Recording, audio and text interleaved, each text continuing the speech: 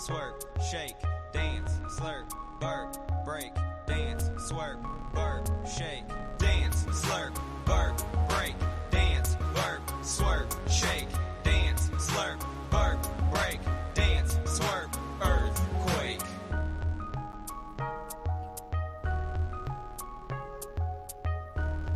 Yo,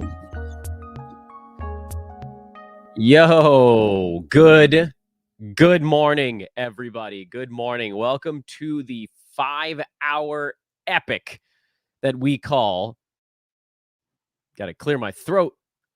Excuse me while I clear my throat. The trade deadline live show. I am Dan Besbris, your gracious host. I will be here throughout the mornings and afternoons festivities. And we actually had a trade break 2 minutes before we went on air. Thank you, trade deadline. You waited and you waited and you waited, and you gave us a medium-sized deal at 7:25. So I guess it was 5 minutes before we came on air. Much obliged. I am much obliged here. So many of you that are already watching live with us, which is just absolutely incredible. I want to take a moment before we break down the trade that just happened, which I will throw on the screen while we're talking to folks. I'm going to be trying to do it with the snippet tool today because it allows me to navigate other windows a little bit easier. First of all, just thank you so many times over to the 775 of you that pre-liked this trade deadline live show. Just absolutely unbelievable. I didn't even think, I thought that we would press to, and another trade just happened, by the way, while we're talking. So fear not, everybody. We got a lot of things to cover here. Kelly Olynyk is involved in the next one. So thank you is basically what I'm getting at here. You guys are incredible. I thought we would press to get to 500. We got to 775. If there are some of you that are watching live right now, and there are a lot of you here right out of the chute, that have not liked the video, please do so.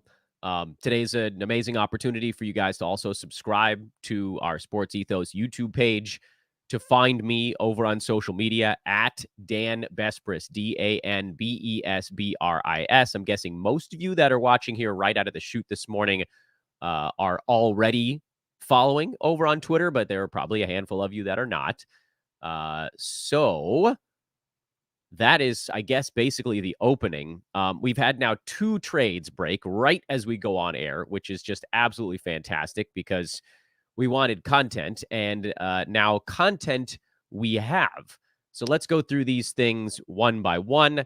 Believe it or not, in fact, you know what? You guys are going to have to bear with me a little bit here while I try to get another, I guess it would be like a screenshot trimmed here live on air, because I try to do a lot of things at the same time, and sometimes it goes well and sometimes it doesn't.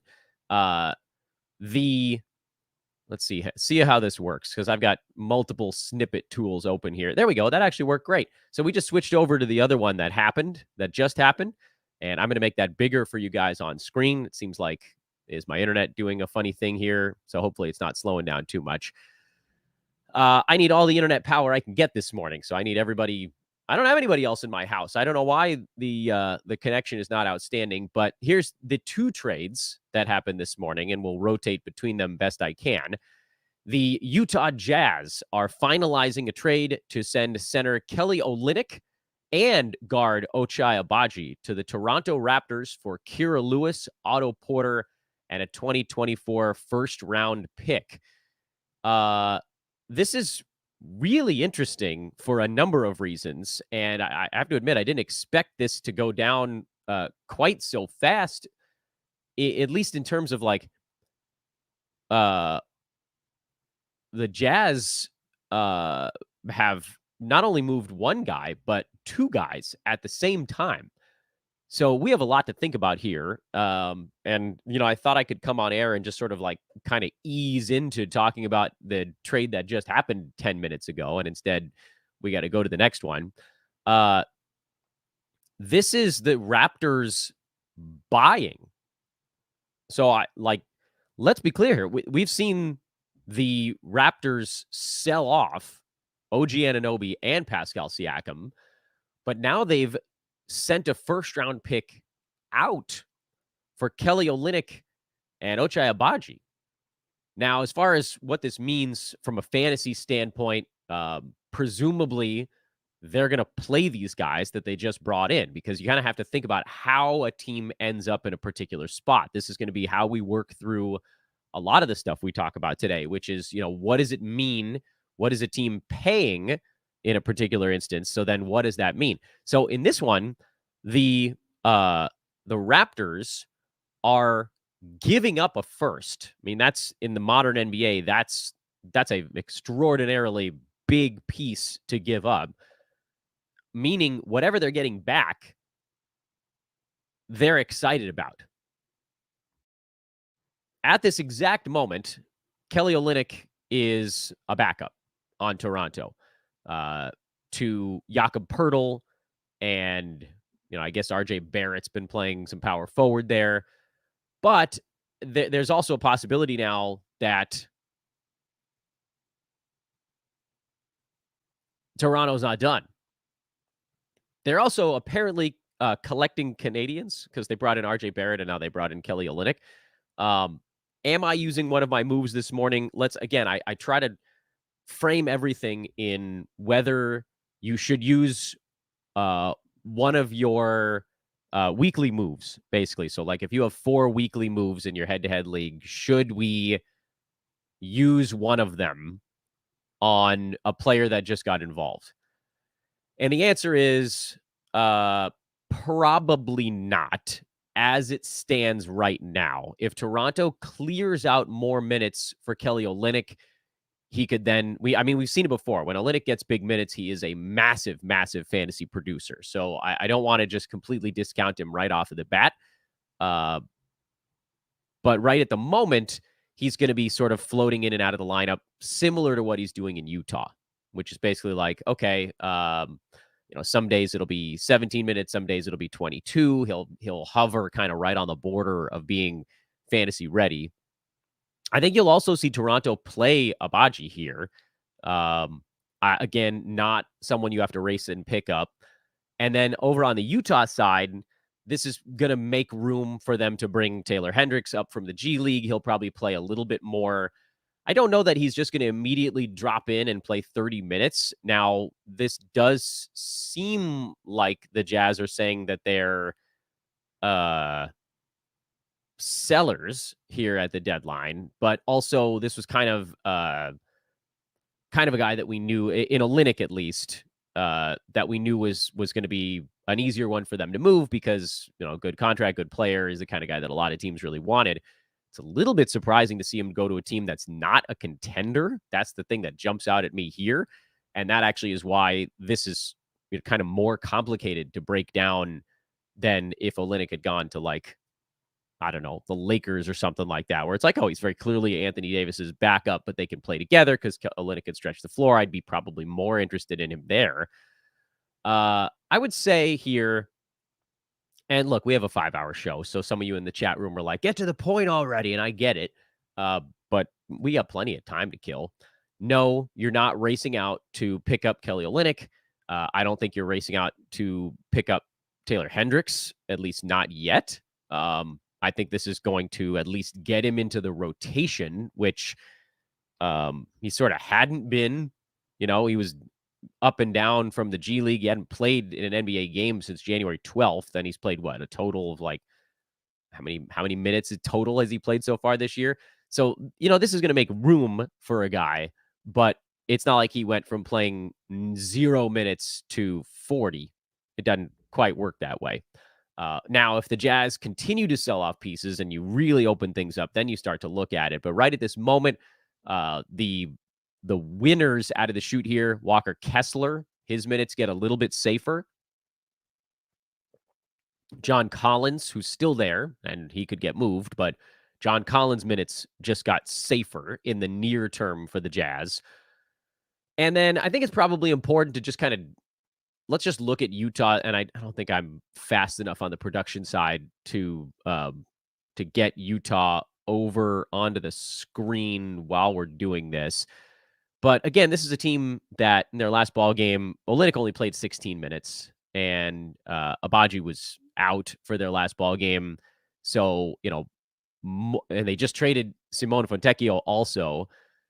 So those minutes going out, Olynyk's minutes going out, that's like 40 from their last ball game. You'll see, I think, safer minutes for basically all of these other guys. So Jordan Clarkson, unless he gets traded, a little bit safer. Colin Sexton minutes, a little bit safer. Kessler's goes up. Keontae George goes up a little bit. Chris Dunn goes up a little bit. I would wait. And arguably the biggest reason to wait on what you're doing with Utah is because we don't know who's getting traded next.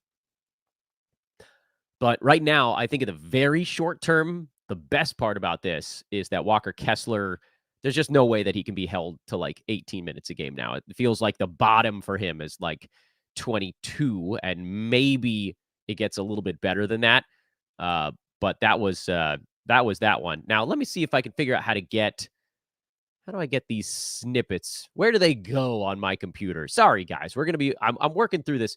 You guys know in seasons past, I haven't really had a whole lot of anything on these shows, like in terms of what my my actual PC could do. But now, let's see here. I don't know if that's going to pop up on your screen, but I got to figure out. I want to pull up this other. Okay, OneDrive pictures, screenshots. All right, I can figure this out on the fly. We're going to do this.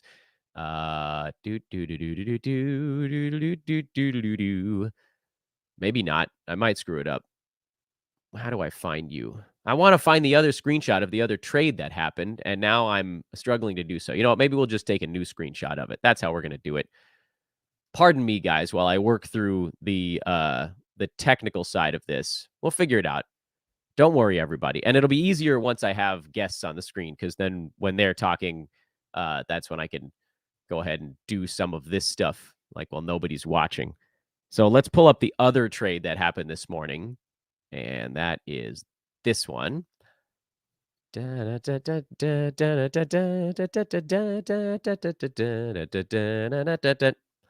And there it is. Okay. Yes, Tim, I know I didn't save it. It auto saves actually in Windows now. It just goes into a weird folder that I couldn't find. Okay.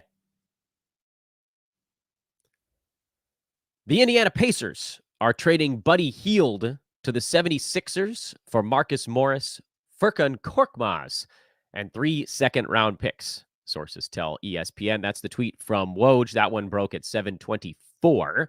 So that's now 20 minutes young. And this one is, I would argue, sort of less exciting than the Utah-Toronto one, if only because Buddy Hield was relatively heavily rostered already, probably on the hope that he would get moved. And that was kind of the reason, when we talked about this way earlier in the year, that was kind of the reason back in like November, we talked about Buddy Hield, said, okay, well, this is a guy you're basically holding on to this year in case he gets moved. And then he got into the starting lineup for a little while. So that was a point that sort of pivoted a tad. And then he got benched, and then he got back into the starting lineup, and then he got benched again. Well, now he's going to go back to being a starter. And this is a situation where, in my eyes, if you're like in a fab situation, this is where you spend a bunch of money. You know, you've been saving. You want to go a little bit nuts on Buddy Hield right now if he's available in your league. He's not heavily available. He's pretty well rostered by and large, but not everywhere. I think his rostership on Yahoo is about 70%. It's been trending down because he's been coming off the bench and his numbers have been somewhat more pedestrian. But especially with Joel Embiid out in Philadelphia, he's going to get to play. And he's going to get to play a lot. So make sure he's on a roster. That's kind of the first thing here with Buddy Hield. Just take a moment, go get him, pause what you're doing, pause the live show, go get Buddy Hield. Second thing is, what does this do in Indiana? The answer is not much. Not much, which is honestly kind of a good thing, because the fewer pieces we have to have flying around inside of our minds right now, it does just make the whole day a little bit simpler. But Buddy Hield played 24.5 minutes off the bench in Indiana's last ball game. Andrew Nembhard played 31 minutes as the starting shooting guard anyway. Aaron Nesmith, he wasn't about to lose his job.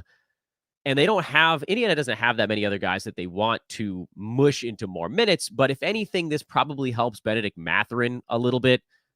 Maybe you get a little more, like, do they go bigger? Unlikely. Mathurin's probably the initial winner. Walker could see a few extra minutes because they want to get their rookie some playing time.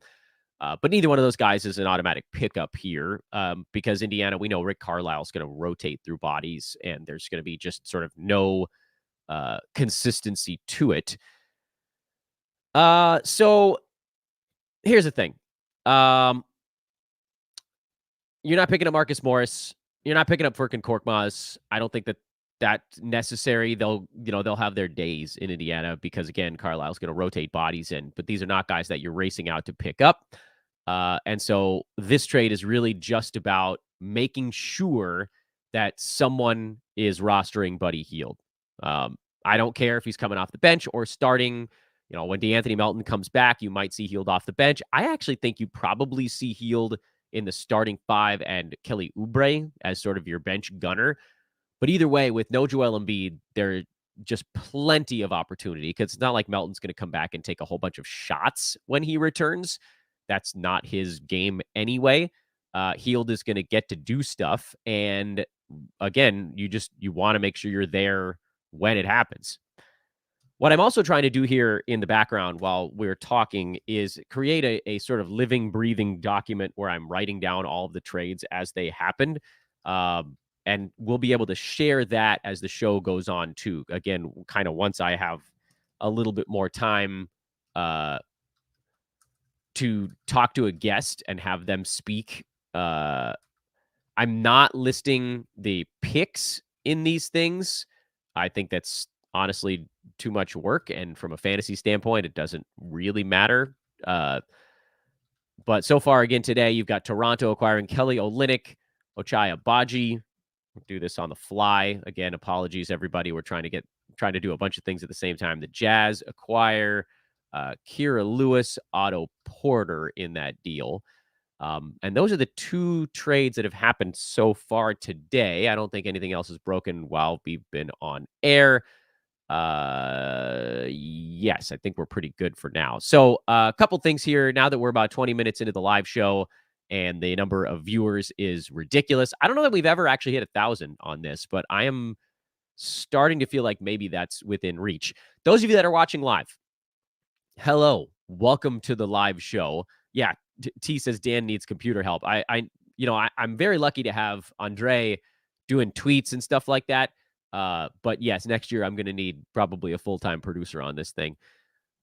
Please do take a moment as you're joining us here and I'm going to make my face a little bit bigger for a minute. Yikes. Look out, everybody, to find me over on social at Dan Besbris, DANBE, a SportsEthos.com presentation. Technically it's a 5-hour, edition of Fantasy NBA Today.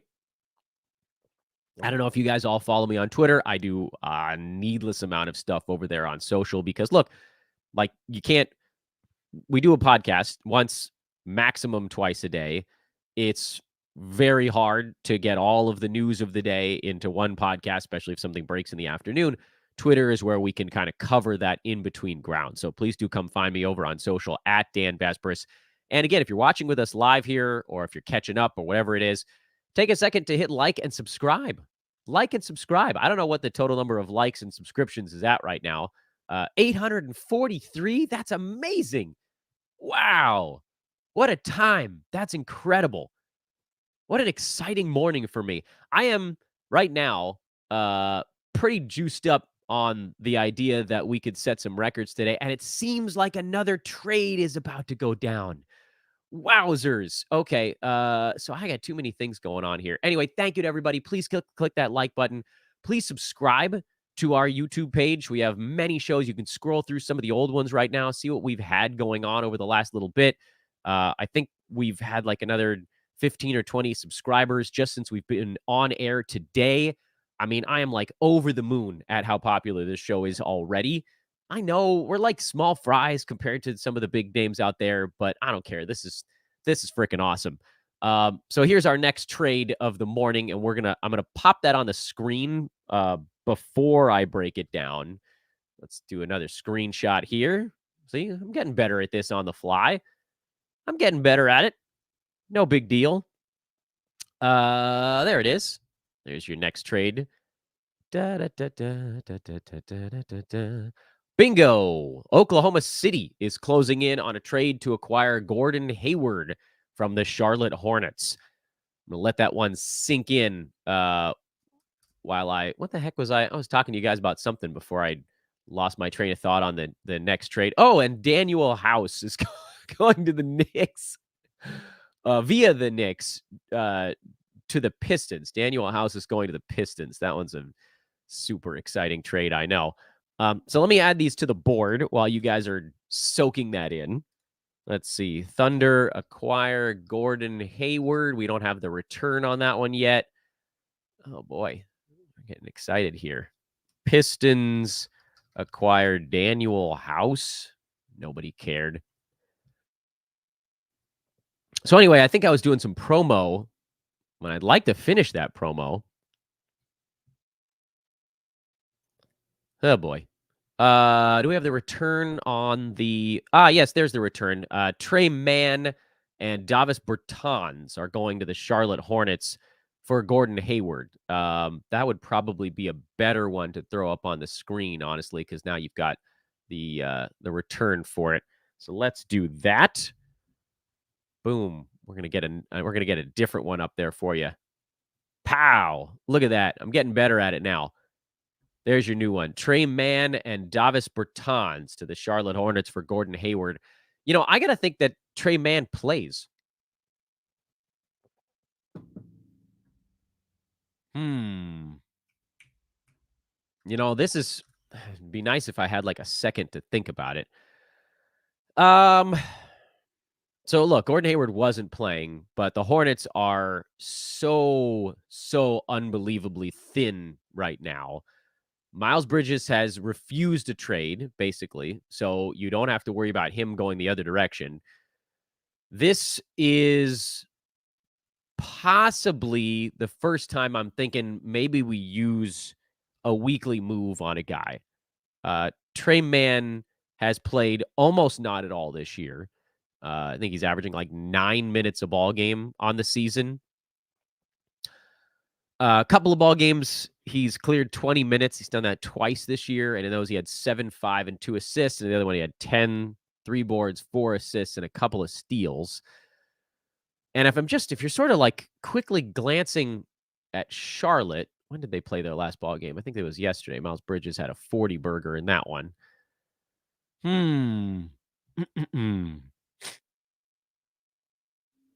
By the way, I don't think I'm picking up Gordon Hayward because he'll be hurt in a week and a half anyway.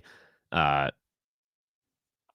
I do think he'll play probably close to starters minutes in OKC. I'm not using a weekly move on him. If you wanted to use a roto move, which again, you don't have that cap, you could stick Gordon Hayward on your bench. But again, like he'll play a couple of weeks and then he's going to get hurt again. And OKC is going to have to ramp him up kind of slowly. This is not a massive, difference maker for Hayward. Because look, if you look at what he's done this year, he's outside the top 100 in 32 minutes a game in Charlotte. And I don't know that his job gets any better in Oklahoma City. He's taking 12 shots, 3 free throws. Percentages were not great. The steals were actually higher than expected, and he was still outside the top 100. So I'm not doing anything with Gordon Hayward. That's not a direction I'm moving here. I am strongly considering a speculative Trey Mann ad for Charlotte, because if you look at the Hornets right now, again, Gordon Hayward wasn't playing. I don't know what's going on with LaMelo Ball, but like they started Leaky Black in the last ball game. He played 23 minutes. Nick Smith Jr. played 13. Bryce McGowan's played 15. You know what? I think we could probably hold off on an immediate ad. Wow, we cleared 1,000 live viewers. That's crazy. I think I would probably, and again, because moves are at such a premium in the head-to-head realm, I think I would probably hold off on adding Trey Mann right this second via like one of the weekly moves. I think there's a decent shot he plays, 23, 24 minutes a game in Charlotte, but I don't think it's guaranteed that he gets up into the high 20s. And for 9-cat, I think Trey Mann would probably need about 28, 29 minutes to be sort of getting anywhere close to fantasy value.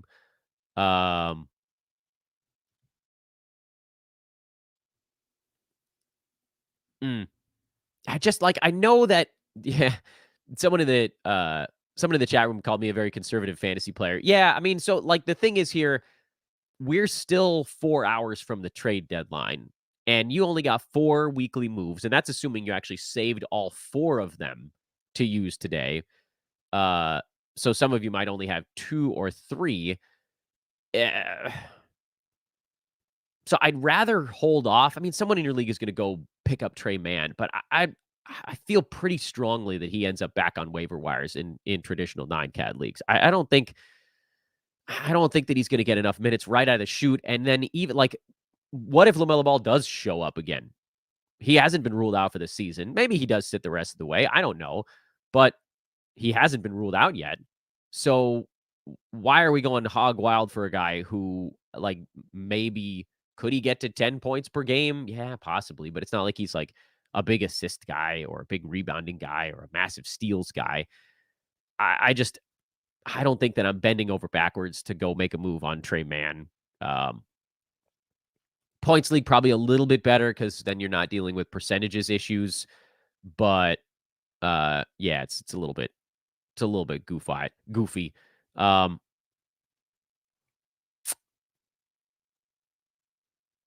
Yeah, that's where I'm sitting on that one. So really today, I think the only thing that I feel pretty strongly about so far from all of the moves, and yes, Daniel House got moved, but I don't know that we need to put that one up on the screen,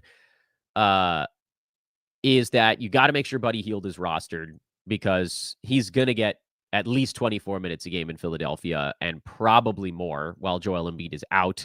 And, if Embiid comes back with 2-3 weeks left in the season, then maybe that's where the usage dries up. But they just traded for him. They wanted him. They went and got him. They sent out a whole bunch of stuff to go get him. We have to remember it from this perspective. These guys, it's not that hard to read between the lines on whether a team wants a guy or not. You can see Toronto wanted Olynyk and Abaji, and that's why we should keep a very close watch on those dudes.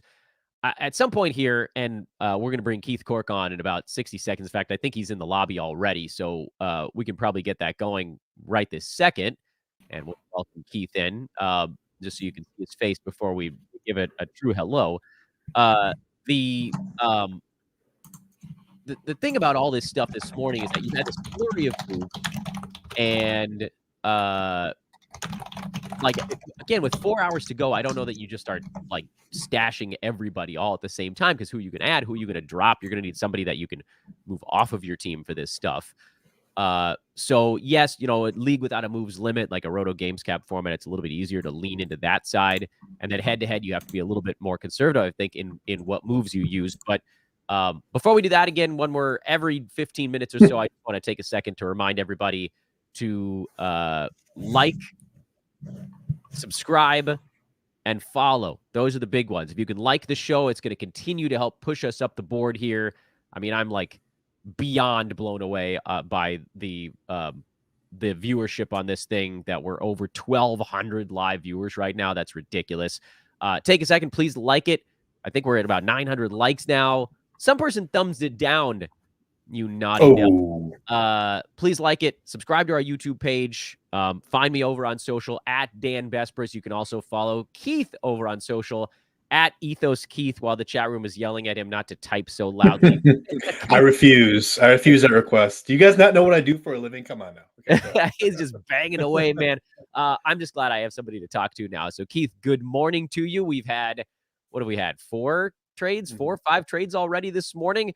I'm going to, if your throat is all lubricated, I'm going to throw it over you to kind of break down what we've had going on this morning, and I can finally update some of my kind of living, breathing documents over here.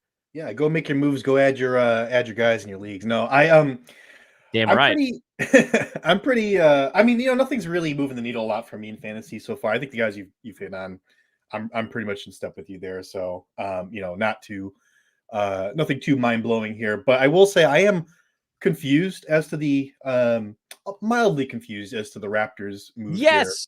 Too. Well, let's take into account though they have 2024 first round picks. It's not a deep draft, not a good draft. Supposedly, that's what draft experts are saying. They're probably going to try to flip Olynyk, I would have to guess. I mean, there's no reason to have Olynyk on your team if you're the Raptors. I don't understand that move at all. But I do like Ochai Agbaji. I do think he's an interesting prospect. I could see some interest there. I could see why he's one of the guys because he's very much fits that mold. But I just don't think it's not for fantasy. I'm more of a wait and see for that. I don't with the efficiency issues and things like that. I just don't know if he's Canadian. Yeah, he is Canadian, Mark. You're right. So let's go ahead and load up on Canadians there in Toronto. That makes a lot of sense. But yeah, that was confusing to me. Let's see the Hield thing. I think you're spot on. He has a safe floor there in Philadelphia where he's going to be for sure a contributor. What the Pacers are getting back, I don't think they're going to stick on the team. And if they do, they're not going to get into the rotation most likely. So the Thunder, I'm all about that. I think you add Gordon Hayward, you really don't give up anything important on your team, and you still have all of your picks. That's crazy to me. I just think there's going to be another big move coming down the pipeline for the Thunder, and I am really thinking they're going to bolster their team pretty well here. I'm expecting them to still be very active. So, I think that was a great move. Trey Mann going to the Hornets. There's definitely a world in which he starts and plays 25 plus minutes. So again, points leagues, the efficiency issues. So I'm not really jumping to add him in any roto leagues or anything like that. But I think for the Thunder, they continue to make smart moves. I think, and getting Gordon Hayward for basically nothing does help your team a lot. So that's kind of my rundown of what's happened so far. Daniel House, who cares? Great. I'm seeing, so now I'm finally an opportunity to sort of scroll through what's been getting said, done, etc. on Twitter and just like general reaction. I'm seeing a lot of questions in the chat room flashing by as well. And most of those are centered around what to do with Trey Mann and what do we think about the Jazz clearing out minutes for either Hendricks is a name that's popped up, other guys that might be on the roster already. How deep into the weeds do we need to get with this stuff right now? Yeah, I just don't.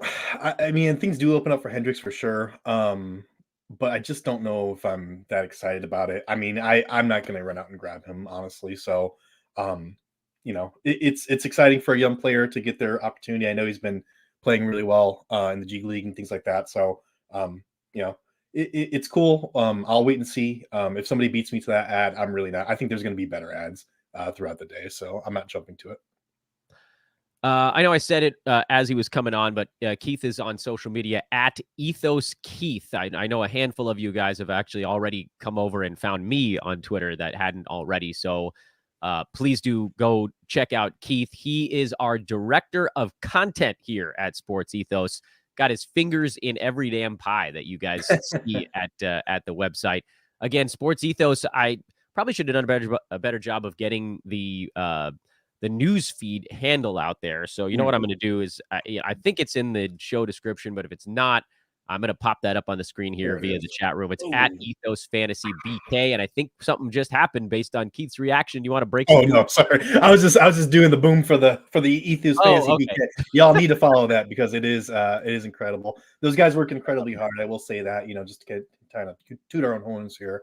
But those guys work very, very hard on that side of things, keeping you guys up to date, keeping our live injury report up to date, giving you guys really in-depth analysis for free on our website. So, even if you're not a paying member of our Fantasy Pass, that is absolutely gold for you guys. I mean, it's way better than any other news feed out there. So go check it out. Absolutely.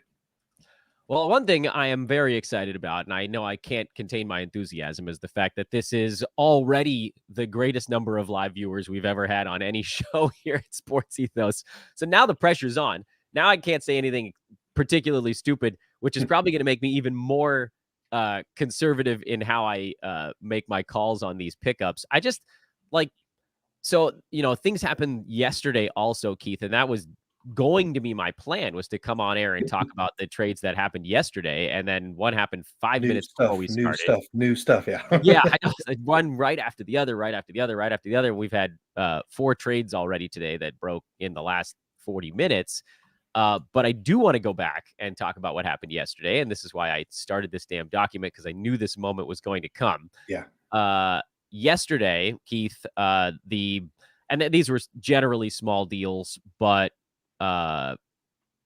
maybe they teetered on the brink of anything. What about the 3? And I don't know if, Keith, if you're able to see the ones that I have on the screen while we're talking right now. Yesterday, the Pistons acquired Simone Fontecchio for Kevin Knox. And again, I leave all the picks off of this because frankly, I don't care. Celtics got Xavier Tillman for Lamar Stevens, and the Wolves acquired Monte Morris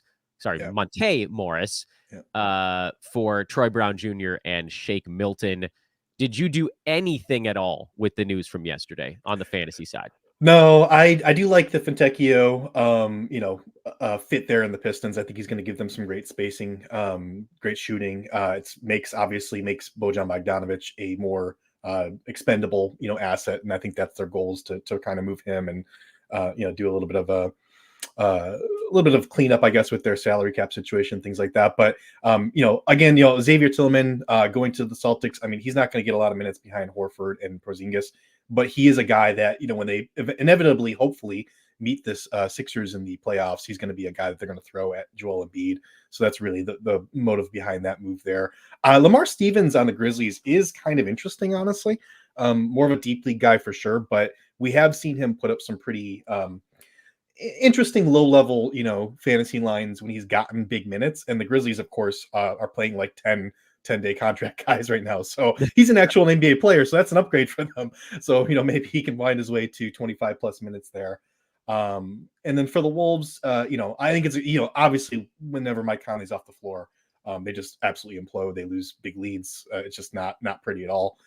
So, getting a backup point guard was definitely a priority for them. They did well here to get rid of 2 guys that really weren't, cracking the rotation for him, Troy Brown Jr. and Shake Milton. I will say TBJ, Troy Brown Jr. for the Pistons, does also intrigue me in deep league settings. He is also a guy I've been following his career very closely as a big Wizards guy and a big Bulls guy, obviously. But he's a guy that can produce stats across the board. He's got some ball handling ability. He's got a lot of length to produce steals and things like that. So he's a guy I'd keep my eye on. Not a guy I'm necessarily going out of my way to add in deep leagues, but he's an interesting guy for sure. Yeah. So can I come back to a player, Keith, that I guess I didn't talk about yesterday's games at all. So let me wax a little poetic on yesterday. I think Fontecchio, for me, out of all the stuff that happened yesterday, was also the one where you're like, well, maybe couldn't. Like, there were a few games in Utah where he teetered on the brink of fantasy value, and we know Detroit they need to add shooting in some capacity. They are down a few guys, like Isaiah Stewart is out. But like in terms of 12-team 9-cat stuff, nothing I think that happened yesterday was really worth discussing. What do you think, Keith, happens with Kelly Olynyk over the next 4 hours? Because I badly want to put him on a fantasy team. I love Kelly Olynyk so much, and everybody knows that I've had a condo, a timeshare on Olynyk Island. Right now, it seems like he's stuck behind or next to Jakob Poeltl. But man, if one guy gets out of his way in Toronto, it feels like the world could fall into his lap. He's the player on this list of all these names that we've been talking about that have been moved today, even over a Gordon Hayward or a Trey Mann or whatever. Buddy Hield, I guess, is the safest one there. But of all the guys that I'm looking at, I'm like, please, someone get me an opportunity to add Kelly Olynyk. But right now it feels premature. Yeah. Yeah, I just, I have to guess that they're going to try to flip him because they gave up a first-round pick. My assumption here is they're trying to move, one of their 324 first-round picks to, get a later year first-round pick in return for Kelly Olynyk, I would guess, or maybe a pick swap or something like that. But I just don't think he's going to stick on the Raptors. I mean, they're not trying to win games right now. necessarily. Not really that interested in it. I don't really see how Olynyk fits into their timeline, honestly. I think Agbaji was the big, kind of nut here that they're going for. So I think they're trying to move him. If he sticks on the Raptors, yeah, I mean, he's behind Pirtle. I don't know if he's going to break 20 minutes a game like he was with the Jazz. It's like he was just kind of held in check with his minutes. I mean, obviously when he gets those minutes, he's a big time fantasy producer, but I don't think there's any guarantee he can get those. So people are calling him right now. I see in the chat, the ad of the day, and I just can't agree with that. I think I just don't think it's murky. What you want for a good ad is you want opportunity, and right now I just don't see an opportunity there for him. All right. Well, I think we've sort of caught up now. There's been an opportunity to take a trade deadline deep breath. Everybody was complaining about how nothing was happening, and then we had boom, boom, boom, boom, boom, with, of course, Daniel House being the most exciting trade of the day. The thing that catches me about this Toronto thing is that they gave up a first rounder. And I know that they have a bunch, and I know that the draft is not supposed to be particularly deep, but doesn't a team, when I'm kind of trying to read between the lines, maybe they're more excited about Ochai Agbaji than I realized on that one. But doesn't it feel like honestly, I just have no idea. I have no idea what's. It was a weird move. It's a weird move, and they've had interest in Ochai Agbaji dating back to 2022. He's a lottery pick. This is kind of the MO for Masai Ujiri. He loads up on these wing guys that are steals. So I really do think that was the nut that got them to do this trade. If you're looking at the roster here, I mean, feasibly he could play power forward, but like who are you taking out of that starting lineup? I mean, Gary Trent Jr. and then you're inserting Kelly Olynyk and you're moving Scotty Barnes to the point guard, I guess. Quickly plays a shooting guard, and then Barrett's at the small forward. That's a possibility. I mean, it's murky, right? So for me, when you're talking about using your fantasy ad, we're going to have probably at least a dozen more trades throughout the day. This is too murky for me to really go all in on it. If you want to add Kelly Olynyk in a league because, on the off chance he does get that starter role or does get 25 plus minutes a game, I have no problem with it. Obviously, he's got a high fantasy ceiling, but we've seen the floor and it's been in Utah. So it's just too murky for me. So I think I try to do everything sort of in this cutoff of like head-to-head versus roto. Because when I talk about head-to-head, I'm talking about leagues where there's a 3 or 4 or 5 weekly move limit. So you have to be very careful with anything that you do because it's working kind of against you in some way. On the roto side, with the games cap, there's typically no moves limit because streaming doesn't help you in any way. I think now that I've had kind of like 45 minutes to let a lot of this stuff sit on my brain, I think that I'm actually comfortable adding Kelly Olynyk to my roto benches just to kind of see what the next week, or I mean, screw it, next like 3.5 hours brings. Do they clear out a path? He's good enough from a fantasy standpoint that I don't want to be late on Kelly Olynyk. That's kind of where I sit with him. Like, I don't want someone else to have him when a path gets opened up. But again, like head-to-head side, no, probably not. Like, because it's not an obvious big win yet for him, I don't think that I use one of my 4 weekly moves on Olynyk right this second. And I feel like, and this isn't a rant moment for me. I just think that it's easier, and Keith, you're doing a great job of it also. And I think this is something we pride ourselves in at SportsEthos, not to, again, kind of do the horn tooting thing. But we try to be very pragmatic at our website. It's like, something happened. It'd be very easy. And people are going to hear this and they're going to be like, oh, Dan is calling people out. Listen, I have no idea. I have no idea what other analysts are saying or doing. I've said this on the show many times. I simply don't have the time. I honest to God wish that I had time to know what other analysts were saying or doing. But Keith, you've got 2 kids. I've got 2 kids. Yep. Like, we get our stuff done. We do our work. We do our handicapping. We put our information out, and like, we trust in it. I don't know what anybody else is saying. That said, I do have a rant, and so I'm just going to crack it off now because we have a few minutes between trades here. It would be very easy to be the website or the analysts that just say to add everybody all the time. Like, a trade happens, it's like, oh, you got to go add this guy. But we also realize that you have a limited number of weekly moves. You you have a limited number of roster spots. You have to drop someone to make an ad. You can't just add until you have 32 players on your fantasy team. There's always like a counterpoint to balance out whatever's happening when someone's like, oh, you got to go add this guy. And that's why I'm like sitting here sort of mulling it over live on air, which, not as great for television, I guess. But these things matter. So when I stare at all of this, and it's been up on the screen for those that are, again, watching with us live here or again, kind of watching after the fact, you can see all the names that have been moved today.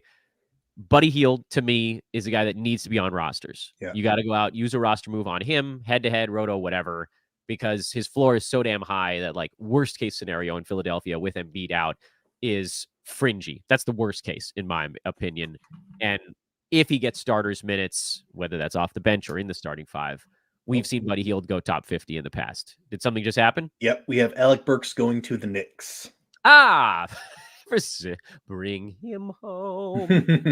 I want to. Can I queue up Les Mis anytime a player goes back where they were before? My wife would be so happy.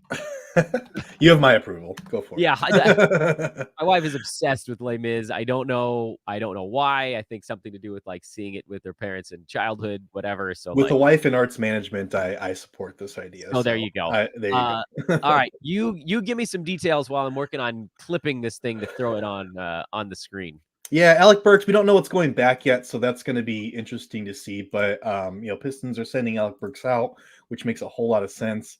I think that mostly for the Knicks, I mean, I think he'll probably be buried on the depth chart behind guys like well, not buried. He'll get his minutes, but he's not going to get like the same minutes and opportunity he had on Detroit. So I'm not super excited, in the moment right now, just kind of instantly reacting for Alec Burks. But I think on the other side of it is more interesting. Marcus Sasser is a guy I've been talking a lot about in our, Discord and things like that. I think that's an interesting guy for sure. It looks like we might have Gafford going to the Mavs. Ooh, did that just happen? Or I don't know. Someone said that in the chat. I got to try to. Yep, they are. Yeah. It just happened. Oh my God! All right, stop everybody. Yep, go ahead. Rashawn Holmes going the other way, Yeah. so that screws up my whole should we race out and pick up Marvin Bagley thing here. Wow. Yeah, that's the big one of the day so far. And Quentin Grimes is in this Alec Burks trade. My goodness. Oh, he is he? Okay. Here we go again. Okay. I don't know how fast I can get these up on the screen. I don't think I'm this one. Yeah. Oh my goodness. So obviously Burks probably slides into that Quentin Grimes role. Quentin Grimes was getting maybe 15 to 20 minutes a game. He might play a few more there, but I'm not, super into Alec Burks. But I think on the Detroit side, as I was saying, Marcus Sasser is probably the big winner here because that does free up some minutes for him there. And he is a very nice scorer. So points and threes, more of a deep league guy for sure. But he's probably the guy that gets, the most bump here from fantasy perspective. We got to talk about this Daniel Gafford deal. Sorry to everything else. Sorry to the Alec Burks trade, but this one, in my opinion, is one that has some real needle moving potential. You guys are going to hear a bing as I do another cutout here of Woj, so you guys can see it on your screen. There it is. Boom. The Washington Wizards are nearing a deal to send Daniel Gafford to the Dallas Mavericks for Rashawn Holmes and draft compensation. Sources tell ESPN. People in the chat room are saying they're sad about Gafford. Y'all don't need to be sad about Gafford. Dude is the starting center immediately in Dallas.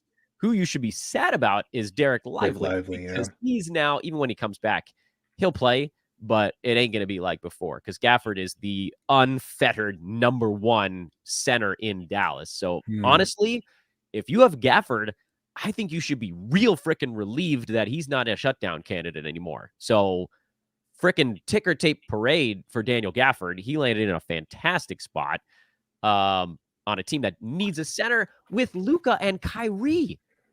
It's going to be dunk city for that dude. And he was already putting up massive numbers for a Wizards team that has no idea what they're doing on offense. Like, this is chef's kiss for Daniel Gafford. The other side is what I want to figure out here. So let's dig in a little. Do we think, number one, the Wizards are going to play with Rashawn Holmes? Because if not, it's Marvin Bagley time. But this is a tough one. Would you spend a move to pick up Rashawn Holmes to see if he gets minutes there? Because Bagley's hurt right now. Or is it get Bagley, Like he's the guy that they obviously were trading for previously, or like fart sound effect Wizards. Is it going to be 20, That's 24, usually 24? that's usually my response when anything. I covered the Wizards for like 2 seasons there for Fansided for a while, and so Oh have some. boy. It was some interesting times for sure. No, I don't. I'm not. No, I'm not high on Rashawn Holmes. I don't think. Maybe he does get a few minutes here and there, but I do think it's all about Bagley. I think you rush out, you get Bagley. I think he's going to jump into a big time role there. I think they've liked what they've seen out of him since they've gotten him. So I really think Bagley's the big winner here. Now, I want to go back though to what you were saying about Gafford, and of course, I'm not the biggest Gafford fan, so like take this with a grain of salt. But I do think it's more of a platoon situation there at center once Lively is healthy. Right now, of course, yes, I think there's all the opportunity in the world for Gafford. But I do think, it's probably going to be something where, they play 22, 24 minutes. Each of them does. They have similar skill sets in the fact that, they're both very hustle players, oriented players. They both can get blocks. I mean, that type of center is exactly what they need. Now they have 2 of them, and Lively's had issues staying on the floor. So Gafford is definitely the better fantasy asset from that perspective. But I do think when they're both healthy and they're both rolling, they may eat into each other a little bit there. So, but I do think you're right about Gafford. I would be high with him, but I'm a little bit more cautious, I guess, in my outlook. I'm not like super like it's Gafford season myself, because I do think there's some limitations to his game, especially offensively, that could be exposed. But that's true of Lively too. So I guess again, I just think it's going to be more of a timeshare. This is awesome. I'm over the moon, man. We're getting. Oh, wow. I'm so excited. We're at over 1,600 live viewers right now. I don't even know what to say, everybody, other than thank you. The fact that so many of you guys pre-liked this video before we even went on air today is a big reason why we've been able to pick up steam this fast. We're not even an hour into our show right now. This is crazy, man. We're like 500 to 600, 700 higher on live viewers than we've ever been before. And, the party's just getting started here. My feeling on this one is similar, but with some slight tweaks to what Keith was just talking about.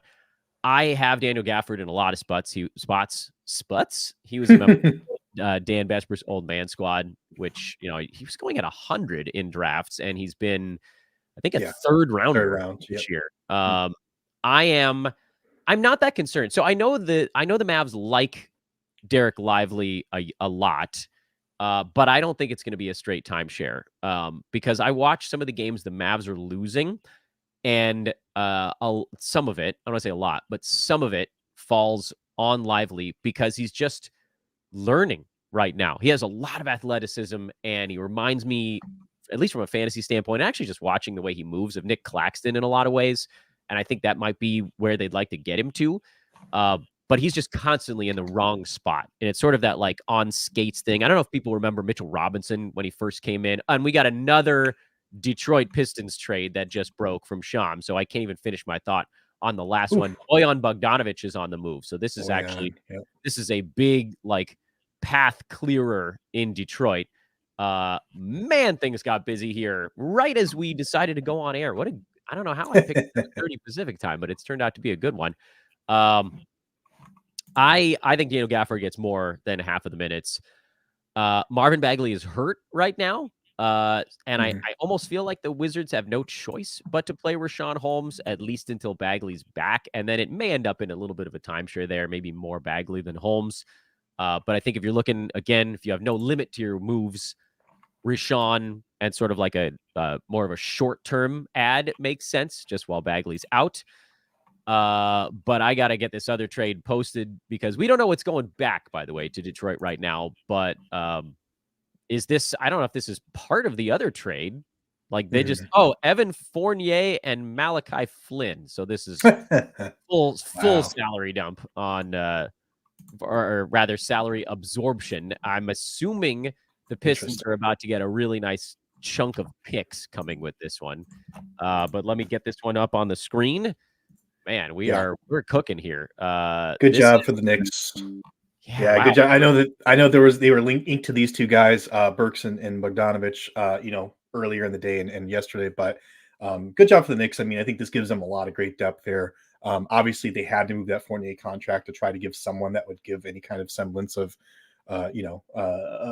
contributions, and they were loaded on picks from their trades earlier, from I think it was last season or 2 seasons ago. But this is a good move for the Knicks in real life. Detroit side I think is the most interesting, like you said, from a fantasy perspective.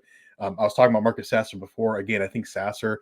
I think if you have to check your wire to see if Ausar Thompson is available. If Ausar Thompson is available for some reason, go snap him up immediately. We just saw he had a really good game without Bojan in the lineup in the last one. So that would be the top priority there. But then I think Sasser, again, is the guy that's really interesting to me. And don't forget, Killian Hayes has basically requested a trade as well. So there could be some more moves coming down the pipeline as well, with Hayes maybe moving out, which would even open the door further for Sasser.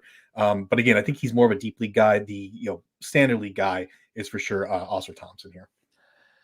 Yeah, I mean, I don't disagree with you. That was always the thing with Detroit, was we needed somebody out of the way. I actually think this helps Fontecchio also. Yeah, sure. Yeah. I don't know if it's going to be enough, but this is these are the ones that matter, because we just, the Pistons moved a usage guy out of the way. Boyan was a guy who was taking a lot of shots. I don't know about floor spacing for this Pistons team right now, but it's a problem that they already have a bunch of problems out there. They can work on solving that another time. This is, Ausar Thompson, I went on record and I said I thought that he would end up being more of a silly season win, but I think I can probably amend that now, because I think I also said, like, if they clear out a massive path for him, and at some point Isaiah Stewart will come back, and then Monty Williams will start yanking guys around again. But very much in the immediate term, there's nobody that they can really play over Thompson. And it seems like Fontecchio might get some dudes there also. What about what this does, Keith, to the guys that are already in New York? Because lately, and some of this has to do with guys that have been hurt for the Knicks. But, like OG's been out and Randall's been out. And so, Precious Achua's played a ton of minutes, and Dante DiVincenzo's taken 20 shots a game. And Josh Hart has been playing a bunch. They traded away Quentin Grimes, so yes, they did a little bit there, but it feels like this could impact some of the guys that are hanging out in New York, but maybe it's more of a wait and see thing. I don't know that you're like going out and dropping someone immediately. No, I don't think anyone, it gets decreased enough to the point where it's like, okay, I got to drop this guy now. But Josh Hart, obviously on record of saying, I can't play 40 minutes a night every night at this point in my career. And I think that's true. Tom Thibodeau is a crazy, crazy person. But I think, obviously he's got to go a little deeper in his bench, at least for the regular season. But I think, you can still lean on Dante DiVincenzo. You can still lean on Josh Hart, of course. But, maybe to get 3, 4, 5 minutes less a game, which that's not going to bump them out of you wanting to roster them, but it will kind of lower their ceiling just a tad bit. But I'm really not concerned at all. I think this is a good move in real life for the Knicks, but for fantasy, not a whole lot of implications here. What's up, John? Oh, I'm in. I'm back. You're in. The clock. I saw you hanging out in the lobby, but I figured I'd give you a minute to wait here till 8:30 Pacific time. John Mosales, everybody. Welcome to the show. It's been a hectic morning. I think it's nice to be the one who's not on air for a few minutes, as you've been able to kind of look at this stuff and see what the hell is going on.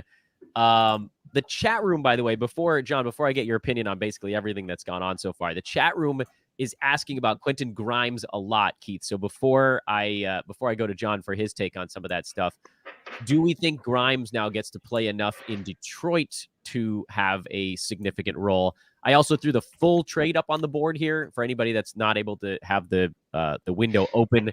Woj has now tweeted all of the pieces of this Knicks-Pistons deal. Bojan Bogdanovic and Alec Burks going to the Pistons for Quentin Grimes, Malachi Flynn, Evan Fournier, Ryan Arcidiacono, and 2 second-round picks. They got Bogdanovic without using a first, which to me kind of means 2 things. One, Detroit, what are you doing? But also, Detroit seems like perhaps they do want Quentin Grimes. Isn't that kind of like the other side, which is like, hey, if you're not going to give us a first, you got to at least give us a player we like. Do they like Quentin Grimes more than it initially feared or initially looked in just the Burks for Grimes deal? Now that we know that they didn't get that many picks. Yeah.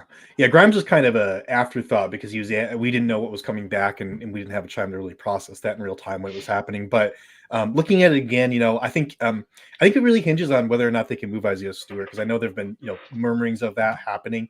Because if Stewart's healthy, I mean, he's taking minutes away from Austin Thompson and Grimes at those forward spots. But if they move him, then there's a pathway wide open to big minutes there. But I think he's an interesting guy. I don't know if he contributes a lot outside of points and triples, honestly. So I'm not really super into him in standard leagues, honestly. But the opportunity is for sure there. I think it's more clear if they move Stewart. All right, John, you're on the hot seat now. We've had a lot today. Let's talk about this trade also. But is there anything that's sort of hit you like an anvil, like a wrecking ball, as the kids say? What jumps out at you from this trade? What jumps out at you from the day? Well, I'm going to get you talking here so I can kind of take a break. Okay, great. Yeah. No, it's been a lot in a flurry. Is my sound coming in okay? You sound great. Great, because I got my headphones on. You know what? I think you should add everybody. Add them all. I mean, I'm glad I got in a little late because they let me check all my leagues to see if Ausar Thompson was available. Sadly, he was not. I always like to have a little different approach with the pickups because there's so many guys moving. It's almost like playing fantasy roulette. I like to wait till that first game, maybe in the first quarter, and see who's getting minutes. Like Trey Mann's a guy I've always loved Trey Mann, right? If he's getting minutes in Charlotte, right, with the LaMelo out, the Detroit just opened up their entire wing rotation. It's Grimes, Quentin Grimes, right? He can shoot, he can play a little point. There's even Oche on the Raps, right? He could be good. You never really know. So I don't like to waste that pickup just taking a stab unless it's a sure thing like Ausar Thompson. But it's a lot of movement for a lot of fringe, 14 team guys that, a lot of time you'll probably pick up right now and then you'll drop in 2 days. Yeah, I mean, I don't disagree with you. Like the move for me is if I wasn't live on a show and trying to figure out what I was going to do with my fantasy team, I would probably look at Detroit's last game and last couple of games and say, okay, here's how many minutes are going out. Here's how many shots are going out. Here's who's coming in. Here's who's injured. Here's who's actually still upright. So Bogdanovich and Burks going out. They're obviously getting more players back over the last day and a half than they've sent out. And I'm going to add all of this stuff to my living, breathing document here. But they got Daniel House, lest we forget. I know, magical time, known best for his contributions to the bubble. Daniel House, ladies and gentlemen. I think we also have one more. I think get my schedule right here. I think we have Corbin also ready to go. So I want to try to do just a quick. While I'm reading these, a lot of questions about Derek Lively. Is he a drop now? I think you're gonna probably find a better ad at the deadline here than Lively right now. He had the big pathway with Gafford there. It's just too murky. So yeah, I would say he's a drop if you find a better option, which you should today. And then somebody said, what world is Grimes a force? So I just want to clarify. He's not. But again, just getting a rotation player out and opening up minutes, that's what we're looking for here. So for instance, Al Horford goes off when Drew Holiday sits. He doesn't play point guard, obviously, but the minutes and the opportunity are there. So that's all I want to do. Just qualify that real quick. But yeah, I do think Lively is definitely a drop for a better player. Hi, Corbin. Corbin Good morning, y'all. How's it going? Corbin is here, ladies and gentlemen. Corbin's going to be breaking down a lot of this stuff from more of the reality side of things, which I think is a really nice angle for us to bring in as well. But before we do big welcomes and all that good stuff, we have passed the bottom of the hour. So we're actually one of our 5 hours into this thing, which means it's time for everybody to just relax for a second while Dano gives you all the 15-minute promo stretch. First of all, number one, we're over 1,000 likes on the show right now, which is freaking crazy. So thank you again, everybody. If you're just joining us partway through, or if you've been somewhat slow on hitting them to this point, please do drop a like on the show, however you're watching it. I think we're also live on Twitter as well. But if you're over on, if you're watching on YouTube, where I think the bulk of you are probably bringing this in, please subscribe to our YouTube page. We've got all kinds of content on here. You can scroll through and watch it while you're hanging out with us. It's super easy. That subscription actually goes a long way to helping us grow. It allows you to know when we've got stuff going on. Yeah, I mean, I guess that's sort of the long and short of it. And then make sure to follow all of our guys here on the fan or on the Twitter side. I'm going to take this trade off the board just for a second so you can see everybody's handsome mugs and more easily read their Twitter handles. I'm, of course, at Dan Bespris. Most of you guys have seen that because I think I've pushed a lot of you to this show. Keith is at Ethos Keith, ETHOS KEITH. John is at John Mosales, JONMOSALES, and Corbin is at Corbin NBA, CORBAN NBA. Make sure to follow everybody involved here as I now throw the most recent trade back up on the board. I am having the time of my damn life because we have never had anything close to this on a viewership level. Of course, it does mean that whatever we say has to be perfect or I'm going to kill all of you. I can't say that. Wait, the show's going to get pulled down. Obviously, I don't know if you guys remember. And I pray that my good buddy, who we called Dirty Steve last year, is watching the show right now. Steven Vidovich, who was the director of content before you, Keith, he accidentally ended the broadcast like an hour and a half into the show last year. We were climbing. We were at like 700 or 800 live viewers. And I was like, hey, this is going pretty well. And then all of a sudden, boop, it just disappeared. What the hell happened? And then I got a text from Steve that was like, uh-oh. Always a great text. So when our guests leave the show today, I have instructed all of them, just close the browser tab. Don't hit any buttons because if this one shuts down, I will actually lose my mind. I was able to hold it together for one full calendar year, but I don't think I can hold it together for another one. Corbin, reality standpoint, what have you seen from the trades so far today? We are, I think, officially 6 trades in, although this Knicks-Pistons one has sort of come out in a couple different chunks. What does this do? Does this elevate the Knicks in particular? What have you liked so far? And then I know because of the reality side, Corbin, you're able to see who's likely to get some more playing time. We can transition that into what that means from a fantasy standpoint as well. See, I'm glad that works together hand in hand here. Yeah, but no, I love it. No, on the like real side, I guess, of it for me, I like what the Knicks are doing for sure. I think their biggest weakness was their shooting, and I would say consistent shooting and scoring off the dribble that wasn't Jalen Brunson or Julius Randle, right? And Julius Randle's been gone. You've kind of seen the Knicks kind of go up and down. I think it didn't stand out any more than their most recent matchup against the Lakers, where the Lakers like, hey, we can just like sell out, double on Brunson and make other guys beat us. And with OG Anunoby out as well, the Knicks didn't have enough players to do that, right? Bojan Bogdanovic and Alec Burks, like, as part of the team ensemble, can make you pay from a shooting perspective. They can attack a closeout. Bogdanovic has a nice little funky post-up game. Burks has a little bit of juice off the dribble. Like, they're not guys who stand on their own and go, okay, give us like 20. But at the same time, they can consistently give you between 12 and 17. And I think that works with everything else that the Knicks are trying to do from an offensive perspective. And for the Pistons, I mean, listen, like at first it seemed like a salary dump, and it probably is still just that. But also you are able to pick up a young player in Quentin Grimes. Able to pick up another guy who's not gotten much love recently in Malachi Flynn. And you get some second-round picks for your trouble as well. John, I'm going to come back to you because I feel like I cut you off earlier. What about some of the earlier stuff from today or even yesterday? Well, I added Holmes in the league, but I think also a lot of these ads depends on your format, right? I'm in a 14-team 2-center league, centers are a lot more valuable, right? So, and I got a 1-center league, I'm not going to add Holmes in that.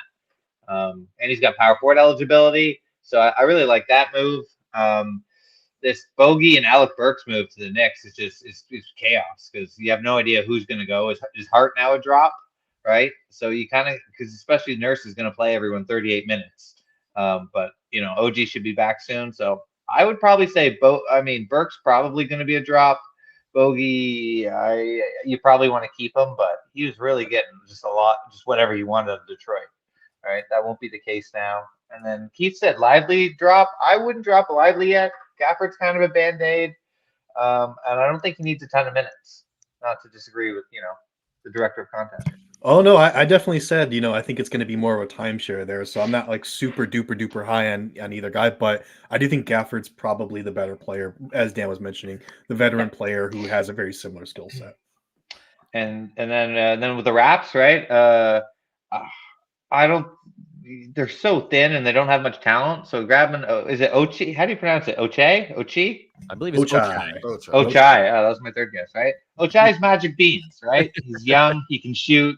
You have no idea what he's going to do. Then there's a lot of precedence for these young guys getting traded and just blowing up. Right? And Olynyk's more like a carrot in the garden that looks good, but the rabbit's been eating it underneath. So. That was great. Yeah, magic beans in the garden carrot. There we go. John, by the way, is bringing us the local flavor as our resident. Yeah. Wait. What do we got there? I gotta zoom in a little bit. What am I looking at? Oh, that's a Raptors hat. Yeah, it's gotta be. Oh man, it's certainly not a Bulls hat. I didn't know if that was like a. Whoa! I detected some shots fired there. Shots fired. Just because my team's more mediocre than yours. Come on now. One thing people are mentioning in the chat here that we haven't talked about is Noah Olynyk in Utah. Walker Kessler, big name, obviously. What are we thinking there? I mean, does he recover his value? I mean, I early on in the show, back when poor Dano was going solo, and now there's four of us. Yeah, I mean, they'll still yank him around a little bit, and John Collins being there still and mostly playing center minutes right now is going to still limit him a little bit. But it also kind of feels like with Olynyk gone, they almost have they don't have another option to jam in there. So does that mean Kessler's going to go from 19 minutes to 30? No. But 19 minutes to 22, 23, just shave him off a little bit of what Olynyk was doing. And that's a really nice help for him, because Kessler is he gets into the top 100 very easily just because of his blocks. So give him an extra 2-3 minutes, whatever it is. He's number 75 on the year in 23 minutes a ball game. That feels relatively repeatable for him now. I don't know that we're ever going to get Kessler up into that 40 to 50 range that I think we were all hoping for. But at least now I don't think that there's as much of a fear element of him getting a 14-minute game on a given night, because Olynyk was particularly awesome. Keith, what else are you seeing in the chat room? I kind of like this, folks that are bringing up stuff. Sorry, yeah, I'm trying to answer these in text form while we're chatting here. So yeah, someone's asking about Precious Achiuwa. Does he lose value now that they've got Bojan Bogdanovic there? I think that's a very valid question. I think I was just about to type my answer there, but I do think that's somebody that I would look at. If I really found somebody at this deadline that I'm really high on, then yes, I would go ahead and maybe consider dropping Precious Achiuwa, because he probably he's been playing 40 minutes a night, basically 35 to 40 minutes a night. Yeah. And that's probably going to come down to more like 25 to 30. And in that time frame, and of course we do have the impending return of Julius Randle as well, so there's not there's a runway there. It's not going to be forever. So and Mitchell Robinson. Yeah, and Mitchell Robinson, although I don't think he'll be back until closer to playoffs. But either way, I do think that's definitely a good guy that if you're looking to free up a roster spot, that'd be something I'd be looking at for sure. John, it seems like you have a look of intense concern in your eyes. Well, I mean, as someone who's studied Precious for 2 years and is very well acquainted with what he brings to the table and then everything he takes off. I mean, you can't drop a guy playing 40 minutes right now, right? You gotta ride the wave. It's because these trade guys, right? It just seems great, and then I just after doing this for years and years and years, right? I think most of the time you make a move around the deadline, you end up dropping the guy. But so yeah, would I drop Precious for Ozar Thompson? Yeah, I would do that. But otherwise, 40 minutes a night, and looks like he's putting it together. And if he actually does, Precious does have the tools and the skills. But he's a short-term wave. I like this post in the chat room. The Pistons have 19 players on their roster. What moves should we expect next? I think they're just gonna have to shave off part of the boat and leave it in the ocean. A 9-for-1. Yeah, we're got a 9-for-1. The ultimate fantasy trade as well. Corbin, who do you see in Detroit? I know we've talked about Ozar Thompson. Obviously, we know that he's the future there, but they do have basically 19 guys right now. And then we're getting a lot of questions on the Wizards center spot, Rashawn Holmes, Marvin Bagley. So, Corbin, I'm curious what you think those two teams do because they're bad. And bad teams don't have to do things that are necessarily logical. So who sees playing time, who sees touches for the Pistons and the Wizards right now? I mean, on the Pistons side, I think it was mentioned before, but it's all about clear minutes for Simone Fontecchio, right? Like, it's kind of the goal there. No, honestly, I'm not really like the Pistons and Wizards confound me. I've watched a lot more Washington than Detroit. And I'm not, I guess, pending more moves, I'm curious as to what they're trying to do, right? Like getting off the gaffer to get something back. Sure. Rashawn Holmes, maybe his flip shots can go in now in Washington like they weren't, in Dallas or in the second half of this tenure in Sacramento.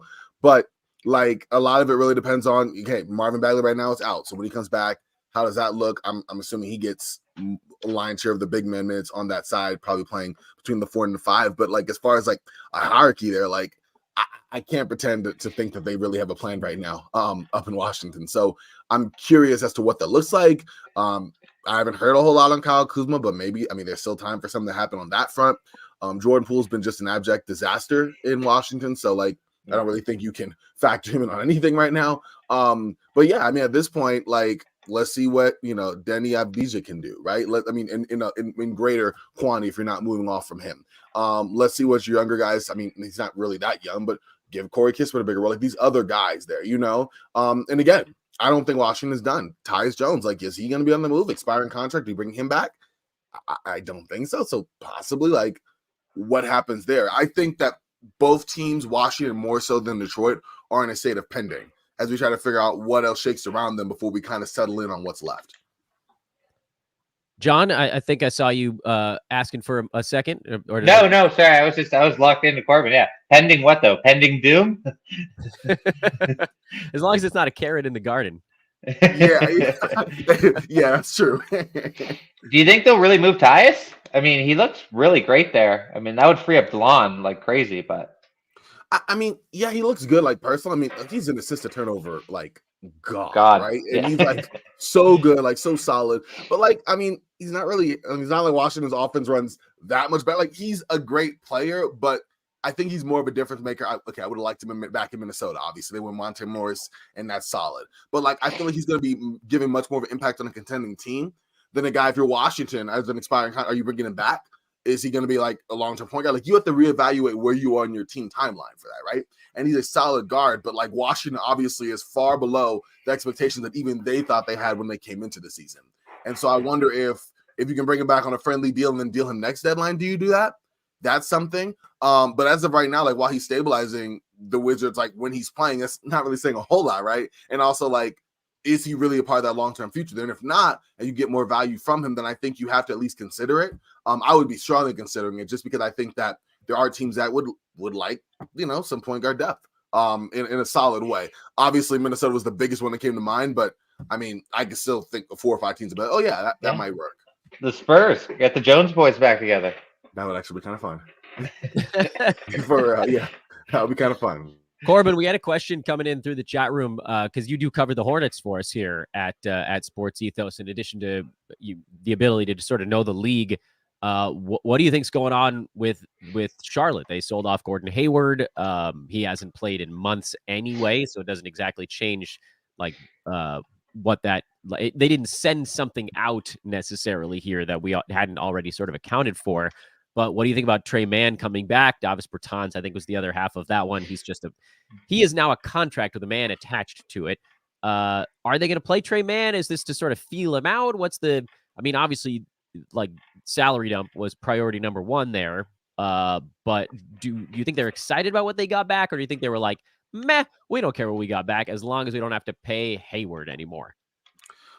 I'm actually more optimistic, and a little behind the scenes here. I've done like 2 episodes of Ethos Hornets in the last like 3 days trying to figure out what would happen here. I thought Miles Bridges was definitely going to be traded. Now it's looking like he isn't. So I'm like, okay, hold on that. I'm like, Gordon Hayward is expiring contract. Like, I don't think Charlotte's going to push to trade him. I don't know why they would buy him out. And they find a way to trade him. And it's like, oh, okay, my bad on that too. So like, it's definitely been surprising as to what Charlotte is doing. And a lot of that is, I thought this was going to be a very important trade deadline just because of their new ownership, right?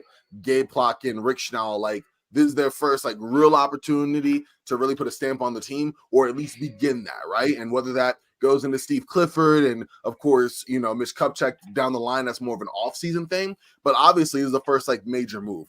The fact they could get anything for Hayward, I thought was really good. Like, I just didn't think it would work contract-wise, salary match-wise, and it worked out really well. I mean, to get a guy like you said, Davis Bertans, who, like, if I had to think of him in playing, which I mean, it's been a while, but like stretch 4, right? Like a guy who can at least be a body that can see some minutes. And the Hornets have been ravaged by injuries over the last like month and a half. So like he may very well get some time. Obviously, Trey Mann is like the crown jewel here, and I like it. I think he's a guy who can immediately step in and be a part of this Hornets rotation. Obviously, with LaMelo Ball being injured, but even when LaMelo Ball's back, like he's a great fit. I think he actually is part of what you could look at as this young core. You have him for 2 more seasons. He's somebody that brings some upside at guard.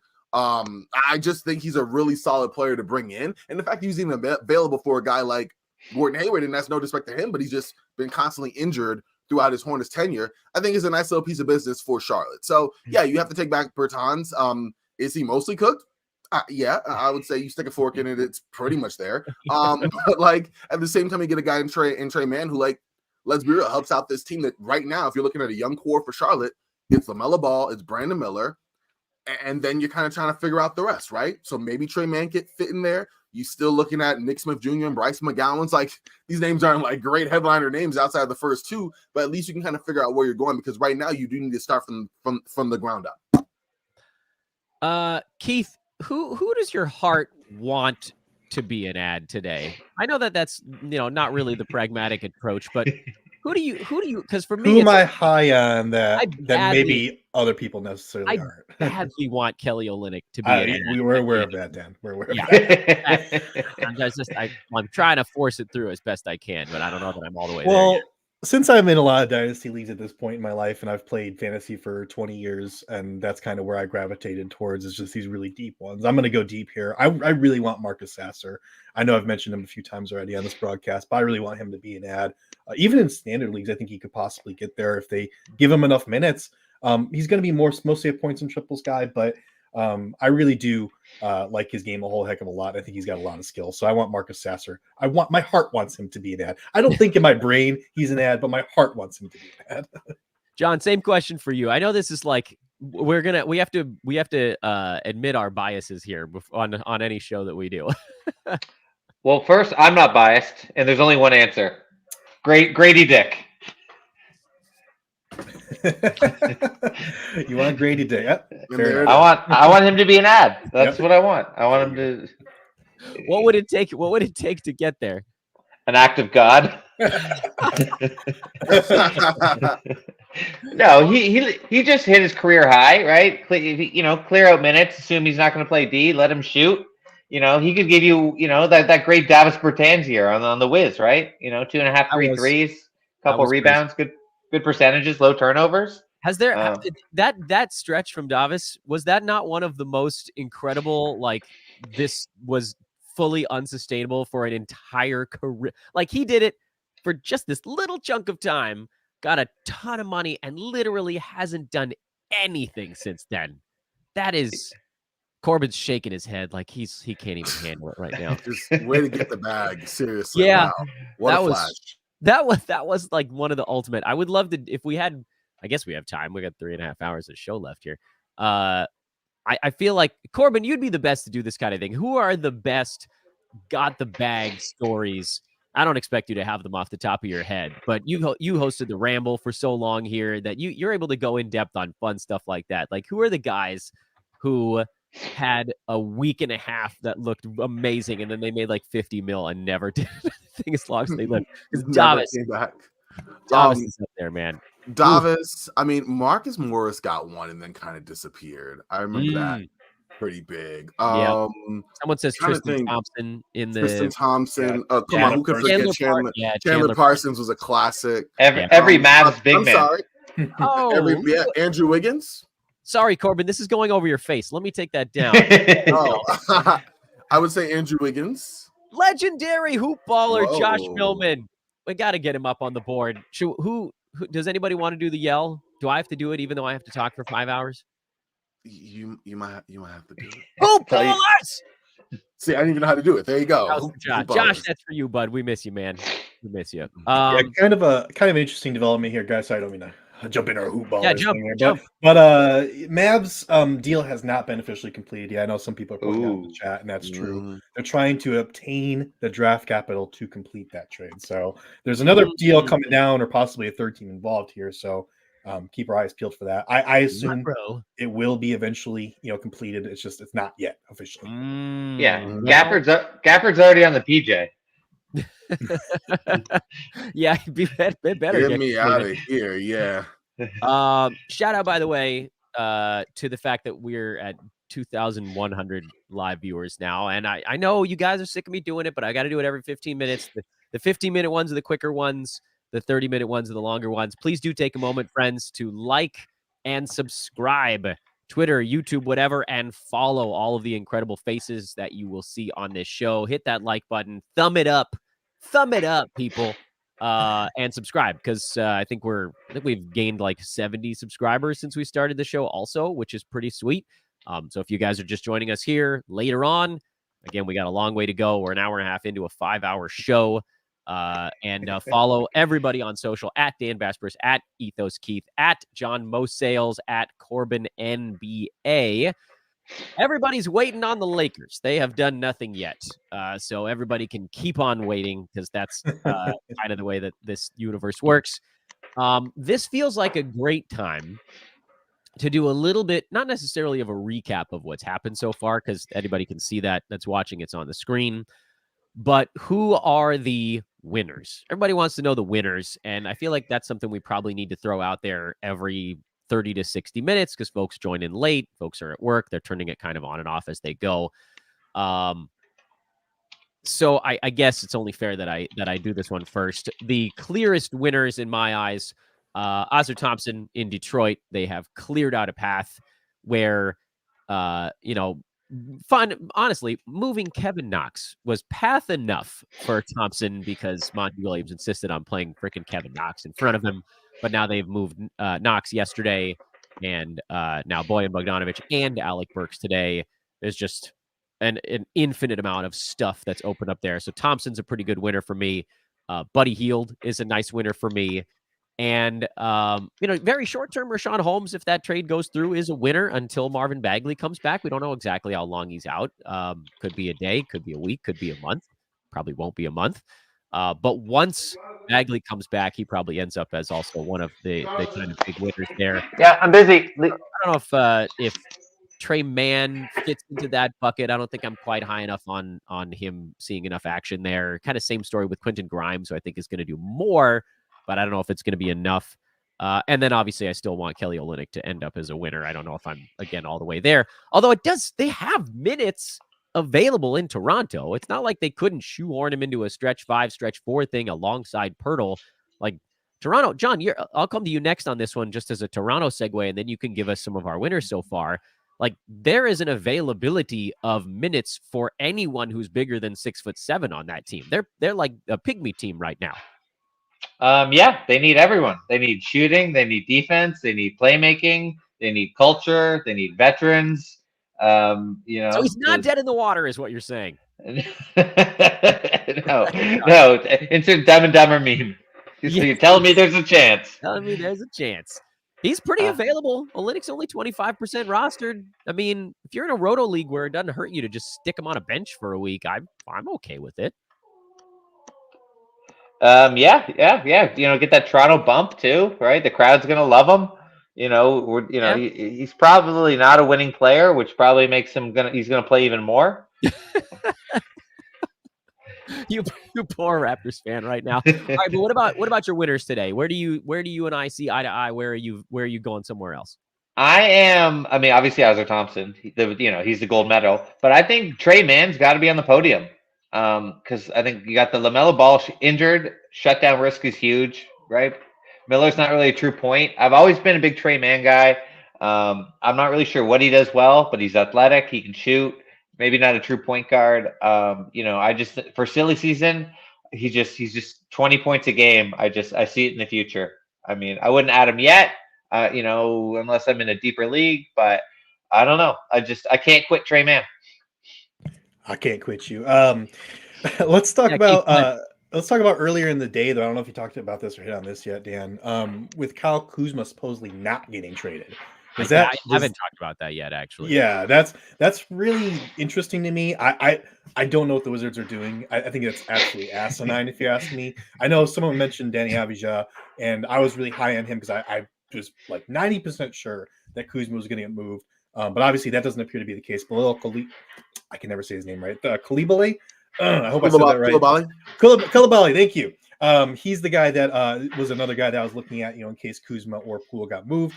Obviously, I don't think either of those guys are getting moved now. But Corbin, let me ask you, man, I know for me, for the trades exercise we did a few years ago, I traded for Kuzma.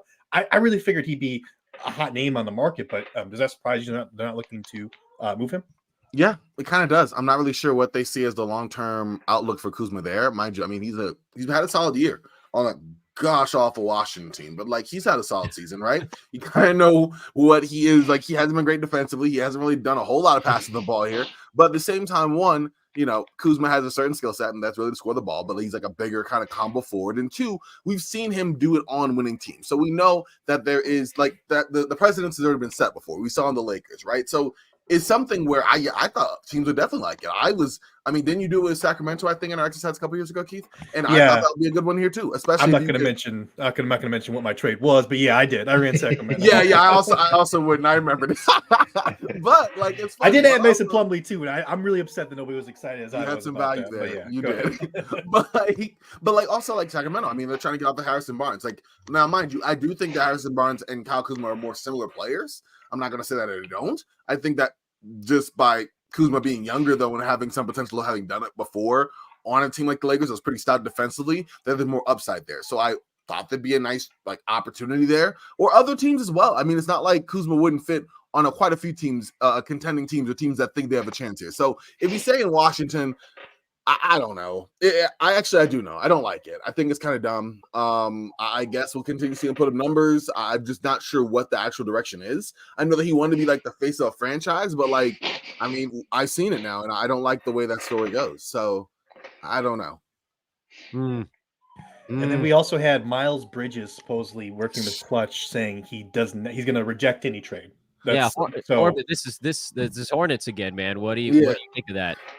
Again, it's messing up all my I thought, given everything behind the scenes, that this would be just a collective like sigh of relief for the Hornets to just move on. I get it. Like he's been playing really well. If you look at his numbers through his career, minus last season, which he missed for obvious reasons, like there's been a steady trajectory in his points, his rebounds, his efficiency, all of that. So it made sense. But at the same time, like you can't really undo that, right? It's kind of a big deal. It's kind of been a thing that's been over the Hornets franchise. It's been hard to kind of talk about it objectively from the basketball side and not have that there. It's big. So to not move on, I see why Miles wouldn't want to move on. Like he's comfortable there. He's been there. He gets a role that he probably wouldn't have in a different area.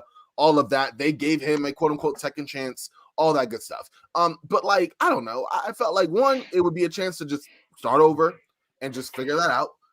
If you were Charlotte, and then two, I thought that you could probably get some good value for him because he has had a very solid year, back-to-back games of 40 points or more. But he's just not really helping the Hornets win. And yes, he's young enough that I thought that you could probably get something. Not maybe anything huge, but multiple second-round picks, maybe a protected first, maybe a younger prospect on the side, something like that. Some package where he's someone else's. I won't say problem. He's someone else's responsibility now in terms of the contract that we signed him to, whatever the case may be, and the PR nightmare is pretty much over. And now it's saying, no, we're gonna stay with that. Like that'll work. And if not, he just goes away and you get nothing. Like I don't really understand. Again, the long-term calculus there going on in Charlotte. Well, George here made a good point that Miles wants a big payday, and we all know at this point, contracts for better or for worse, they're tied to production and tied to stats. So if you can prove that the stats are there, if you can make some accolades like the All-Star team and things like that, that's what bumps your salary up. So obviously he's got the most opportunity in Charlotte, so I can see his incentive there. But obviously, like you said, the Hornets, they should want to move on from him. I agree with you there for sure. You know what the biggest question is? How did he get a trade veto? By accepting the qualifying offer. I know, but that's not standard, right? Yeah. when you No, accept that, when you accept the qualifying offer, that's yeah, standard with it. that's Oh, definitely it is? yeah, Okay. yeah, Oh. yeah. Which was interesting how that whole thing went down, but like, yeah, but once he did that, that was pretty much implied there. Yeah, I think like the 2 other players have that. If I remember right now, 3, I can't remember, but yeah. Man. Whew. Everybody take a deep breath. Everybody take a deep breath. Things have mellowed here for just a little bit, which honestly is okay. Calm That's before the storm. Man. So I guess like this again, when we have these mellowings in between things, this is a time when it's important for us to kind of reset the table. And figure out. So we talked about who some of the potential ads are, but I also think maybe it's worthwhile to talk about who perhaps lost a little bit on this trade deadline so far. We can go from these trades or whatever, but like we've talked about what the say Knicks and Pistons trade meant for guys that are coming in or guys that are left over. We talked about Oscar Thompson being an ad and whether or not Quentin Grimes and all that good stuff. But what about the possible downsides of that? Because, like, is Bojan Bogdanovic now a drop potentially? And I hear somebody. It almost sounds like they're singing in the background for one of you guys. So if that's a dog. oh, okay. Just make sure to flip that mute button on if there's anything weird going on in the background, just in between when you're talking. But obviously, when it's your turn, you can just yell over it. Keith, who's kind of losing out right now? Yeah, I think, you mentioned Bojan, and I really do think, he was barely hitting standard league value. Well, I shouldn't say that. He had a lot of opportunity in Detroit. He was a key player for them, key offensively, had a ton of usage. That's not going to happen in New York. It's just plain not. So, if you want to drop right there, I think that's, definitely somebody you could look at. We talked a little bit about Derek Lively, and I do maintain that if it, like, for instance, I think John said if you're going to add Oscar Thompson, then yeah, go ahead and drop Derek Lively. I think that's a great move. I think you do that 9 out of 10 times, right? But I do think that he's a guy that loses some muster there with Daniel Gafford in town. Outside of that, I mean, it's hard. This is a really difficult part of fantasy, right? It's like we know who we want to add, but then who do we drop on the other side? It's really hard when you have somebody that's got momentum or has had bad games. You start to develop an attachment with that player. It's like, okay, I don't want to drop this guy off my team because he's doing well for me. It's like I want to treat my players right. So this is the really difficult part of that. So you have to really kind of, I don't want to trick your brain or just convince yourself that, I'm adding someone better than what I have right now. I'm improving my roster. That's just the mindset you have to have. So I guess in general, that's where I'll leave it off. I don't, anyone else that kind of is a big loser here. I don't see it. I mean, maybe Giddey. I know people are asking about Giddey. I don't think he's a big loser, but I do think, Gordon Hayward. It's just very clear to me that he's not the answer for the Thunder. They need a better solution at that spot. So, Gordon Hayward probably cuts into his minutes, and his minutes were already kind of on the decline. So I'm not a big Giddey fan. I don't think he's a drop, though. I'll say that much. John, we'll come to you next on this one. Yeah. Sorry about that. I got a puppy, and her and my dog fight, and so I got to separate them. And it's a lot. It's a big drama. I think I flipped you onto mute there for a second, but you're back. I was hoping no one could hear. I think Josh Hart's probably the biggest loser, right? We got Burks and Bogey coming in.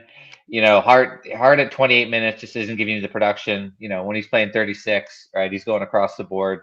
I think that's going to come to an end. OG's going to come back, so I think you can get off the Josh Hart roller coaster. But as far as how Burks and Bogey are going to fit in, time will tell, right? Nurse doesn't like a huge rotation. So I could see Burks just falling off the map totally. Corbin, what about you? And this is, I guess, a little bit more fantasy bent than anything, but playing time up, playing time down, who strikes you as somebody that's probably going to be doing a lot less after these morning trades? I mean, if you got traded to Detroit, I just want to know kind of what the plan is for you. Like Monty Williams at this point, like anything can happen. Like just when you think, you had Jaden Ivey barely getting time, and then all of a sudden getting a lot of time and 37 points. Like I feel it's so up in the air in terms of rotations over there that I would probably call you a loser just off the top, and then we'll just see kind of where it goes. Just because I don't trust his ability to make rotations in a solid way. It was a thing that was sort of an issue in Phoenix, definitely been something more pronounced in Detroit. And so, yeah, from fantasy perspective, I'm definitely looking at that. For the Wizards, I mean, we'll have to see right now it looks fine, but we'll have to see how the Rashawn Holmes and Marvin Bagley thing kind of shakes out, especially since Marvin Bagley was, pretty solid before he went down, once he got to Washington, right? And we'll see. You would think that he'll definitely get most of those minutes back, but now I think Keith pointed out it's going to be a timeshare, so there will be a dip on impact there. So that's going to be interesting. New York, I think John already kind of mentioned it, but New York definitely has a lot to shake out. Now they're good from a, I would say just straight up contention standpoint with depth, but now you have a lot of players like size, like position players. Someone's going to have to take a hit, So I don't think it's Dante DiVincenzo. I don't think it's going to be him, but I don't really think it's going to be I can't think of Josh Hart. But between him, Josh Hart, Bojan Bogdanovic, Alec Burks, 4 forwards, guard forward combo forwards, in addition to Jalen Brunson at point and Julius Randle, those guys are safe. So it's going to be one of those 4 and potentially 2 at any one night that's going to be moved. I didn't even mention not moved, but diminished in terms of playing time. Didn't even mention OG Anunoby. So at this point, that's great. I love the depth, but it's almost too many guys for fantasy purposes, I would say. But listen, take my fantasy with a grain of salt, man. We are barely hanging on the Ethos League right now. Barely hanging on. Corbin, what do you still want to see this deadline and for any team? Thank you. I'm glad you asked that, Dan, because what are the Lakers doing? I'd love to see what the Lakers would do. Yes. I mean, on the one hand, I'm not gonna lie. I've been the person fighting the good fight of I guess it's getting more traction. I didn't want the Lakers to move D'Angelo Russell. I didn't think it made sense before he started going on a heater like he's been.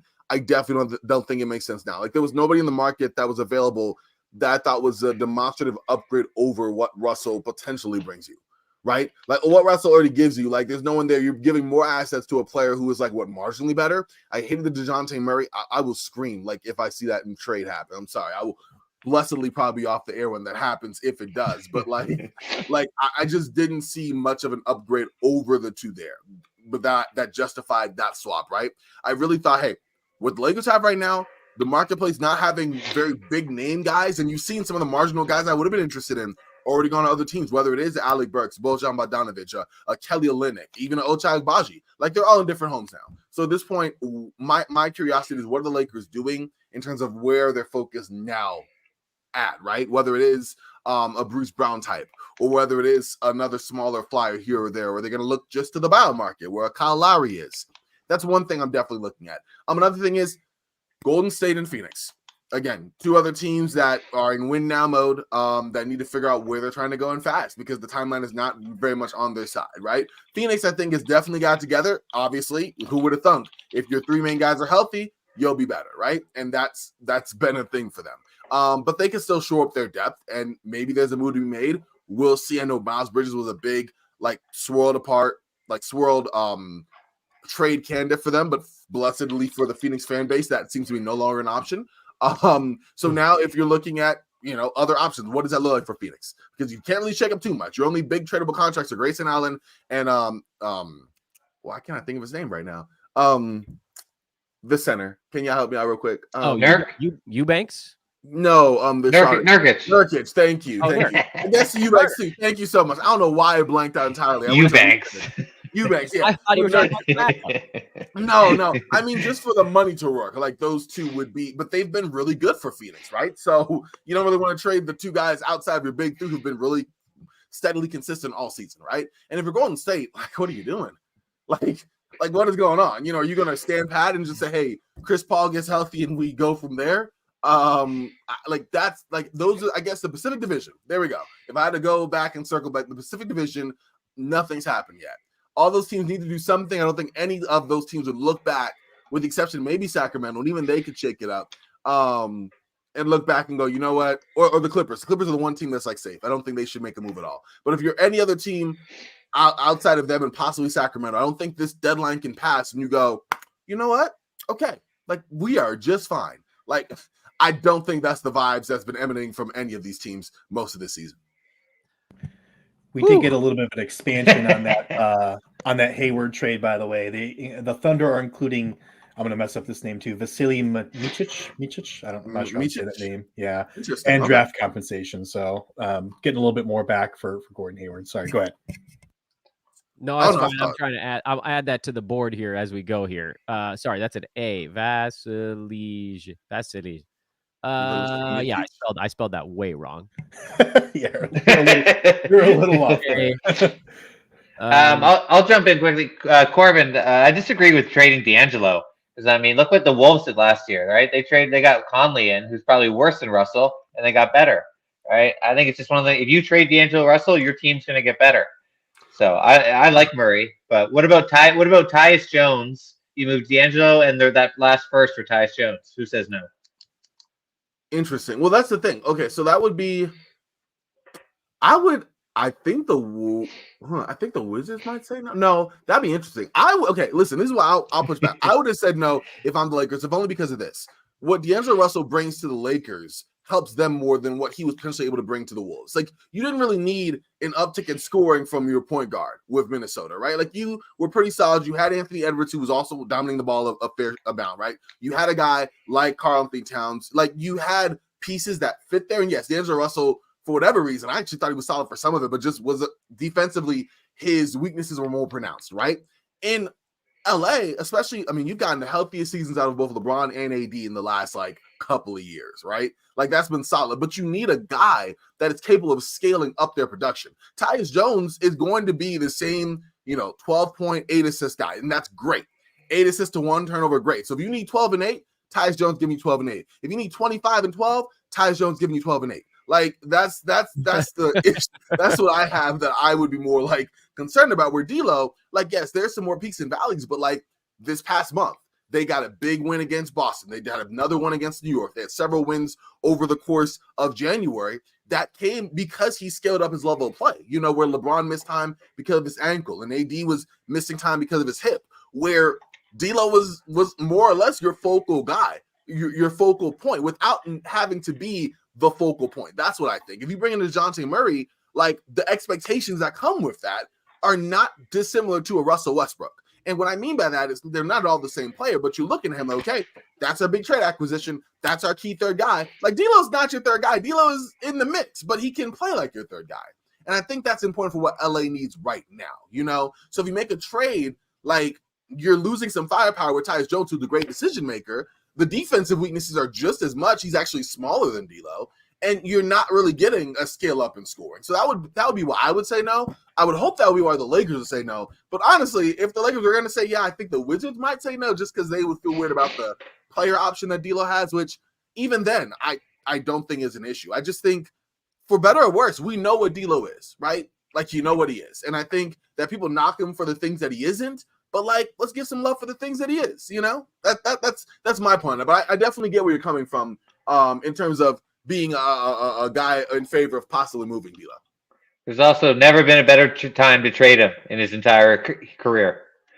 He is playing the best he's played in his career. That is also true. That's all the more reason why if they do trade him, I want really good value for it though, right? If you're trying to capitalize on the best stretch and you get Tyus Jones in a second, no, I'm sorry, that's not gonna do it for me. You know what I mean? But if you're able to get a clear upgrade, cashing in on the value that he's provided, absolutely. I just don't know if that player is out there, But I'm with you, John. He's definitely never more available and of interest to other teams probably than he is right now. Just jumping in very quick. This is my 15-minute reminder. Everybody, please do take a moment to like and subscribe and follow everybody on your screen at Dan Vespers, at Ethos Keith, at John Mosales, at Corbin NBA.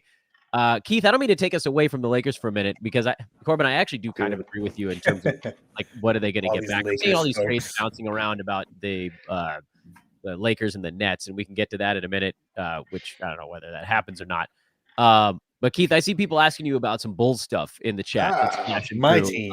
Yeah, Andre Drummond being one. He started alongside Vooch in their last ball game against the very large. There's the hat.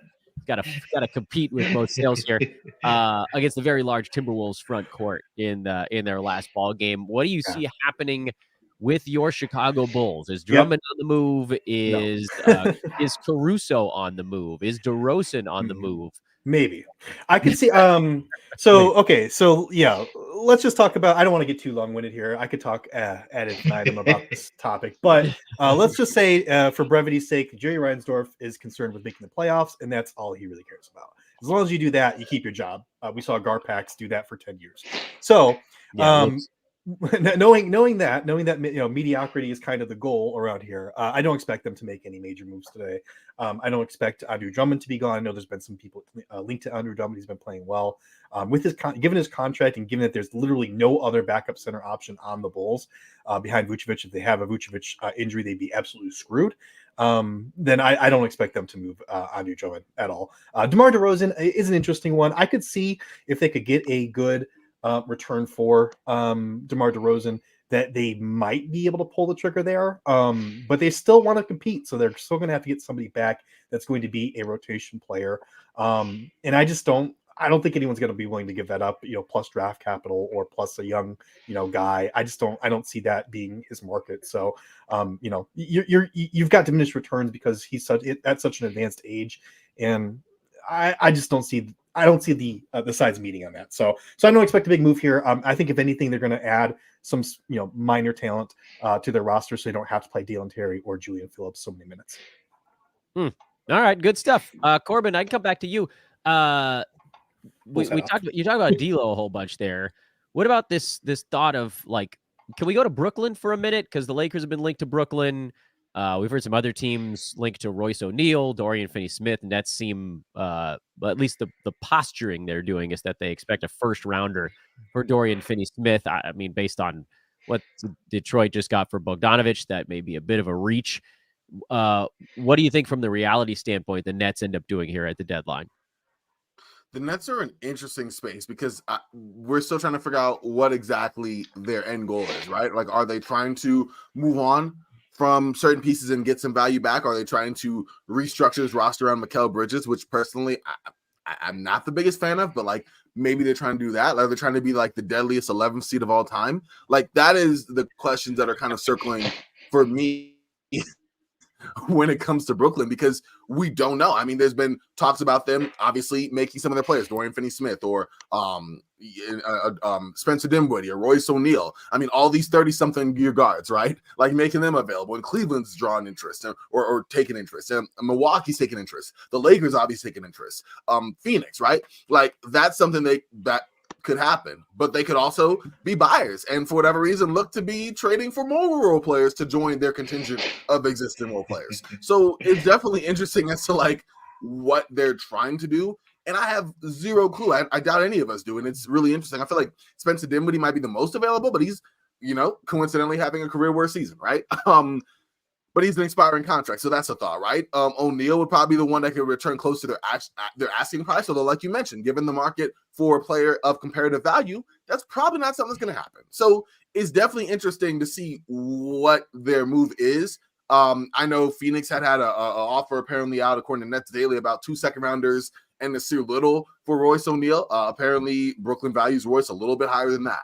I guess the guy I would really be looking at, honestly, would be Lonnie Walker. I think Lonnie Walker's been solid. He's been in the running until injury, and even since returning, in my mind, for 6th Man of the Year candidate.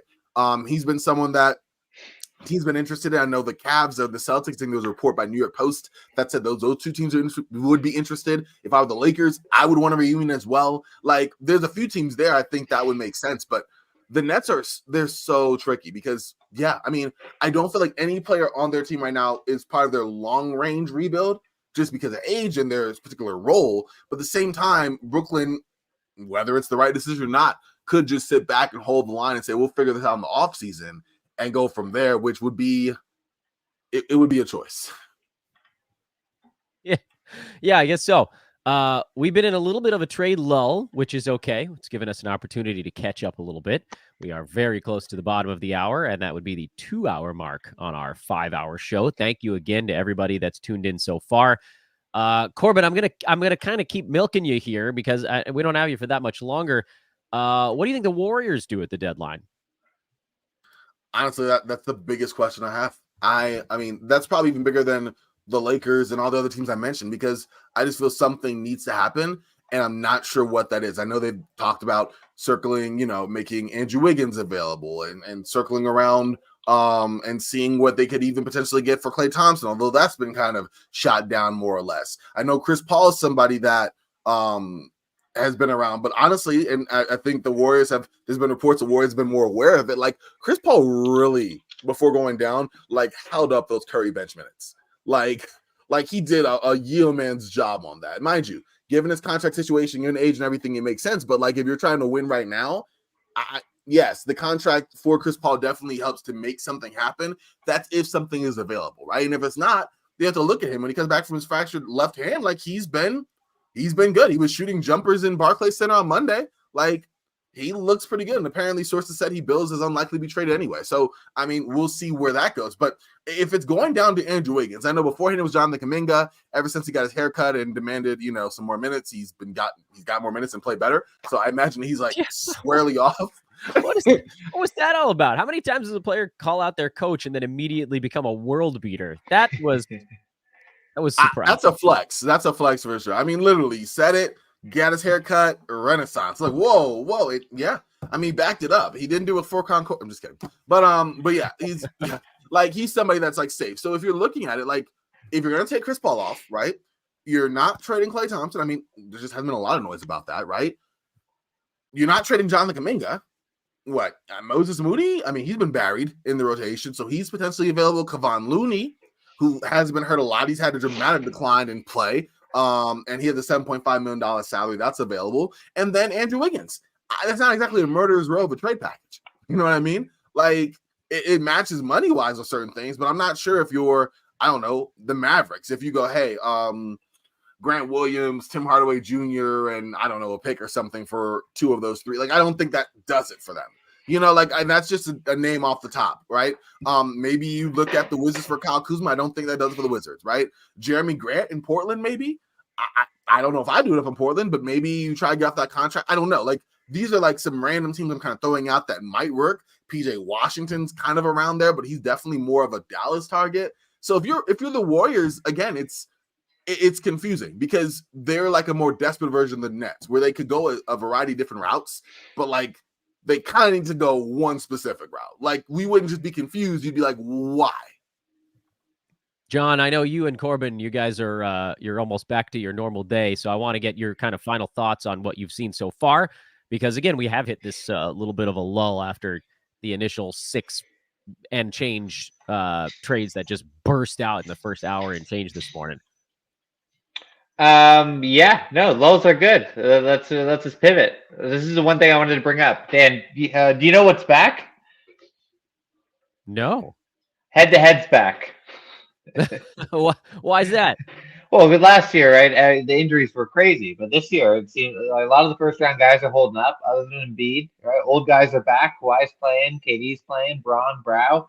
There's no reason to panic and move over to Roto and join the likes of your cult. I disagree. There will always now ending 3 weeks early is a big part of the equation. But fear not, the silly season will still take so many victims. Those that play in Yahoo public prize leagues that go all the way to the end of the year are going to get obliterated at some point here. But I do think that, it is improved to this point, but I'm not about to say that everything is all right.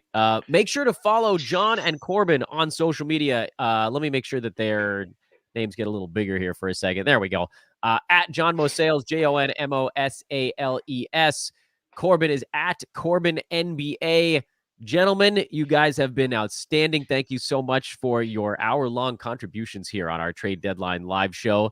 I guess give everybody a little bit of a wave. And remember, don't click the end broadcast button or I will show up at your door. Oh, I'm so good. Take care, y'all. Stay strong. Okay. All right. Oh, beautiful. Some good questions here. Yeah, I want to talk to you about this because I'm curious what your thoughts are. So Desmond Bane, obviously we all know he's got the big upside, mid-round guard stats. The Grizzlies have nobody. People are wondering if they should drop him, though, because let's face it, the Grizzlies are playing for ping pong balls and they're playing 10-day guys. I really don't see, I guess my question to you, Dan, is in your heart of hearts, do you see Desmond Bane returning this season? Yeah.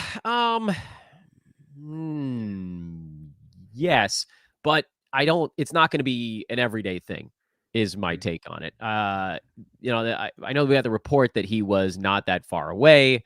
And I think they'll get him into some ball games, but it might be similar to kind of what we're seeing with Jaren Jackson right now, which is playing sometimes, but Yeah. not all the time. Right. I'm pull up the JJJ games board here to find out exactly how often he's been in games lately. I think he's missed the last couple in a row, right? I might be forgetting. Try to do it on the fly while we're running a broadcast. And that'll probably end up being kind of what you see out of Bane also. JJ's missed 2 games in a row. He had played in like 7 or 8 in a row before that. But he's not going to get pushed dealing with just a hip soreness, and you'll have that same stuff. So Bane will probably come back this season. My feeling is I always kind of thought he would get some games in before the end of the regular season. He's been out since January 12th. So, the reevaluation period for him should be about 2 weeks from today. And then there will probably be some kind of ramp up there. I think we probably see Bane by the beginning of March, which does still leave about 5-6 weeks left in the regular season. You probably get a handful of kind of full strength stuff, maybe play like 2 out of every 3 games. So, Roto, it's a very easy decision you're holding because it doesn't hurt you in any way. Head to head, if you go to the end of the regular year, I'm probably holding on Bane. If your league ends 3 weeks early, that's probably the hardest decision you're making because, you might have him back for the beginning of your playoffs. And even then, you have to take him out of an IL slot. And is he playing more than, 18, 20 minutes when he comes back? That's kind of a tough one because you're also going to be wanting to make moves in your fantasy playoffs, meaning you can't just leave him in an IL slot because the league will lock you down for that. So I'm inclined to say most formats he's a hold for me. But if your league ends super early and you have a head-to-head playoffs, that's probably the spot where I'd maybe kind of get off of him. Do you feel similarly on that one? No, that's a good analysis. I think for me, just looking at it from these guys are playing all 10-day guys. They want to, improve their draft prospects. They're looking towards next season. I don't think there's much benefit in playing Jaren Jackson Jr. or Bane. You know what you're getting out of those guys. So I was looking actually at the game log as you were talking there. Jaren Jackson Jr. has missed 4 of the last 15 games. So he is playing, quite a bit. It's not like he's sitting every other game or something like that. So I suppose if you are expecting him to get that kind of workload when he gets back, then yeah, I would probably hold him. So I guess, I was telling people I wasn't really sure in the chat, but I guess, in my heart of hearts at this moment, I would say probably lean towards a hold. But, if you have a chance to add somebody in head to head that's going to contribute at a, big degree now, I wouldn't. I'm more of a risk taker, so I probably wouldn't hesitate too much to really do that because I really don't think it's going to be, like you said, I don't think it's going to be a full allotment of minutes or he'll play every single game. So. Yeah, I think we mostly see eye to eye on that one. I want another trade. I'm getting antsy here. I want something else to come through the pipeline, but I suppose this is as good a time as any to remind all of you guys, again, please do take a second and hit that like button on the show. This is the bottom of the hour, so you're going to have to suffer through me here for about a minute or two of actual promo as opposed to just the quick hitter. We are at, what are we at now? 1,100 some odd likes on the show. That's pretty incredible. That's, 350, 400 additional ones today. Please, if you're hanging out with us, hit that like button. It's super easy. Just right there on your board. Subscribe to our YouTube page. I do at least one show every single day here. Not every weekend, I guess. But there's a lot of really good content on our YouTube page. Joe is doing drafts over on the baseball side now, so some of those are popping up. He's got some team previews as well. So we got all of our sports here on the YouTube page. It's very much worth hitting the subscribe button because it doesn't cost you anything. It's free here on YouTube. So make sure to what do the kids say? They say smash it, smash that like, smash it. You gotta smash that button. I am at Dan Bespris over on social media. Keith is at Ethos Keith. I think we've only got you for another hour here, so I want to make sure we make the most, or not hour, half hour, excuse me. I was going to say, I'm getting a little hungry here, Dan. Don't extend this on me. Yeah, I'm going to be beyond famished by the time this thing is done. And then everybody's going to have to suffer through a half an hour of me, mostly just kind of recapping things. At that'll be at about 10 o'clock Pacific time, so that's coming up in about 25 minutes from now. And there will definitely be some more promo in that mix. But again, please do like, subscribe if you're watching after the fact, whatever you can do to kind of help move the message along for us here. This is the single biggest day of the entire calendar year for people that follow fantasy basketball. And so we just want to make sure that we blow it out in the biggest way possible. I know that, and one of the reasons that we like to start so early is that other shows are starting now. I think the Shams show has started. There are other fantasy shows that have started. We wanted to try to get out in front of all of that as best we could, and I think we did a wonderful job of that. And we've also been hit with this weird sort of mid-show lull, which feels like, I wanted to try to save my recap until I was solo at 10 o'clock, but it is probably time to do that, folks. You can see the trades I have up on my board. Keith, do you mind doing me a favor and actually just going through the 6 trades? Can you see those on the screen? Are those showing up for you? Yeah. So the Sixers did acquire Buddy Hield. Obviously for Buddy, that's a good development because he wasn't really getting the usage or the minutes he needed on the Pacers. He really didn't fit their I guess rotation as well as he could have. On the Sixers, though, he will be very helpful, especially with Joel Embiid out. Of course, they're going to need his scoring, and I did mention him preseason in our draft guide as kind of a alternate timeline hero, which I really like that series that I did. Just kind of what would happen, what would be a guy that would take off that's not doesn't have value now, but in a different situation they would have value, and Hield's definitely that guy. So he's got high upside, obviously in points and threes, but he actually has a really decent assist rate as well. When he gets the minutes. So I would like him as a nice floor ad for sure. Going the other way, Marcus Morris and Furkan Korkmaz. Korkmaz not probably going to break the rotation, maybe on the move. So I'm not excited about either of those guys. Toronto, obviously Kelly Olynyk, Ochai Agbaji. Agbaji is an interesting guy. I wouldn't say add him just yet, but keep your eye on him. He's a steals and threes kind of guy. That could definitely be a silly season hero. I know someone's asking, who's a silly season hero? It could be that guy. Kelly Olynyk, I know you and I are a little bit on other sides of that, but I want it. You want it. He does have a high fantasy ceiling. I don't really see the path to minutes. It's not a lock. I mean, could he get 25 plus minutes on Toronto? Yes. But I don't think there's a lock that happens for sure. Jazz acquire Kira Lewis and Otto Porter. That's a nothing burger, nothing there. Thunder are getting Gordon Hayward, which I think is a great real world ad. I think it does make the situation for Josh Giddey a little murky, to say the least. But I expect them to make another move here. So we'll see how that all breaks down. And then going the other way, Trey Mann, Bertans, and I'm not even going to attempt to. He's not going to come over anyways. He's got traded to the Hornets. Why would he leave the EuroLeague and come play for the Hornets? It's just not going to happen. Trey Mann is probably the big winner there, though. He probably will step in minutes with LaMelo Ball on the sidelines. Pistons, Daniel House, who cares? Knicks acquire Alec Burks and Bojan Bogdanovic. Good for them in real life, bad for them in fantasy. Those are probably 2 guys you can drop at this point if you find. Oh, yeah. Good point. Sorry. I guess we probably hadn't gone as deep on that front. Thank you for bringing that back up. Yeah. So you can probably drop those guys if you have a really solid ad out there at this deadline, which you should. Pistons are acquiring Quentin Grimes, who is an interesting fellow for sure. I wouldn't necessarily go out and add him immediately, but he's a guy to keep your eye on. He's got a definitely watch list, if not add speculatively at this point. All the other guys in this one, Ryan Arcidiacono, oh gosh, he's got 0 points on the season, Dan, over 20 games, which is pretty impressive in and of itself. Malachi Flynn, not going to break the rotation. Evan Fournier, maybe he gets some minutes on the Pistons, but I really highly doubt that. Or if he does, it's going to be very limited minutes. So, he seems like a buyout candidate. Yeah, I would say that's probably the direction this is heading. Mavs, Daniel Gafford. Yeah, I think we're both high on Daniel Gafford here in this situation, but it makes the situation a little murky with Derek Lively. Of course, I am of the mindset that Derek Lively could be dropped for a good ad if you find a good one. So, say for instance, you have Oscar Thompson on your waiver wire, I would make that move 100%. But Gafford should take off in Dallas. And then the other way, Rashawn Holmes came back the other way towards the Wizards. Short term, right? I think there's an ad there because Marvin Bagley is injured. But long term, I am not super high on Rashawn Holmes. So that's kind of breaking them all down there.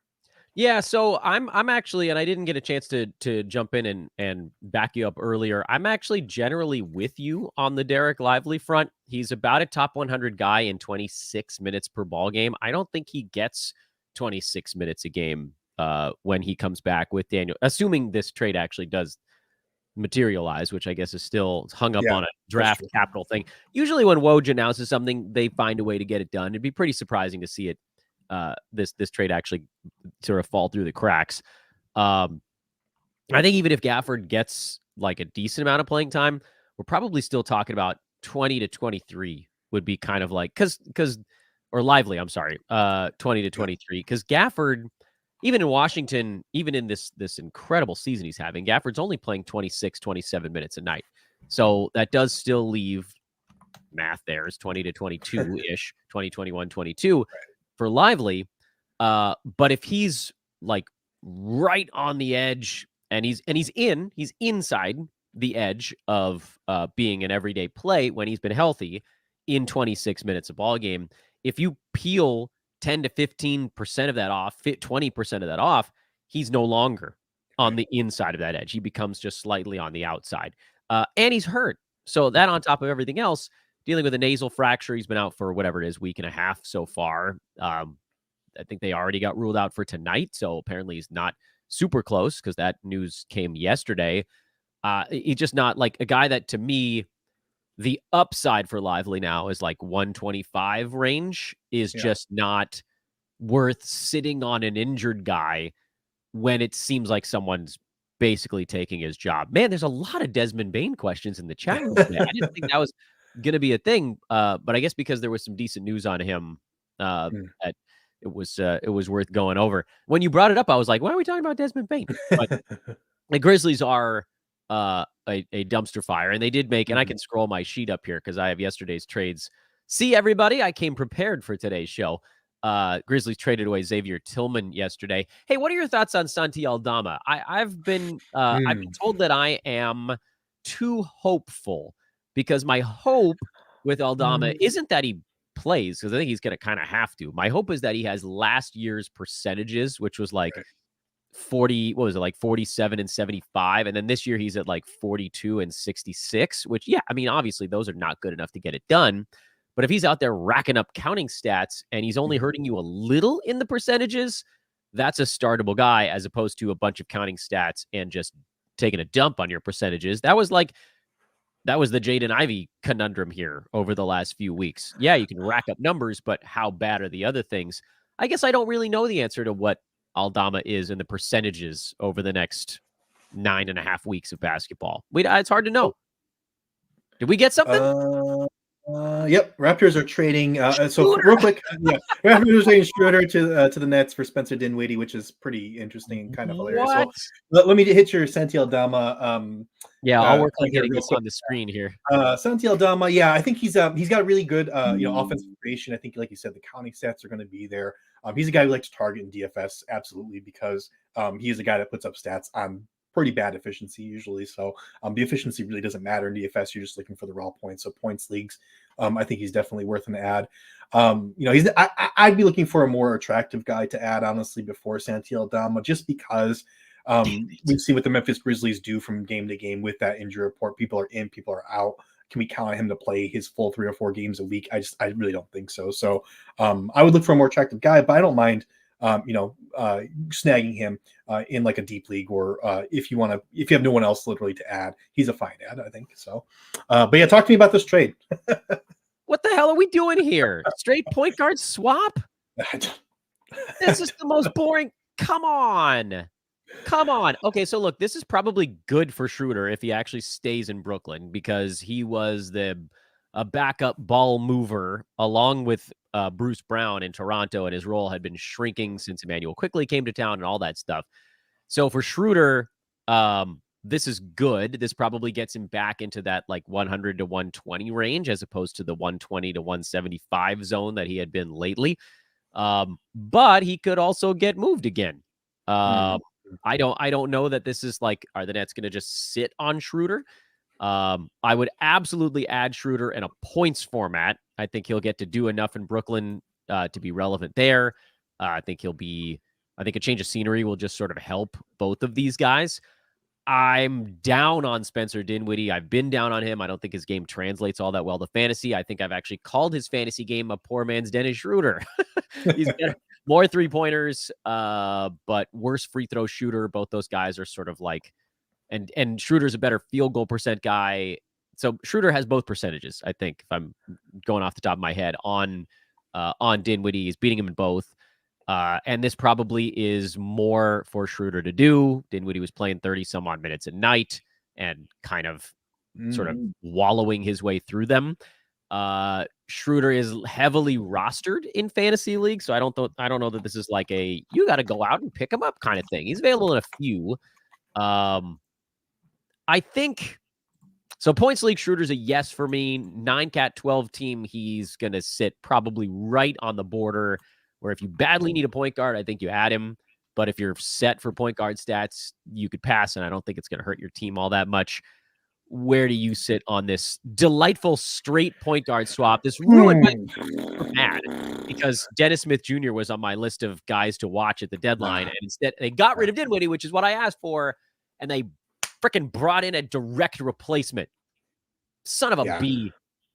Yeah, I think DSJ is a good stream for tonight, as Brandon Marcus just said. I believe he's our Clippers guy, but yeah, DSJ, while in the short term here, probably worth an ad just for some guard stats. But this is just kind of mind-boggling. I don't really understand. Well, let me kind of try to go get into the GM's head here. And I know that I think it was Matt that brought it up. Yeah, Matt Lloyd brought it up, but Spencer Dinwiddie is an expiring deal for the Raptors, whereas Dennis Schroeder has an extra year on there. So perhaps they're trying to just accelerate, okay, we'll roster Dinwiddie for this year. Then the offseason we'll have that extra, $14 million or whatever it is to go after a guy that really actually fits our timeline and what we want to do, or we just get that, money back to pay our guys more money, whatever it is. Right. So, so that would be the motivation from the Raptors side. I think from the Nets side, one curious thing I think that people need to think about right now is Cam Thomas, and what does this do for Cam Thomas? What does this mean for Cam Thomas's legacy? He's been the going, the engine for the offense in the Brooklyn, and they really do need that. Their offense is just absolutely abysmal. So they need that kind of score. And I do think Dennis Schroeder is a better version of what Cam Thomas brings because he does play both sides of the floor. He's more efficient. So I think this is bad for Cam Thomas. If you're in dynasty leagues or deep leagues or points leagues, it might hurt him a little bit. But yeah, it's kind of a head scratcher here. I mean, I don't, it makes a little bit of sense on both sides, and there's obviously some reasoning behind it. But oh, wait a minute, there's more. Dennis Smith Jr. is also going to the Raptors. Well, he's not a good stream for tonight then. Damn it all. And Dad Young is going to the Nets. That's interesting. Oh, Thaddeus? Oh, wait a minute. Wait, Woj deleted that tweet. Hold on. Oh, he did? Oh, he did delete that tweet. Wait a minute. Just wait a minute, everybody. Dennis Smith Jr. apparently maybe not going? I don't know. We wait. Yep. With anticipation, tepid anticipation, mind you. This is not the most exciting trade, but at least we have some action. So we got action, ladies and gentlemen. Well, Jake Fisher has not reported, but he has been wrong in the past. So I'm gonna wait. Oh, I just got bot blasted over on Twitter, so I got to deal with this because I don't know what actually just happened. My feed just got inundated by posts about wars abroad. Fun. Okay. What's happening here? Jake Fisher is saying Thad Young's heading to Brooklyn and Dennis Schroeder with Dennis Schroeder, and Dinwiddie's heading back, but he did not include Dennis Smith Jr. notably. So perhaps DSJ is not included in this trade. I don't know. No, and now it seems like Dennis Smith Jr. isn't in it. See, Underdog got ahead of themselves. They went full aggregator mode before Woj deleted his tweet. This is why you wait 45 seconds. Woj now sends a clarify : Thad Young is coming to the Nets in the trade with Dennis Schroeder, sources said. Yeah. So there is no mention of Dennis Smith Jr. in this right now, meaning that he could now potentially go back to being a short-term stream. I don't think Thad Young is going to serve any purpose. No. This opens up 4 additional minutes for Kelly Olynyk, I guess, because Thad was getting to play some big man minutes when Pirtle was out. I don't again, this is not a big time mover thing. Folks in the chat room, if you're still talking about Dennis Smith Jr., Woj has deleted that tweet. It is not clear that Dennis Smith Jr. is in this deal. Right. Here, I'm not going to be fast enough at getting this other one up. Still, regardless, Dennis Smith Jr. in it or not in it, he's still buried on the depth chart. The only difference is whether or not he's going to be active for Brooklyn's next ball game, which he will be if he's not in the trade, and he won't be if he is in the trade. You can hate me all you want, Keith. I think that Thad Young getting out of Toronto is just ever so slightly helpful for my favorite player in fantasy sports. The lunch lady. The lunch lady, Kelly Olynyk. I only need him to get like 23, 24 minutes, and I must concede that this does open up some minutes for him. And yeah, I mean, at this point, I would probably tilt towards adding him just for the hope of that happening. So yeah, I'm with you on that now. I'm hitting you with the full Steve Urkel here. I'm wearing you down. These are jokes for folks that are either in their late 30s or early 40s. We've dated ourselves again. Yeah. So I think the chat room now is caught up a little bit here. Oh yeah, I'm gonna add him for actually in a league right now. I'm in a roto league. Just to kind of give you guys an idea what I'm doing out there. Derek Lively's on one of my roto leagues, and I'm gonna go ahead and add Kelly Olynyk for. Look at that! I got you. I brought you in. You're in the fold now, man. You cannot escape the grasp once Kelly Olynyk gets his icy fingers on you. Making moves. So this is the cutoff for me though. So Dennis Schroeder, in my eyes, slight win in this. Do you agree? Yeah, I do. Yes. Okay. Kelly Olynyk now slight win in this, and actually probably slight win overall by just going to a place where seemingly they want him to do a little bit more. That like they're in. We need veteran leadership and ball moving at the center position, which Utah has other guys that can do stuff similar to that, and we know Utah's still in a little bit of a teardown thing. But what about this moves limit versus non-moves limit dichotomy? And I know that I get too far into the weeds with this crap, but honestly, I don't care because I know this is what people are going to be asking as they dig into their own leagues. Do I use, because it's easy for us to say, and I will say it, if you're in a roto league, add Kelly Olynyk. Yeah. It hurts you not at all. And someone on your team is probably a drop. Like if you had Bojan Bogdanovic, who's going to not get to do that much in New York. Like you have guys that are popping up right now that are drops. You have deadweight. You have short-term streamers. Like I went and I picked up Larry Nance in a whole bunch of roto leagues yesterday with Jonas Valanciunas leaving the game early. But that was always going to be a short-term thing. Larry Nance is an easy choice as a possible drop candidate today for me, for someone like Olynyk, who like fantasy-wise profiles not that dissimilarly, but might be able to do it for the rest of the season. So that side, easy call. Add these guys that we're talking about. What about head-to-head, Keith? That's such a tough one. I know I've only got you for like 6 more minutes. We're still 2 hours away from the deadline, so anything can happen. And I know we want to save our moves for that big moment. But is this have we seen some of the big moments then already? There is kind of like a tilting point, right? Where it's like, okay, well, is this a guy worth that move or not? And I do tend to agree with John when he was talking about, waiting and seeing. I think there's a lot of wisdom in that because not only do you have guys, that you might pick up that may be nothing, a couple days from now or a week from now, but you also have on the other side of that, guys in your league just dropping crazy people to add these guys because they're panic buying because they're like 8th in the league and they're like, okay, I got to make a big move. So they're dropping, I don't know, whatever name, right? A mid-round guy or a late mid-round guy. And, if that guy's going to plot along with that value, he's more valuable to you than a shot in the dark like a Dennis Schroeder, I think. So, saving those moves for those kind of pickups also, even after the deadline, makes a whole lot of sense to me because you just have, you have a certain number and you want to make sure that you hit a home run with those numbers. So, I think I'm more of a wait and see guy in head-to-head. I haven't made any moves in head-to-head. I went head-to-head league yet. Part of it's because my team is just absolutely stacked, but I'm only in a couple of head-to-head leagues, and most of them I can't make moves or there's no way. It's like 20 teams or 30 teams, so there's no real waiver wires. So, those are reasons that I haven't made moves yet. If you're in a 10-team or a 12-team league, you can add some of these guys we're talking about for sure. But yeah, I haven't made any moves yet. And I think I'm more of the line that you wait and see. You wait and see. Yeah, that's kind of where I'm at too. Oscar Thompson, though, you go get him, right? If there's an Oscar Thompson, go at him, right? So. Yeah, good point. Because these other guys, and I'm trying to think, I probably should have had another running document of just like all of the, I say fringy players, but that is kind of who they are. These fringe guys that are like kind of maybes right now. Oscar Thompson is above maybe. He's an ad in all formats, but the maybe list to me is like through the roof right now. Buddy Hield is in all formats, I think also. Yeah. That's my feel on that. Those two are probably my only all formats guys. The closest other names would be, and this is in no particular order. I'm looking at the list of all the moves that have happened today and just kind of like rifling through the Rolodex real fast.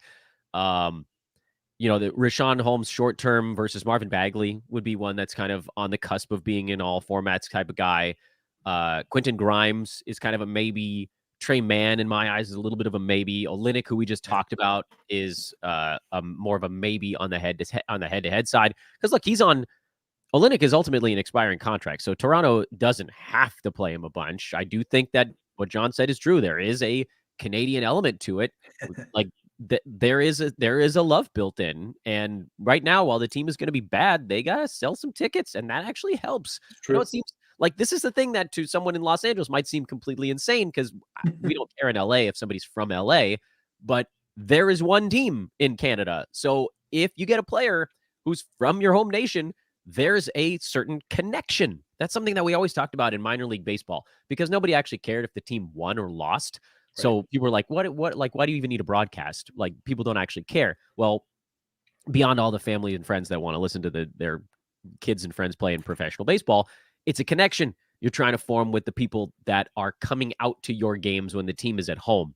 They want to care about these players in a way that they wouldn't if they don't get to know them. Because like for that, and I can speak to this as someone who worked in Bakersfield for 6 years, we had one player come through that was from Bakersfield, and he brought out like everyone. The whole damn city knew him. He was like the prodigal son because he's playing pro ball. And so, I mean, our ballpark only held 1,500 people, but there was like an extra 7 to 15% that came out just because he was on the team. So this stuff matters. And I'm not comparing Canada to Bakersfield. It's not the point. Canada, no. It's just, it's just that like that connection element does matter. And it could actually impact when he's on the floor. I don't think they're going to go if they're just going to see him like waving a towel to them from the bench kind of thing. And as El Hupo points out, the amazing host of our Raptors show, he's born in Toronto. Like he is legit hometown boy. So this matters. And I think we just got a, this is the ultimate. What's the opposite of a Woj bomb? Is it it's just like a Woj blanket? Something murmur, right? It's like it's like a Woj Joe Harris has been waived. Yeah. And, he'd be a nice, sharpshooter for a team to, go pick out, but not. Do we know if he's even healthy enough to play? He played in the last game. I was watching. Oh yeah, good point. That's right. He was forced into action. They won. Yeah, they did win. He played 12 minutes. I got that stat line. Suns, 12 minutes. He went 1 for 3 on a 2-pointer. That was the Joe Harris. He scored a 2-pointer. Yeah. Bye. I do like Suns. I think that would be an interesting pickup for sure. I think a team like that, right, where it's a team that's a championship contender and they need some shooting. Woj Whisper, there you go. Woj Whisper, yeah, that was Joe Harris. God, wait. Woj dud. Woj dud, also possible. Listen, hey, it's a 5-hour show, man. If you got something silly to put in the chat room that I can throw on air and I get in trouble with the feds, have at it. Because if somebody puts something silly, I'll try to throw it up there. Keith, I have you for one more minute. First of all, I'm extraordinarily grateful that you gave me somebody to speak with for 2 consecutive hours here. You have stepped in. By the way, I wanted to give a quick shout out here before Keith has to go to David Williams, who normally opens these shows with me, but he came down with flu B yesterday.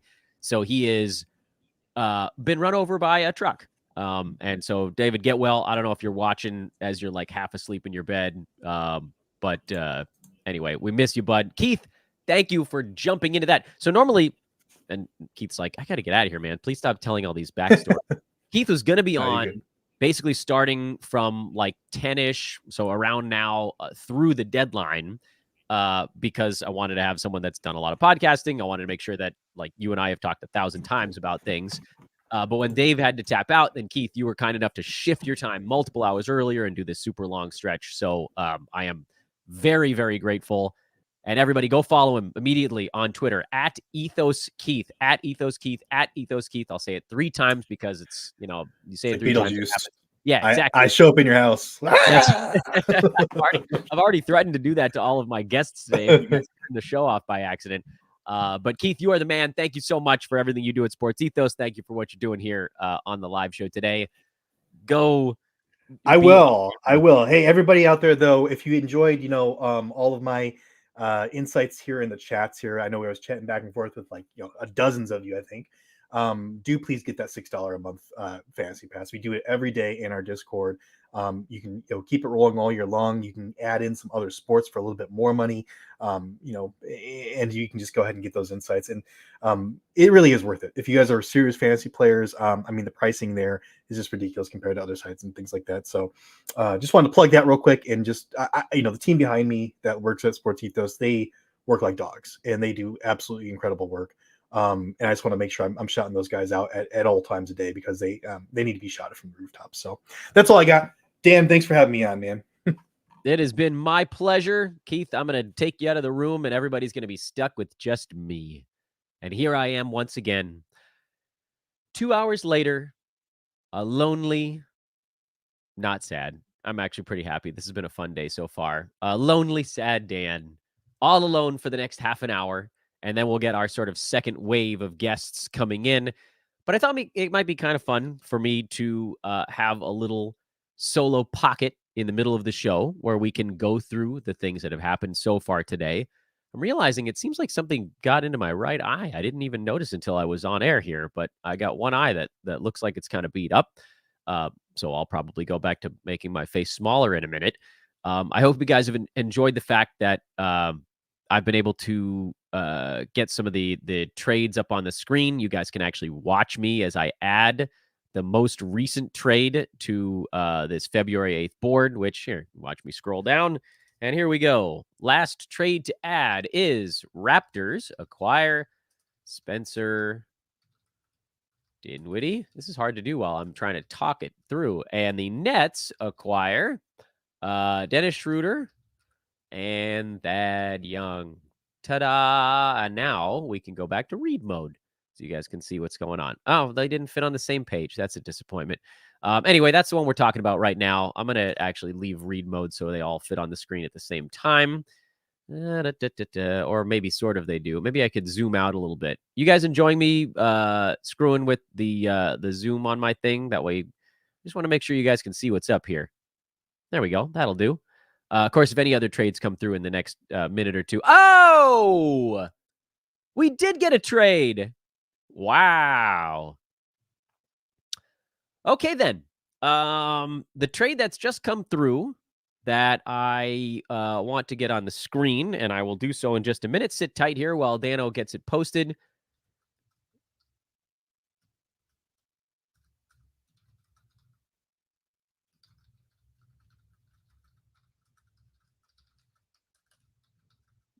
And, okay, this would have been a great thing to have break like a minute before Keith had to go. So I'm, again, now trying to do my tech work while I'm hosting the show in real time. But what we're going to do here is, let's get this most recent one up on your board. And, okay, Dano, bad producer job, but it is what it is. Da da da da da do do do do do do do do do do da da. There it is. See, you guys, I got there.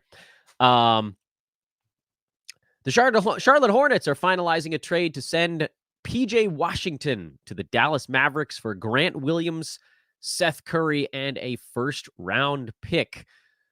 This is very good for PJ Washington.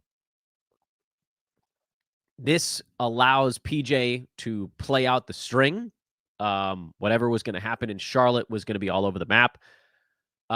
In terms of compared to what he's doing in this moment, this may be a slight step down, but he is now effectively the sort of the unfettered power forward on that Dallas Mavericks team. So he'll play alongside Daniel Gafford.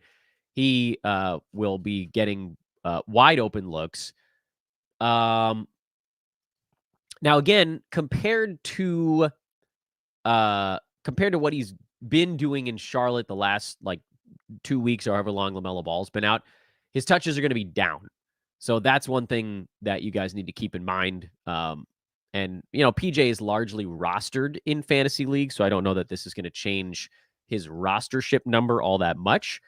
But one thing that's worth noting, like, he's number 139 in 11 shots per game, which is in 29 minutes. So I actually think his minutes probably trend up more towards what he's been doing these last 2 weeks in Charlotte, which is more like low 30s. But one thing he's been doing these last couple weeks is, you know, shots more like 14, 15 a game. That is not happening in Dallas. But the minutes are a good thing. The minute uptick means you'll see improved numbers in the other stuff. Like you get more steals, you get more blocks. I don't know about more rebounds because you'll have Gafford and Luka, actually, who does a ton of rebounding for the Mavericks. But, you know, just more of the stuff that you get from just being on the court. I don't think that he's about to, like, explode in fantasy purposes, but in my eyes, he's a hold. So hold PJ Washington. And then in terms of the stuff going the other way, I don't think Grant Williams or Seth Curry plays for Charlotte this year. Grant Williams is not an easy contract to move, which, again, that's part of why Dallas had to also include a first-round pick because some of this was kind of getting off of the Grant Williams play. I don't know if Grant and Seth are going to get bought out or if they're going to be trying to trade them here over the next hour and 53 minutes or, you know, what the exact next situation is. But one thing I don't think is happening is I don't think they're playing in Charlotte. So this means that we kind of need to go back to Charlotte and see, well, what does this mean for the folks left over? They did just acquire Trey Mann, not that he can necessarily replace PJ Washington, but they also traded Gordon Hayward. So it's not like he can come back and do it. This is probably, well, they could slide Brandon Miller up a little bit if they really want to do. He's really more of a shooting guard, small forward type. So is Cody Martin. But Charlotte might not have any choice but to go relatively small. Cody Martin had 19 points and 8 assists in their last ball game. And they just removed a guy that played in that game that played 31 minutes. Nick Richards probably has no choice but to play 30 minutes a night here for the foreseeable future. He'd been trending down, but he's probably now kind of settles. Nick Richards does at, you know, like a 115 kind of value. The guy that I would eyeball here, at least in the short term, is actually Cody Martin. Again, I don't know that I'm necessarily going and immediately adding him. It's by the way, we found out it's the lightly protected 2027 first round pick in this trade. So that actually just came through as well. Again, this, by the way, shout out to the Mavericks for making moves. They're making stuff happen right now. And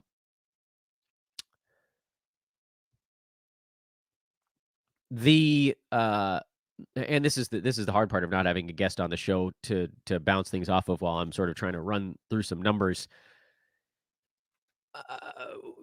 I don't know if or when LaMelo Ball's coming back. We know that Cody Martin.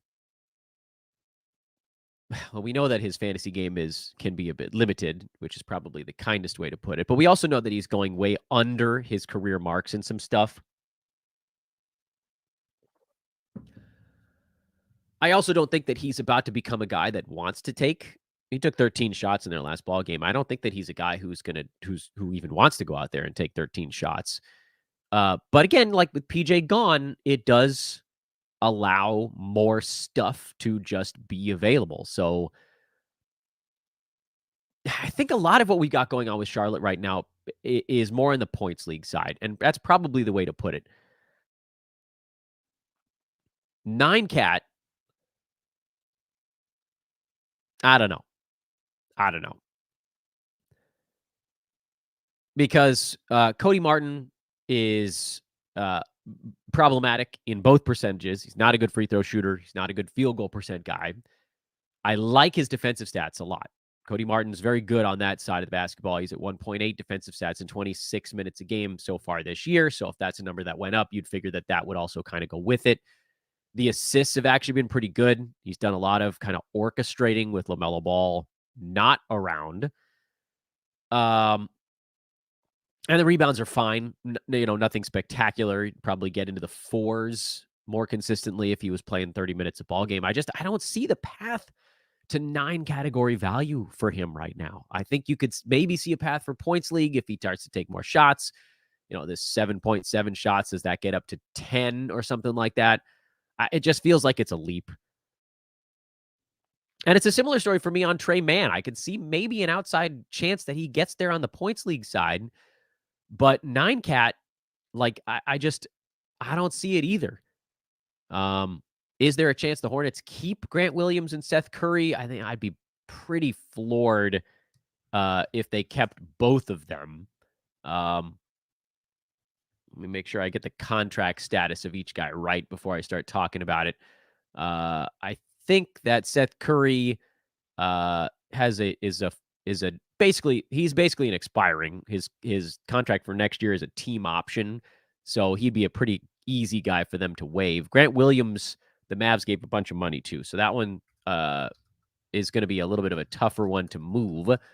But Charlotte now has assets to maybe get off of said contract. He still has 3 more years on it. He's not a particularly expensive contract, but it's not a guy that a lot of teams are hunting for, that are going to give up a bunch of assets for a guy like Grant Williams. So I think Charlotte would probably have to attach stuff to him. They might be stuck just sitting on him, but I also don't know that they would have made this trade if they didn't think that there was something they could do with Grant Williams. If he plays, he might not have any choice but to play a whole bunch, because of how thin the Hornets are right now. And then if we get that report, so again, sort of keep your eyes on what's going on with these guys. If we get the report that the Hornets are planning to keep and play Grant Williams, then you could maybe think about making an ad there. But I certainly wouldn't do that before we find out if there's any chance of him sticking around. Because again, I got to think that they're going to be trying to move him. The question is whether or not his contract is actually movable. And we saw it for the Mavs. They had to get rid of a first rounder to move it. Now they got PJ Washington back, so perhaps Charlotte could unload Grant Williams for something less than that first rounder. I just don't know. I don't know what teams value him at, because I don't think it's super high, but I could be off on that front. So no real obvious moves in this one. Anybody that was sort of a fringe level guy on the Mavericks gets pushed farther down the board because they've added starters basically in Daniel Gafford and PJ Washington. The Hornets continue to detonate everything. They've unloaded Terry Rozier, Gordon Hayward, and we got another trade, and now PJ Washington. And Royce O'Neal is on the move. This is for not a whole lot. He's on his way to Phoenix for salaries and 3 second-round picks. I don't know what those salaries are yet, but we will get this one up on the board here. More trades. I still haven't added the last one to my big board. There you go. That's how we switch that one up onto the screen. Thanks a lot, League, making a bunch of trades as soon as I went solo again. That's not cool.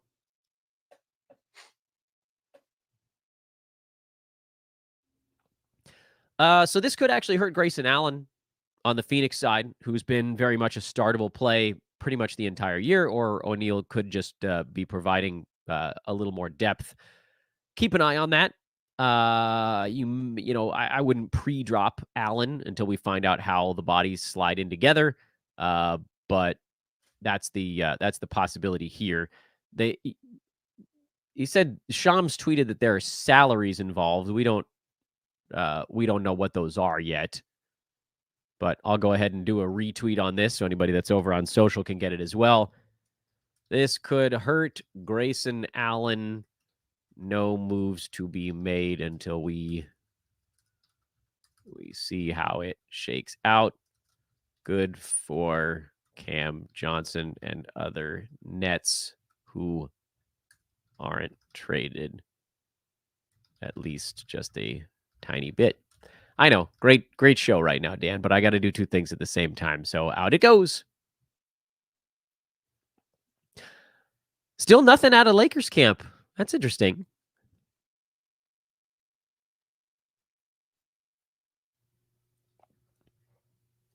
Mark noting that it could be little and a minimum.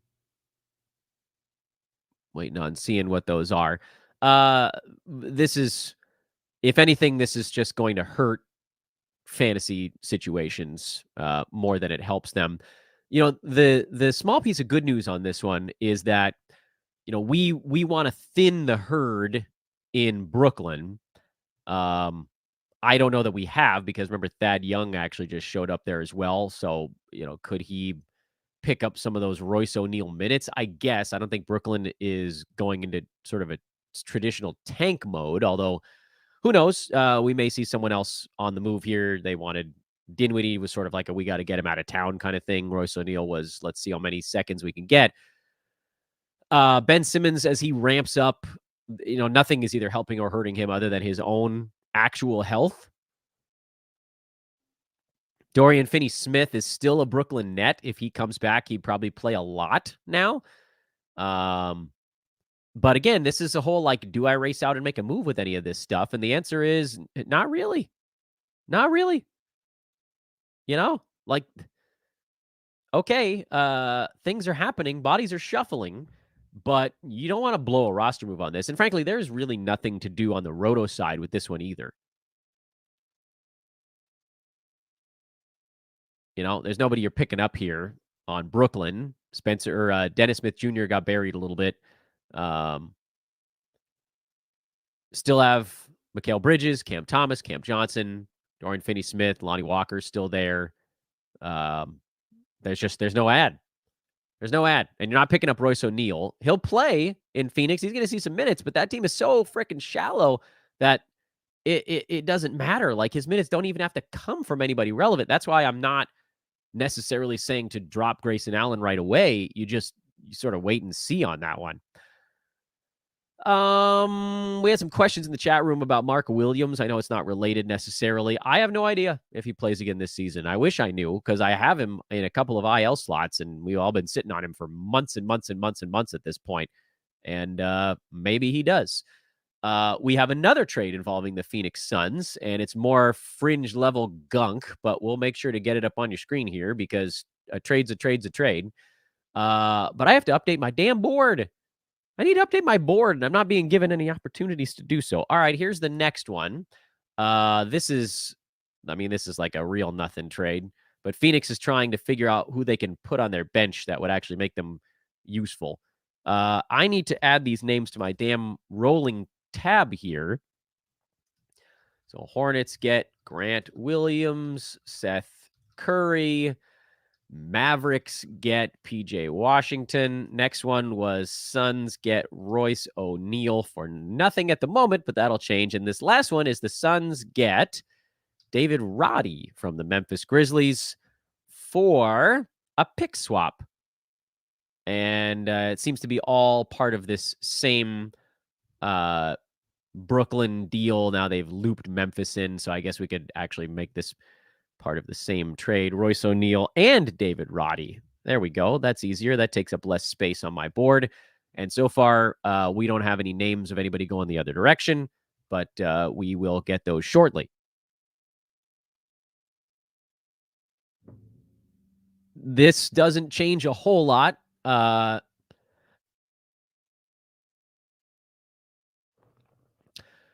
It is, I guess, a little bit intriguing on the Memphis side, if nothing else, because David Roddy was actually playing fairly significant minutes for the Grizzlies these days. He played 22, 23 in their last ball game. He's been getting up near 30 a few times.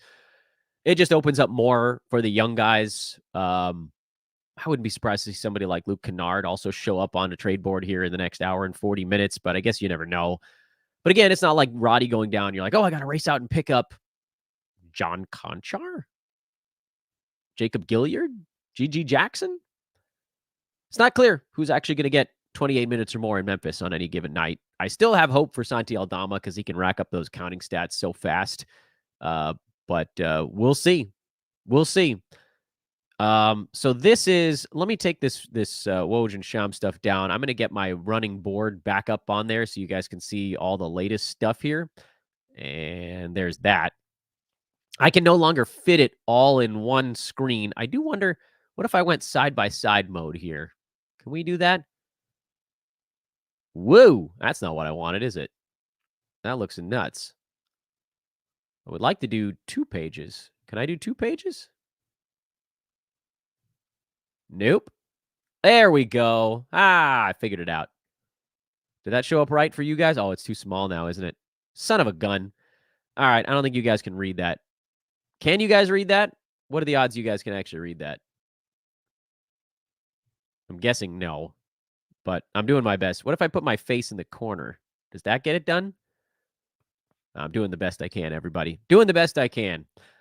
So this is where we're at now. Phoenix now has 2. Oh, okay. So now we still don't have Phoenix has 2 roster spots open to pursue additions on the buyout market. So someone's gone. They just haven't said it yet. Yeah, and that's the Phoenix beat writers are like, well, someone's gone. We just don't know who. So Sham skipped a step on this one. You got to tell us who's going the other way. I'll just keep waiting. Hey, this feels like a perfectly good opportunity for me to remind you guys that if you are just finding us today for the very first time, subscribe. It's so straightforward. We have 105 new subscribers just while we've been on air on this show, which is so amazing. But there's probably more of you out there that haven't hit that button yet. I hope you guys have been enjoying. We're almost 3 hours into this live show coverage. This is almost unquestionably going to be the largest show we've ever had in the history of Sports Ethos or Hoop Ball, which is very exciting for me because that's something that I keep close tabs on. Also, take a moment to please click that thumbs up button on the show. I don't have like a necessary goal that I'm trying to get to, but it would be pretty cool to keep seeing that number rise. I'm greedy, man. I'm getting greedy. I'm getting greedy with the likes and the subscriptions. I don't do 5 hours of podcasting every day, but I do at least one show almost every single day. Sometimes we have 2 shows. We've got buy lows. We had some stash shows leading up to the deadline. We have daily recap shows, all of that stuff on whatever podcast channel, YouTube. If you can be with us live or after the fact with video, we try to do some of them live on Twitter as well. And then obviously the traditional pod channels, which is, that's where this whole thing started. We really only got into YouTube more last December 2022. So it's like 14 months. We've been trying to put some resources into this side of things. And I do appreciate, obviously, everybody that's kind of come along. But I know that there are sometimes, like, if you guys need to listen to something on a drive for 30 or 40 minutes, then it's easier to just do it through iTunes or Spotify. And the show is called Fantasy NBA Today. I am at Dan Bespris on social. You can find me there as well. I hope that you will. I think 30 or 40 of you have actually done so while we've been on air with this show as well. So it's pretty cool to see just like these things happening as we're wandering live through this show. I mean, this has been a freaking blast, man. I'm having the time of my life today. This has gone better than I could have ever envisioned. We got up over 2,000 live viewers at one point earlier on before all the other shows started out there, before ESPN and competing YouTubes and whatever. Man, I'm so grateful. I'm really so grateful. We do have about 2 hours left of the show. We've got some more guests coming up in the not too distant future. We're going to talk to Paul Williamson, one of our contributors here at Sports Ethos. We've got coming up after that. We got Paul Williamson, Gabriel Perez will be on after that. And then we'll talk to Mark Camaro for the final hour. He'll give us the Dynasty breakdown on all of this stuff. Just looking at a couple of tweets that flashed by. DeRozan, Caruso, Drummond are all at Bulls shoot around in Memphis. So nothing so far out of Chicago. Nothing so far out of Los Angeles for either team. And we wait. So again, thank you everybody. You guys have been amazing. Everybody that threw all those pre-likes on the show, that was part of what helped kind of push us up and get off to that incredibly fast start. It really does. It all matters. It really does. It all matters in the long term. And a bunch of you just clicked subscribe while I was talking. That's cool. It's fun to see that happen in real time.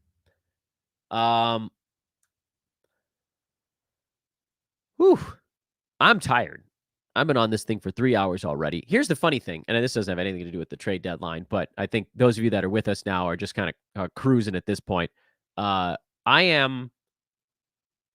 have 2 college basketball games that I'm doing play-by-play of tonight. So I get done with this show at whatever it is, about 2 hours from now. And then 5 hours after that, I go on air for about another 4 hours. Oops. I got to find time to make the roster moves I want to make today too. I love doing these shows. But man, it would be easier for me to mess with my teams if I was actually free to mess with my teams. I'm looking at some of the leagues I'm in to see who got picked up in all of this. Let's see. So far today, we've seen, let's see, Trey Mann got picked up in one league. That's intriguing. Okay. Let's see. What else has happened? What's been going down? What's been going down in some of these leagues? Gordon Hayward got added. Ugh. I don't want. Marvin Bagley, still available in one league I'm in. I don't know. Yeah, I mean, okay. So this is the part of the show where you guys have to watch me set things up because I got to try to remember what I have and have not done when I get off air. Oh my goodness. This is hard, man. And here, let me make this let me make that screen bigger so you guys can see this stuff again. These are the moves of the day. No, I don't think anything that's happened today has been useful for Bilal Coulibaly. He's someone that I still felt was a couple slots away. Names that I've sort of got on my what am I doing with these guys list right now is Quentin Grimes. I actually got to write these things down. So you guys are going to stick with me here. This is the Dan Solo half hour where I'm trying to figure out who I want to kick the tires on a little bit. Bagley, obviously, is a guy I want to kick the tires on. Grimes, I want to kick the tires on. Trey Mann, obviously, Oscar Thompson, but he's rostered basically everywhere. Healed is another one you're definitely going to want. Let's see. A few other names here. Yeah, whether it's Rashawn Holmes, do we get involved with him in any capacity? That to me is more of a short-term thing. Dennis Schroeder, if he got dropped, he probably gets to do some amount of decent chunk stuff for Brooklyn. Yeah.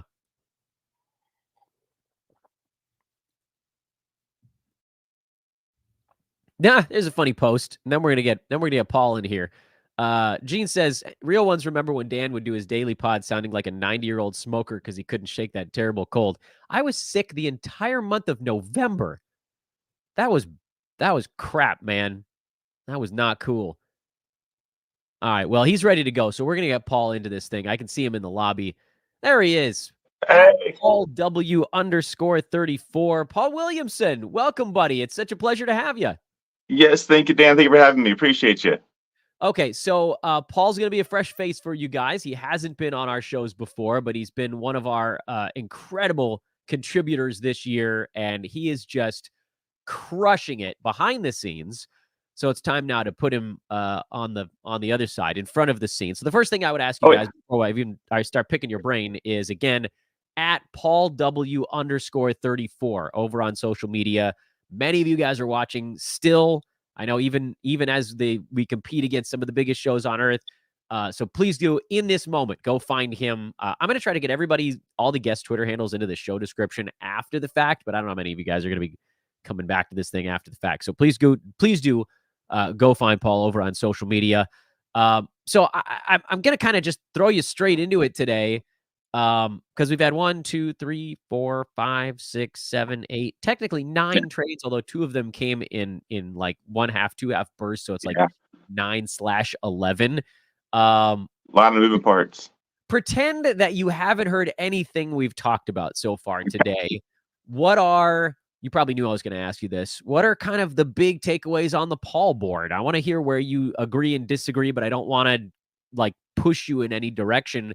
Are there guys that you feel are clear ads, clear drops, guys that you're now sort of on the I'm hyper intense watch list for their next game? Set the table for us here. I want to hear where you're at. Yeah, well, first of all, thanks for having me. It's awesome to be here. It's been a great journey, guys. The Knicks on the real basketball side is great, right? Like Bojan Bogdanovic and Burks really are going to help their depth there. But something that I think that hasn't gotten talked about is I'm worried about Dante DiVincenzo's value. What does his usage and minutes look like with these two guys on board, right? Because his value is dependent on that. Because before, when he wasn't getting usage early in the year, he wasn't really that much of a value. He didn't get value until he got those minutes. So I'm worried about his value going forward. I also think these moves are a little bit of the front office might be saying, all right, Tibbs, you got depth. Don't run these guys into the ground, right? And so maybe hopefully this helps Randall and Brunson be able to lighten their load so they're ready to rock and roll in the playoffs. That's something that I think is important. I agree with you on the Gafford versus Lively debate. Look, people forget Lively was a 20-minute a game dude at Duke. As a freshman, right? He's a very raw talent. He's very raw. Going into the season, it was thought, hey, if you get him some run, develop him some, maybe he'll be ready to rock and roll. He was kind of thrown into it in Dallas. He's a great player, a lot of athleticism, but his turnovers are higher. He's a free throw liability. So in a world of real basketball, Gafford is more likely to help them win now than Lively. So I agree with you that I think Gafford is going to be the big winner there. Especially now with PJ Washington in the fold, that gives them even more depth there, which I also think kind of hurts Lively a little bit more there. I think I'm more with everybody with Oscar Thompson. He's someone who I've just been like, play him, get that man some minutes, because once he does, I think he's going to be a very valuable dude in 12 cat in all fantasy formats, really. Let's see here. I on the real basketball side, I'm upset that the Pistons couldn't get a first round pick out of all this. Quentin Grimes is a nice addition. I'm interested to see what he can do. I'm interested in seeing what Sasser can do. And they extended minutes he was talked about earlier. He's someone I'm kind of high on if he can get a role. Let's see here. People talked a little bit about Fournier earlier.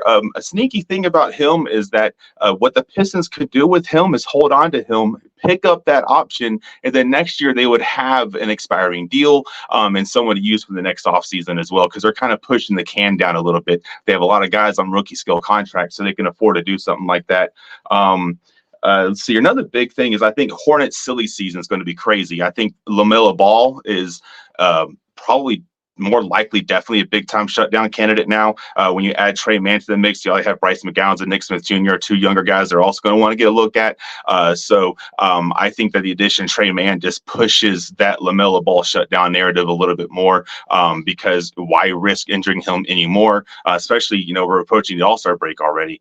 So what's the point of them risking LaMelo Ball? I know they might want to get him some run just because he hasn't played, but I really think that it's going to be interesting to see what happens there. Gordon Hayward going to OKC on is great on the real basketball side. I think gets hurt the most. I don't know if he's necessarily a drop just yet, but you definitely want to monitor it. Whatever value Lou Dort had is probably gone. I don't think he gets the shots now to be a 3 and D kind of guy, because that was kind of his streaming value there. Anyways, let's see here. But yeah, in terms of the things that just happened, I think you're right. Everything that happened is kind of, non-fantasy relevant. The Royce O'Neal thing, I don't think as much. Dennis Smith Jr.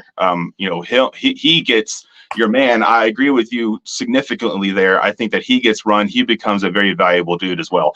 So for me, those are the big takeaways. I know it's there's a lot there. It was a very, very active day. I'm sure there's some things that I'm missing, but that's just kind of where I'm sitting at with a lot of things right now. Yeah, and the funny thing is that, we're still sitting on, will the Bucks do anything? They've been linked to everybody. Will the Lakers do anything? The whole the Dejounte Murray stuff, that sounds like it may be more dead now than it was before. That's the thing with the Lakers is, there's this whole narrative that they got 1 first-round pick now, but they got 3 in the offseason. So it might make some sense for them to do that, but they're the Lakers and you have LeBron James. And so it's really hard for them to just sit on the season and say, let's just kick the can down. Let's just hope, Roy and Hachimura turns it around. If Vanderbilt comes back healthy, I guess they could make a run. They did kind of, tumble into the playoffs last year and they made their run anyways. So I guess it's a thought they could have. But man, you got LeBron. This is your last season to probably have LeBron. You probably want to try and make a move, but I just don't know what kind of move moves the needle. Is D'Lo for Murray really something that's going to be, going to be a move that helps them win now significantly more than D'Lo? And 2, will you mortgage the future so much that you can't make any moves later and then you're just screwed in the long run? So it's a tough situation for LA right now. So I think this is real. Pat Bev tweeting from his own podcast account that he's been traded to the Milwaukee Bucks. I'm going to try to get this up on the screen here. Okay. This is new. Woj and Shams did not tweet this. There seems like there was some kind of agreement, I guess, between all the various parties that this is how this particular piece of news is going to get broken. Fair enough. But there it is, Pat Bev Pod, which is the official Twitter handle of his show, breaking. I'm going to the Bucks. Yeah, me to the Bucks. Yeah, right. From me. All right. That's about as primary of a source as you're going to get. Yeah. Okay. Does this matter from a fantasy standpoint? My inclination is to say no, although it opens things up a little bit more in Philly now with Buddy Hield coming to town. It's just sort of one less person. Yeah. And it's good for Melton, who everybody's been asking about today. Yeah. And I like Melton's game a lot. If he can continue to get a role, I think he's a stronghold in fantasy. I think that Melton is, as long as he gets those minutes, and this is going to help toward that end. In terms of Beverly going to the Bucks, he's just going to be a backup kind of guy unless the injury happens. I don't know if he's someone that I'm super excited about going forward, but I think you're right on the Melton front. This can kind of quell those fears of people that have Melton, and it helps it toward where, I think you're absolutely right on that one. Let's see here. Looks like Cam Payne is going the other way, by the way. Sixers acquire Cam Payne in this trade for Patrick Beverly. I can start to feel my voice beginning to fade just the tiniest bit. That's not great because there's an hour and 50 minutes left of this thing. Oh, I feel you. I feel you. It's a long time to talk, man. You're a soldier. I'll keep pushing through, but I'm going to try to do the old broadcastery trick of getting real close to the microphone and just not talking as loud. Right. I don't think Cam Payne plays very much in Philly. No. This is like when Dame is out, Pat Bev is probably a game-to-game stream. That's where I'm at with this one. Any into that? Am I missing something obvious? Because I could be, because I'm talking through when I'd normally be trying to do analysis on this type of stuff. No, I get you, and I really don't think there's anything you're missing here. I mean, maybe, because the Bucks are already so top heavy to begin with. Any kind of major usage change is only going to come from trading those dudes, and none of them are leaving, and so that doesn't really open up much of anything. So, I mean, Beasley's still just a triple stream, maybe. It doesn't change anything for anybody, for me, anyways. Man, it'd be nice. So the funny thing about this trade deadline is there could still be a big winner, just because what I'll sort of remind everybody is just because there isn't a super obvious grab in a particular trade when it happens doesn't mean that one doesn't emerge. And I think it was John earlier that was talking about how, and then Keith echoed it, that sometimes your best moves are Friday and Saturday this week, where you see what a team is doing the first game with their new guys. It doesn't just because we're saying don't do anything today doesn't mean don't do anything forever, you know? Exactly. And it's super hard to just speculate what head coaches are thinking, right? Because we're all screaming up and down for Kessler to get more minutes in Utah, but that don't mean it's going to happen. Like I mentioned earlier, All-Star Thompson, we can scream up and down, man, come on, play him, but they're coaching the way they're going to coach. They're not going to listen to us. So we have to really wait and see what the coaches say, read the tea leaves a little bit. And because, like you mentioned earlier in the show, it's easy to say add someone, but you got to drop someone too, right? And so it becomes very difficult to sit there and say, oh, well, maybe I'm going to add this guy because he might get some minutes, but I'm going to drop this other dude that I know is getting minutes.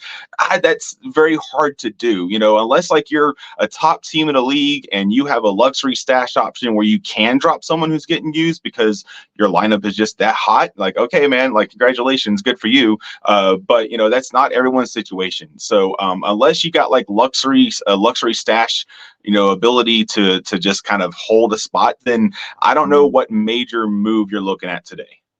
So this isn't a move, but I thought this was relevant because Jake Fisher is a reputable newsbreaker. He's not Sean, not Woj, but Jake Fisher reporting the Sixers are still in conversations with Chicago on Andre Drummond. It's not a trade. This is conversations. Right. While Bulls remain engaged elsewhere, being told Philadelphia is not pursuing DeMar DeRozan, so he's seeming less likely to be moved here in the extremely short term. But Andre Drummond is apparently still on the block.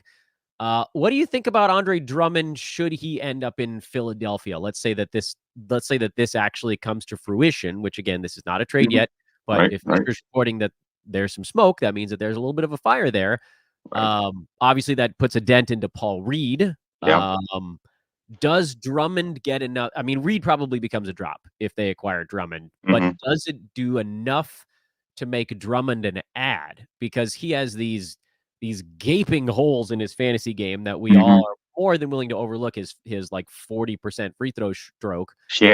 Because his rebounds, steals, and blocks are all very nice. But how many minutes does it take to get Drummond to a top 100 guy? Probably in the neighborhood of 24. I would say so. Let me take a quick look here. So this let's see, because he's sitting at 16 minutes and already at 8 and 8 essentially. So, but like you said, with the poor free throw percentages and everything. So yeah, you bump him up, to 14 minutes or so, that gets him probably averaging a double. If you're punting free throws, then I think that's amazing. I think that obviously adds more value there. Let's see here. Like you said, this does hurt Paul Reed. He probably is a drop. And, with the addition of Buddy Hield, it makes more sense to run Drummond out there a little bit more because you have good shooting depth. And so you don't have to have Paul Reed out there. You can have a kind of a rim rolling kind of guy in offense that hangs around the paint when you've got good shooting around him. So that also kind of helps Drummond's value from that perspective. So I think he kind of becomes at least a speculative ad, but once you start seeing those minutes, he's an ad. Because like I said, you don't know what's the actual thinking, but reading the tea leaves here, it looks like Drummond could probably be a pretty solid ad right now. By the way, we do know who the Suns sent away in their trade. We still don't actually know which team they're going to. Oh, okay. But it's Chimezie Metu, Jordan Goodwin, Yuta Watanabe, and Keita Bates-Diop are the 4 Suns that got sent out. But we don't know which ones are going to Memphis and which ones are going to Brooklyn yet. So they didn't have to get rid of Little? They did not get rid of Little. Okay. Fair enough. This is only intriguing in that what if one of these guys ends up on the Grizzlies in silly season and gets to, like, what if Jordan Goodwin ends up on the Grizzlies? He's got sick fantasy game. Yeah. He's going to be relevant. Yeah. No, I mean, like, and this is, again, you got to just kind of read those tea leaves a little bit. I'm bringing up the numbers here now. Goodwin. Let's see here. Moves back up on the board here. There's the big board. Wait, no, there's the big board. There we go. I did it, guys. Fear not.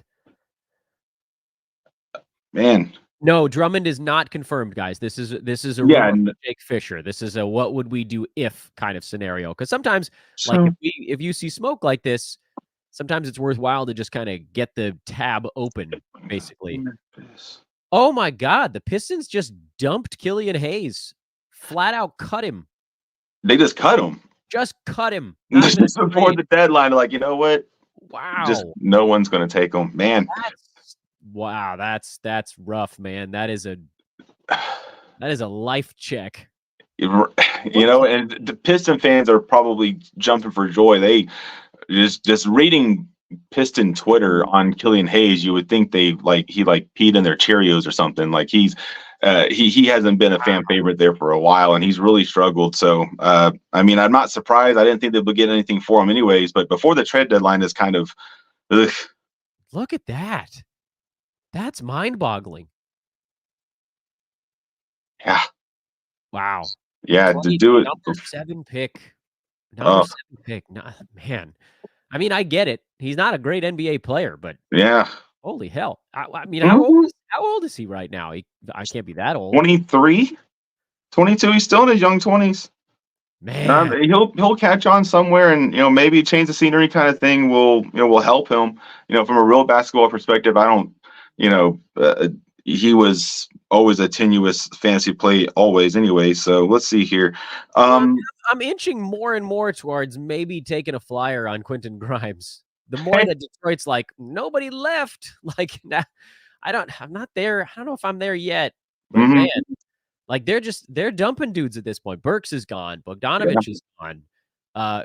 Killian Hayes is just straight. Well, what was the number? 19 guys on the roster at one point earlier today. They got so many guys. But yeah, they dumped Joe Harris also just moments ago. Yeah, forgot about that. Yeah. So let's play the game of who's left that they actually kind of like on that team. So Jaden Ivey, obviously, Cade Cunningham, obviously, when he's healthy, Jalen Duren, Oscar Thompson. Feels like those 4 guys are like, you're all going to get minutes. Whatever that means for your fantasy game, let's let the fantasy guys figure that out. But then you're on to like Hayes is gone. Killian Hayes, by the way, played 28 minutes in Detroit's win in Sacramento. He was a big part of that game. He was a -1, mind you, in the minutes he was on the court, but he was a big part of that game. Like, we don't think that Mike Muscala is going to get a consistent 25 minutes the rest of the way. Not in season. No. Gallo played 11. Bogdanovich was out for that ball game, but Burks played 29. And I know Grimes is not the only guy they picked up here. Mona Fontecchio, they got yesterday. Daniel House. Right. I mean, so okay, you got to imagine Fournier is either, but man, Fournier has that extra year on that contract that they can pick up to use a trade piece for next year. I can see Fournier sticking around, but I don't see him getting minutes. Malachi Flynn, isn't going to get up there with the guards they have in front of him. I mean, Fontecchio is, if he gets enough minutes, he might be a fringy option. Sasser, I already talked about him. I like Sasser a lot, if he can solidify a role. And I feel like, with the rebuilding mode that they're in, they've got to, they got to see what they have in these young guys, right? So you got to lean toward the young dudes, but, playing young basketball players on your fantasy squad and relying on them isn't the best strategy because of the amount of duds they can do. You got to kind of catch them on heaters. And so they become very tenuous plays. And you want to talk about messing with chemistry. You got a lot of new faces rolling in the middle of the season. There's going to be some gelling time to happen. Man, I don't know if I'm touching this Pistons team, to be honest, or at least not right now. Yeah, it's a lot. Like social distancing, please. I guess I got to just put Pistons waive Joe Harris, Killian Hayes on my big board. I was trying to save this just for trades, but this counts. I'm throwing another tweet up on the page here, and you guys can. I'm having it play a blooping sound for people so they know when to look up. Chris Haynes reporting the probable path for the Los Angeles Lakers is standing pat at the trade deadline, with the potential to acquire another star player in the offseason when armed with 3 first-round picks. League sources tell NBA on TNT. Bleacher Report. If the Lakers are doing nothing, I mean, this is probably more of a reality fun thing than fantasy. Was there really anything that the Lakers were going to do I guess the D'Lo stuff would have been sort of interesting, but Right. I mean, fantasy-wise, does this sort of close a few browser tabs for you? Yeah. I mean, like I said earlier, with them having those extra picks in the offseason, it didn't make a whole lot of sense outside of the fact that, well, we have LeBron right now. Well, okay, cool, but what kind of move can you make that would make sense? You can't just, you've already given up so much to get what you have. It's really difficult to justify doing more for a half season. The thought in the back of my mind, the little voice in the back of my head has been, man, when I know they were never going to trade LeBron, they were never going to trade him. But if there was any other star not named LeBron James, and if this were not the Lakers, would he have already been gone? Like is this just he's a big name in a big market, and they just can't trade him. And because it just makes so much sense to send the guy off before you lose him. You're not going to win this year. You might win a playoff round, maybe, right? I mean, LeBron's good enough and AD's good enough where you can steal enough wins on the road in a playoff series in order to win. But can you definitively say this is a title contender right now? I don't know. D'Angelo Russell is just so streaky. Which one's going to show up on any given night. So, I know you're never going to trade LeBron, but if he wasn't LeBron and this wasn't the Lakers, and this is kind of the same scenario, he might have already been gone by now. So this is, like I said earlier, this is a very tough situation for the Lakers. You're under a lot of pressure from LeBron and the fan base, and there's just nothing you can really do that makes a lot of sense. Yeah. As a Laker fan, I'm a little bit disappointed. I don't think anybody cares what I have to say about the team from a non-fantasy standpoint. Fantasy-wise, they're four guys. That's where they're at right now, and nothing that they do here at the deadline was going to, it was either going to be someone comes in for D'Lo, but whatever, fringy guys. Honestly, I'm just kind of grateful that the Lakers didn't go get a whole bunch of Brooklyn Nets. I didn't think that felt kind of lateral for me. There is one story on the Lakers that, again, it's not fantasy-wise. Paul, did you know they're unveiling the Kobe statue tonight? Yes. Okay. Yeah. That's pretty sweet. But the conspiracy theory in my head when I heard it was on February 8th, I was like, that's, Yeah, Kobe Day is deadline day. Yeah. And still surreal. Is it 3 years now? Yeah. It's crazy. It really is. Like, it's just, you start, seeing people that you grew up watching, watching Shaq and Kobe, you thought they'd be around forever, and it's they're not going to be forever ever, but to be so quick and so sudden like that is still just so mind-boggling. It's just so surreal. It really is. Bad, guys. It's been 4 years already. How's that possible? It's insane. It truly is insane, and it's it's disheartening. It's sad. It's just absolute. It sucks. It's just terrible, and it doesn't feel real still. It really doesn't. Yeah, it really. That one, man. That one hit me right in the damn gut. LA kid. I didn't live here my entire life, but I'm an Angelino. That's it's where I grew up. I'm back here now. What I've been in LA for like 30 of my 40 years of being alive. I think that probably counts. So shout out to Kobe Day. I can't wait to go down and see the statue at some point at the not Staples Center, the crypto, whatever the hell they're calling it these days. Yeah, I gotta imagine I'm gonna feel some kind of way when Elijah Warren passes away. We'll see if the Lakers do something around the edges. The Lakers, I believe, and you can clarify this for me if you have a better understanding. I believe because they're under an apron that they can go get guys in the buyout market more easily. Am I getting that right? I believe so. I think it depends on if they decide to take on any additional salary, but if they end up standing pat, then I believe that keeps them under the second apron. So I believe when you enter the second apron is when you can't aggregate contracts and you can't get anybody a buyout that made over a certain amount and a couple other restrictions. But if you stay on that first apron, you do remain some flexibility. Plus those 3 first-round draft picks, it makes so much more sense to the Lakers to do something in the offseason. It sucks for LeBron. I'm sure he's not a happy camper right now, but you know what? This is best for the Lakers in the long run. I badly need a few minutes where I'm not on air to go figure out what the hell I want to do with some of these teams that have been detonating everything, like the Hornets and the Pistons. But that time is not coming for me any moment soon. Paul, I know we only have you for about 4 more minutes, so I want to make sure that I sneak in. Once again, I want to remind everybody to follow Paul on Twitter at PaulW_34. It doesn't roll off the tongue exactly, but it'll do. PaulW_34.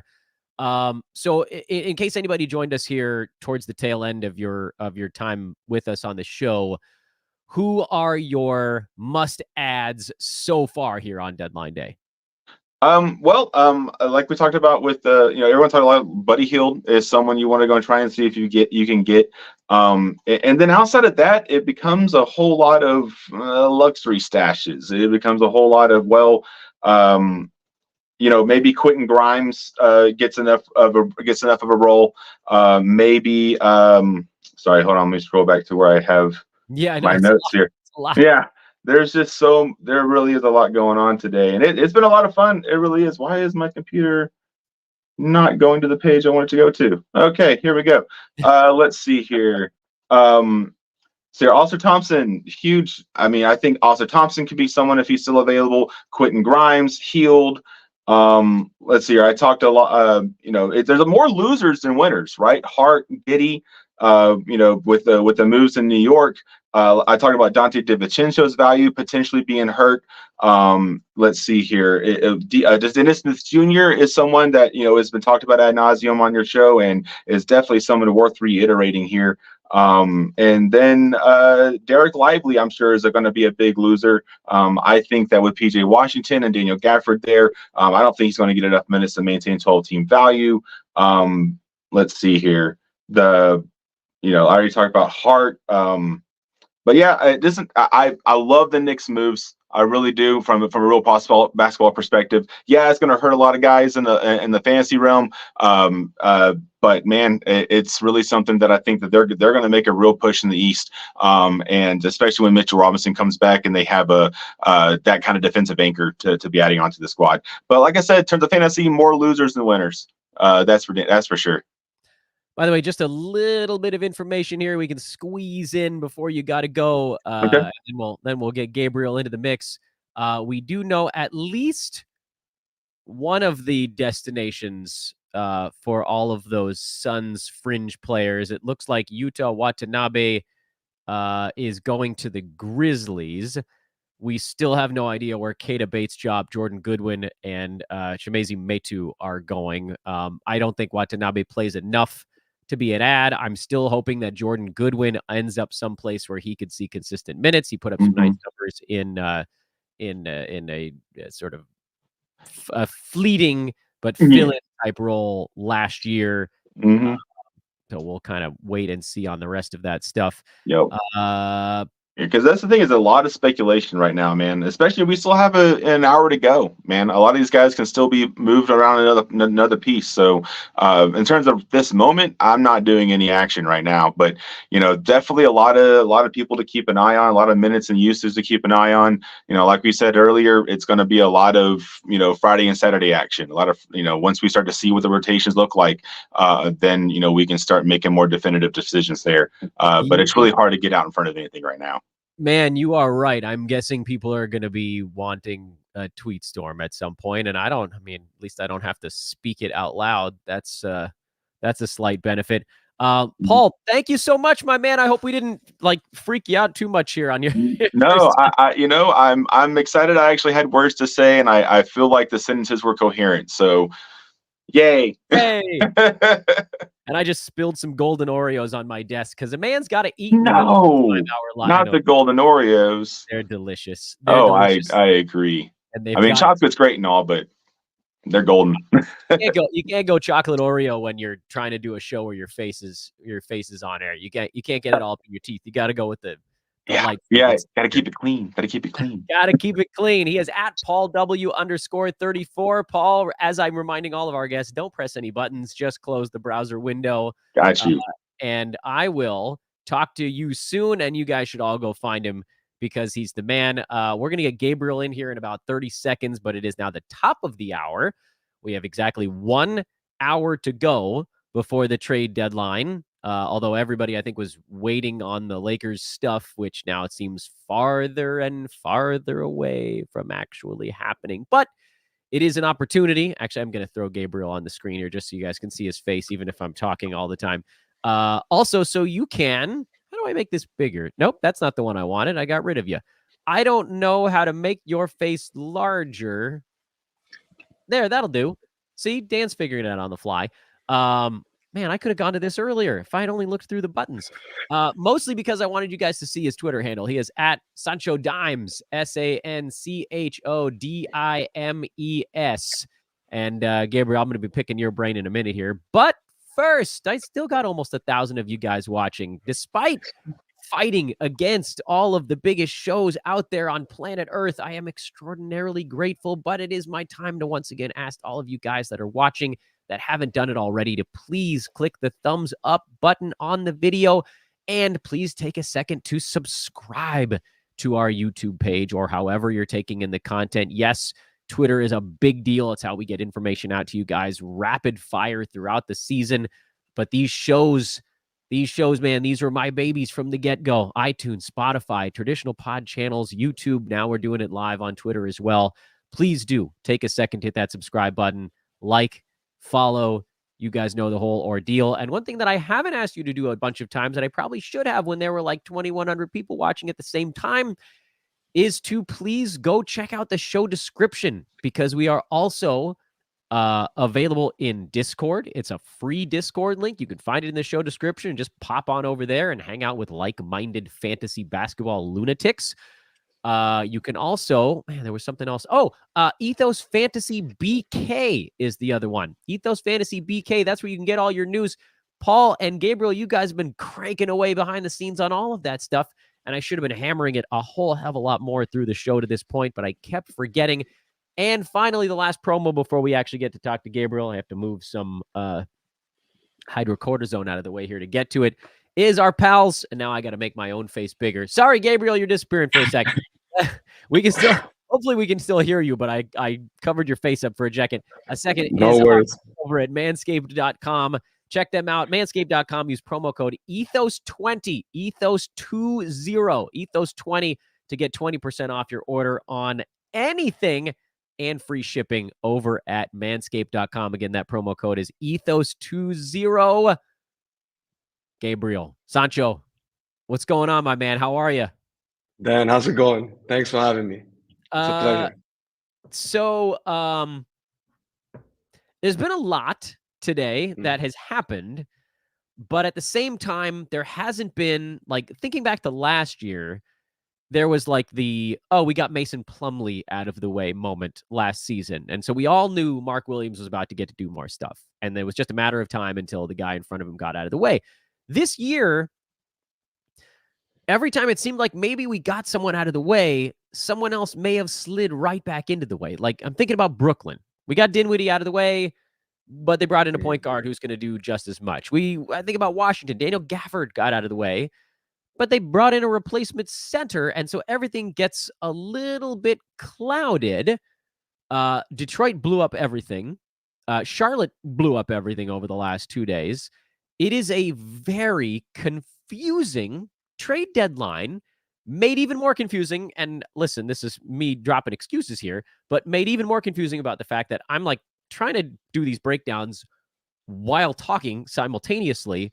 But I'm curious, what struck you so far since this thing's gotten rolling? What are the, I like to find out, everybody wants to know who the ads are, but what are your kind of highlights for the day? Yeah, absolutely, Dan. I'm with you. I think for standard leagues, there hasn't been that much change, that much activity. It feels more like we're guessing or we're going to reach a little bit for someone. I think you mentioned someone like Quentin Grimes. I think the Hornets could be very interesting, but we have to see how that's going to develop. They just added so many guys now through trades. Is it Trey Mann? Is it somebody else? Could one of maybe Nick Smith maybe make some noise? Are they going to give him some touches? Is he going to do something? And with the Pistons, I'm a little bit intrigued with Fontecchio because it does feel like they moved some wings. And at the end of the day, the Pistons do not want to be the team with the most losses in history. So I think they're going to need some shooting. It seems like that's going to be Fontecchio. But of course, it's going to be hard to trust anything with the Pistons with Monty Williams because clearly Osar is the big winner. You discussed this multiple times already. I think Paul mentioned the same thing. But I think it's more losers than winners. And it feels Yeah. like in deeper leagues, maybe, I think there's some movement. You can make some ads. But I think in standard formats, it might be better to wait a couple games, see how the rotations shape up, and then maybe make some moves. Yeah, I'm not that far off from you. Let's go through the trades sort of one by one, I guess. Buddy Hield to the Sixers, Marcus Morris, Furkan Korkmaz to the Pacers. Buddy Hield feels like kind of a small to medium-sized winner, one of the very few that we can definitively call a winner there. I have him as someone that I want on all rosters. Agree or disagree? And by the way, feel free to tell me if I'm nuts, if you disagree with something. I think it's important to have all sides. I don't know that this is going to be the one. I just want you to not be intimidated that you're on this one. You can tell the host he's an idiot if you need to. No, absolutely. I'm with you. It's a shame that Embiid obviously is not healthy because I would get Healed even more open shots. But I think he's going to play a ton of minutes. It's going to be important. And I guess the only thing with the Sixers is that we're waiting on is Drummond. If Drummond does get shipped to Philly, we might have to cut Paul Reed. Could be a bit of a timeshare also. A bit unfortunate for Paul Reed owners, but that's how it goes. Yeah, I agree with you. Let's. I'm holding out hope that Drummond doesn't go there, but we'll see, I guess. Same. Toronto acquires Kelly Olynyk, Ochai Agbaji for Kira Lewis. I think there's a junior there, and Otto Porter, also junior. I convinced Keith to go pick up Kelly Olynyk in the middle of the show, but am I too optimistic on the Kelly Olynyk in Toronto stuff? I don't think so, Dan, because the Raptors have looked kind of rough, actually, to say the least, as a Raptors fan. They could look kind of rough, and I think someone like Olynyk is going to free up a lot for them. I can even see them playing Scotty, Kelly, and Jakob together. Maybe not too much, but a little bit, similar to what the Jazz were doing when they were playing Markkanen, Kessler, and Olynyk at the same time. Yeah. I mean, I don't have to tell you about Olynyk. You love Olynyk, but he just does a little bit of everything, right? Moves the ball, makes the right play, smart player. And of course, you guys talked about it, the Canadian factor. I think fans will love having him there. So I think Kelly is a winner. If it's must roster, I don't think so, but he's one of those names that I think if you have someone you can drop, and I think that's what we mentioned multiple times, if you have someone that you can drop, someone like Olynyk is a good move to make. There could be some upside there. But with the Raptors, I was hoping that maybe Gary Trent, Bruce Brown also get moved. We still have less than an hour to go, but if the Raptors make more moves, that could get even more interesting. But for now, I think I would add Olynyk as well if I had the option to. Yeah, I think last year we had like one or two little tricklers that came in at the last minute. It wasn't that whole. A few years ago, we had like 6 that came in after the bell. That didn't happen in the last one, but you never know what this day will bring. By the way, we'll be talking to Mark Camaro over the final hour to get a Dynasty breakdown on a lot of this stuff as well. That'll be probably more to say on a lot of these guys. You got like Micic in there and Mann and all these young dudes that may or may not play in the short term. What about the Thunder getting Gordon Hayward? That is the one that involved Trey Mann going the other way, Davis Bertans, and Micic, whose first name I'm sure to completely butcher.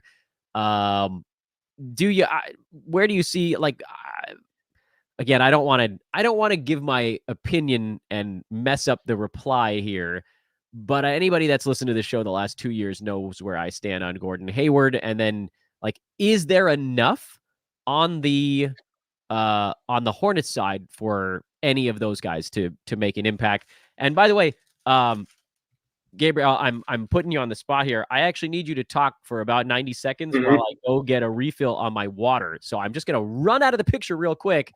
Talk about, and I don't know, can you see the list of the names I've got on the screen? Yes, I can see it.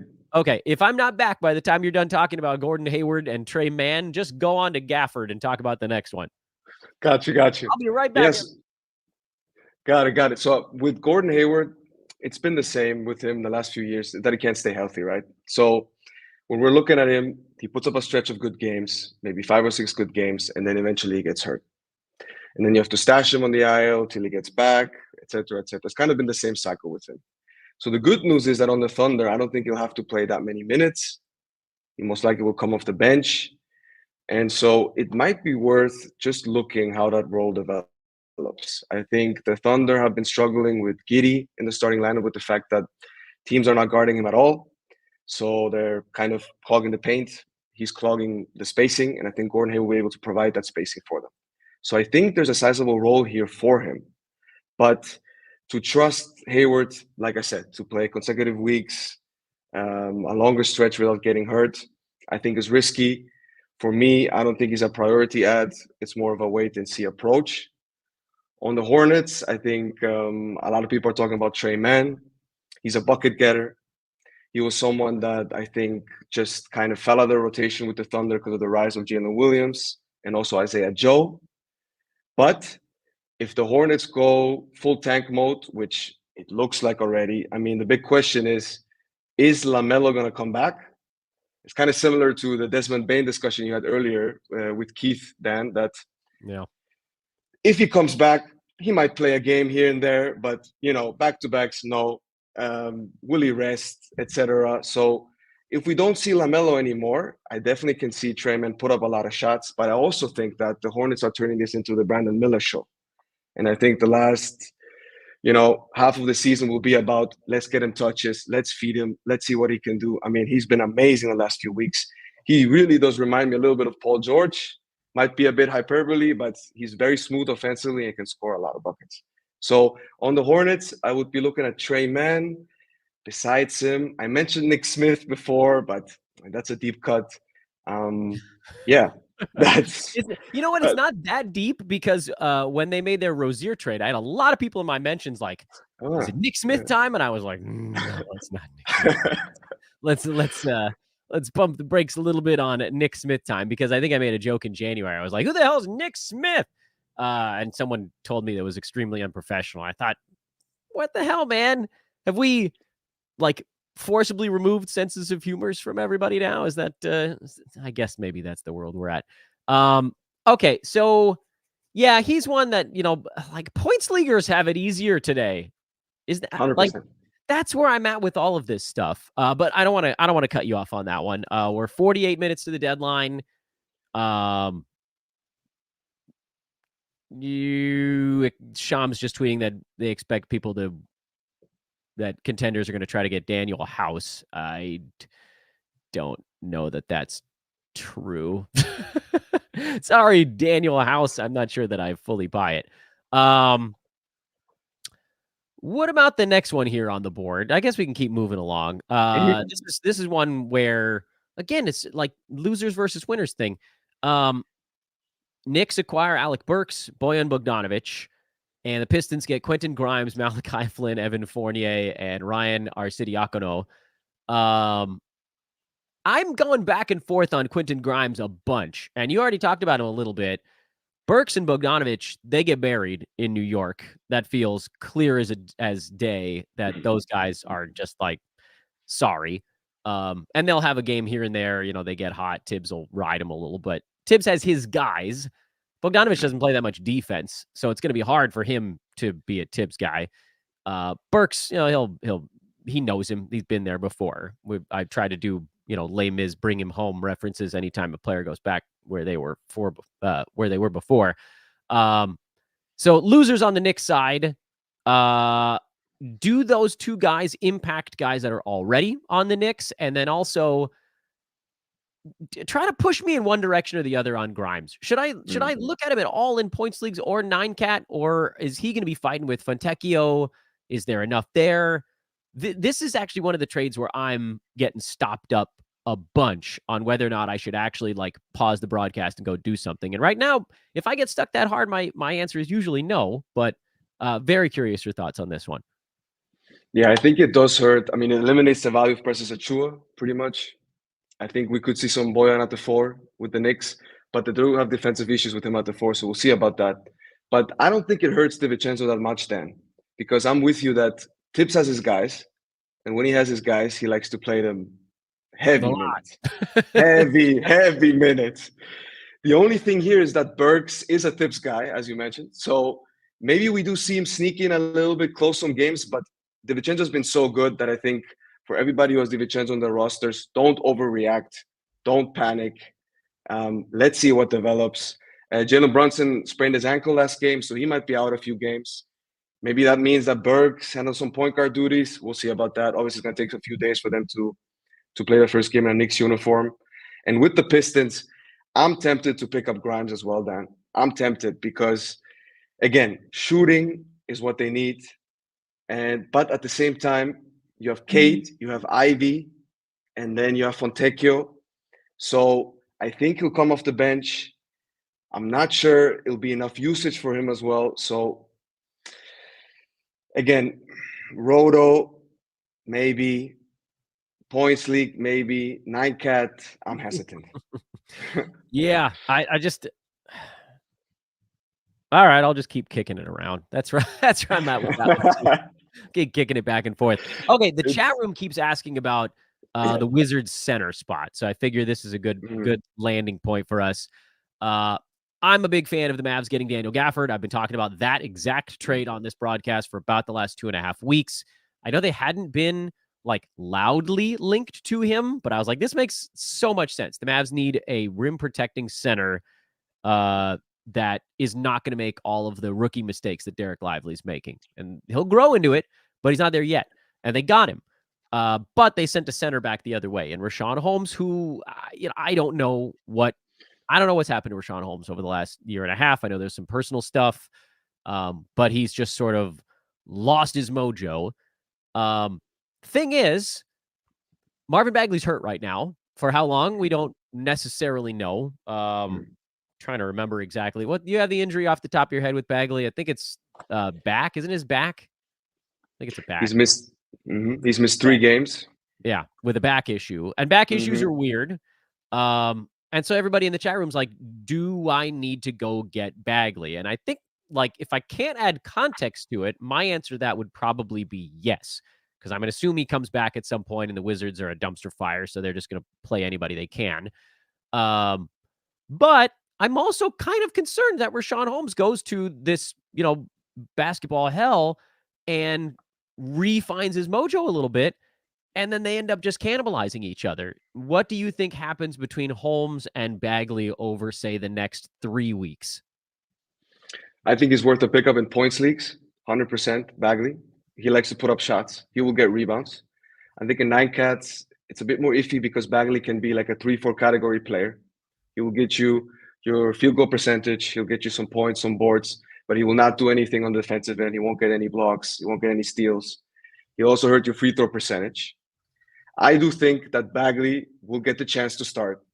So he's going to be ahead. I do think that they will throw out Holmes. I think throwing out Holmes is also a good way to lose games. And I think the Wizards will be very interested in losing some games. So if I had to take a guess and as in make an ad, I would add Bagley. And I would feel pretty confident that he will actually play closer to 30 minutes than a 50-50 split with Holmes. So you then do lean towards an ad then?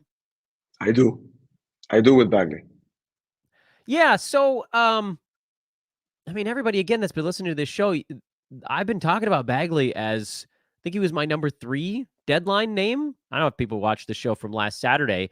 And the 2 guys before him were like universally rostered. Basically, Ayo Dosunmu, who's been filling in, and he's been putting up big numbers because someone still feels like someone could get moved in Chicago, although Keith said, no, they're hunting mediocrity, and he may very well be right. And then Onyeka Okongwu, who with Capella going down, like there was no way to get your hands on him over the last 2 to 3 games either. So Marvin Bagley was actually my number 1 deadline possible winner. And I don't know why I'm suddenly so hesitant to like triple down on that. Something's come over me where I'm just like, what if Rashawn Holmes screws this up for him? But ultimately you're probably right. I should probably be simplifying this thing and just say, go do Bagley. I actually see, and I don't know if I'm going to make our faces smaller for a minute. Mark is in the lobby right now. Mark, I don't know if you can't speak to me because you're in the lobby. If you're ready to go, feel free to throw it in the chat room and I can turn us into a 3-way because my voice is starting to get cooked a little bit here. Gabriel, Spencer Dinwiddie for Dennis Schroeder. What do you make of that one? The straight point guard swap. Super fun. Yeah. Yeah, no, fantasy-wise, it's a shame. Kind of hoping that DSJ would get some more run, but I can see the Nets doing the same thing as the Raptors. Somehow Dennis Schroeder always ends up playing minutes, always ends up being a rotational guy. So I don't think there's any ad to be made there. Don't worry, Mark. I'm coming back around to you at some point. We got the whole dynasty board to break down. But Gabriel's getting to go rapid fire here. Grant Williams and Seth Curry for PJ Washington. PJ gets a more stable landing spot. I don't know if there's enough usage actually for him to maintain 12 team there. But again, this points league thing. It's a freaking points league trade deadline day. PJ's such an easier call if you're not worried about the fact that he is, a wet fart on your percentages. But he is. So I'm going to actually change my question, Gabriel. Do you think either of these guys plays for the Hornets? I think on Seth Curry, I'm pretty firmly on a no. But Grant Williams, I don't know. Maybe. I think it's a maybe with Grant Williams. I think with him, I think he's been kind of bad on the Mavs. So I don't know if there's that much interest in him right now. If he does play, I think he could be intriguing for deeper formats. But we've seen in the past that he's a player with very low usage. So I think it's going to be more like a schedule stream for me. When it comes to PJ Washington, such an inconsistent player, such up and down, as you mentioned, especially with the field goal percentage. He'll be maybe more stable, but I don't see the usage being high enough. I think he'll play a lot of minutes, though, at the 4 for them because he can provide that spacing with Gafford. But I think it's a shame a bit with Washington because I believe that he would have seen some games with quite a lot of usage on the Hornets, considering also LaMelo being out. So I think for him, it's a bit of a downgrade, I guess, for his value moving forward. Yeah, and then these last few ones, I don't even think I need to ask you about, at least not until we know where some of those Suns ultra fringy, minimum guys end up. Because if they end up on the Grizzlies, anything is possible. Well, so Yuta is actually apparently going to the Grizzlies, so cue up your Les Mis. Bring him home. I can't. Sorry, guys. The voice is not there right now. Bring him home. He's young. I get it. No. Nope. We're not going down that path. So, Mark, I'm going to dig in on you in just a couple of minutes here. MacAttack145 on Twitter. He is our dynasty lead here at SportsEthos. There's a lot to go on for this stuff that is much more relevant on the long-term front as opposed to the short-term. So, Gabriel, what are you looking for? Do you think we've seen? I mean, something's going to happen here over the last 37 minutes. I don't know what it's going to be. But is there anything that you've got up on your screen right now, kind of like this is a guy that I'm still watching. What if they go? I want to make sure that I'm first at it. Because I feel like we all have that like, I know I personally have one or two guys that I'm just like, well, who might they be for you? Bruce Brown would be on top of the... The audio glitched out for just a second. What player was that? Bruce Brown. Bruce Brown. Got it. Oh, I feel like we may have lost Gabriel. I don't know if he hears us anymore, but he has frozen. I'm going to take him off the screen just until I see his camera start punching around again. It's like moving, but not. Oh, wait a minute. I think we might have got you. It's pixelating, but I think we got you. Yeah, there we go. That. You said Bruce Brown. Bruce Brown, yes. Bruce Brown. I think most people probably stashed him ahead of the deadline. It just doesn't make sense for the Raptors to keep him unless they want to trade him, of course, next summer, which they could do, because then he'll also be on an expiring if they take his team option. But Bruce Brown was high up on my list. I was hoping maybe the Knicks would go for him, or maybe even the Lakers would make a move for him. That would have helped his value quite a bit. At the same time, if he would have been moved, that would have probably helped Gary Trent Jr. a lot. So that has some implications to it. Another guy that I was also stashing in quite a few leagues was on your list, Dan, I believe, was Koulibaly on the Wizards, hoping maybe that a Tyus Jones, a Jordan Poole, or Kyle Kuzma maybe was moved. That hasn't happened either as well. And a third guy, nobody really comes to mind right now in standard leagues that I've been thinking. I would mention those two guys, really. Gabriel, I haven't done this much today, but first of all, you can follow Gabriel on Twitter at Sancho Dimes, SanchoDimes. and I tried to do a little bit with Paul. You guys are the first timers on today's show, which is exciting for me. I want to try to get more of our sort of internal sports ethos faces on the show. But I do want to take just a second here to congratulate you for all you've accomplished at Sports Ethos so far, and just the growth of you in the fantasy space. It's been really cool. You've been crushing it for the site, and a lot of you guys, like, you'll see the work they do. They got their pickups of the night. They got their other articles that float out there, but you don't have your face out there quite as much. So I just wanted to make sure that we took a second here, both for you, Gabriel, and for Paul as well, for the first timers that have been sort of toiling in anonymity to some degree to get out there. And that's why I really want to lean into you guys got to go follow these dudes on social, because look, I don't have that many times to do it. But I wanted to make sure I got that in there before we ran out of time. What do you, so we talked about Andre Drummond sort of a little bit earlier in your half hour here. Does he fall as potentially maybe the last name on an I've got his browser tab open sheet, or is it not quite that high for you? No, that's a good call, Dan. I'm with you. Even though he would only probably get about 25, 24 minutes a game, could be probably a split with Reed. The rebounding, we know what Drummond can do when he gets extended minutes. The rebounding is so valuable. The field goal percentage, I think for a lot of team builds, that could be extremely valuable. So if a deal gets done, I think Drummond could absolutely move up on that list and be an ad before the deadline ends. I almost feel like we should take the last 3.5 minutes of your time to play a little If We Just Talked About Points League game here. How does that change your take on how today is? No, I think I did this on the show 2 years ago. I just had like a weird deja vu flashback moment. Maybe it was 3 years ago. How does that change the way you see today's trade deadline if you were exclusively talking about points leagues? I think there would be a lot more activity. I think I would be a lot more leaning into making some moves, taking some risk. Because I think, especially with the Hornets and Pistons, we're going to see some guys get into a way different role, get a lot more usage, and that's what you want in points league. And Trey Mann is the prime example of that. Someone who was out of the rotation, might come in, play 20 minutes a game, be able to put up shots, and that's exactly what you want in a points league. Yeah, And who are the names? And I know we got a lightning round it a little bit, but who are the names? I've tried to get I try to have all the trades on the screen right now, but which names jump out at you from that list, points league style, that maybe didn't when we were going through it more on the 9-cat bent? Trey Mann for sure. Marvin Bagley, absolutely. I think Spencer Dinwiddie, if he was not rostered, which I doubt, I think he could be interesting. He could be a bit intriguing as well. And possibly PJ Washington, although with that one, I'm not so keen on.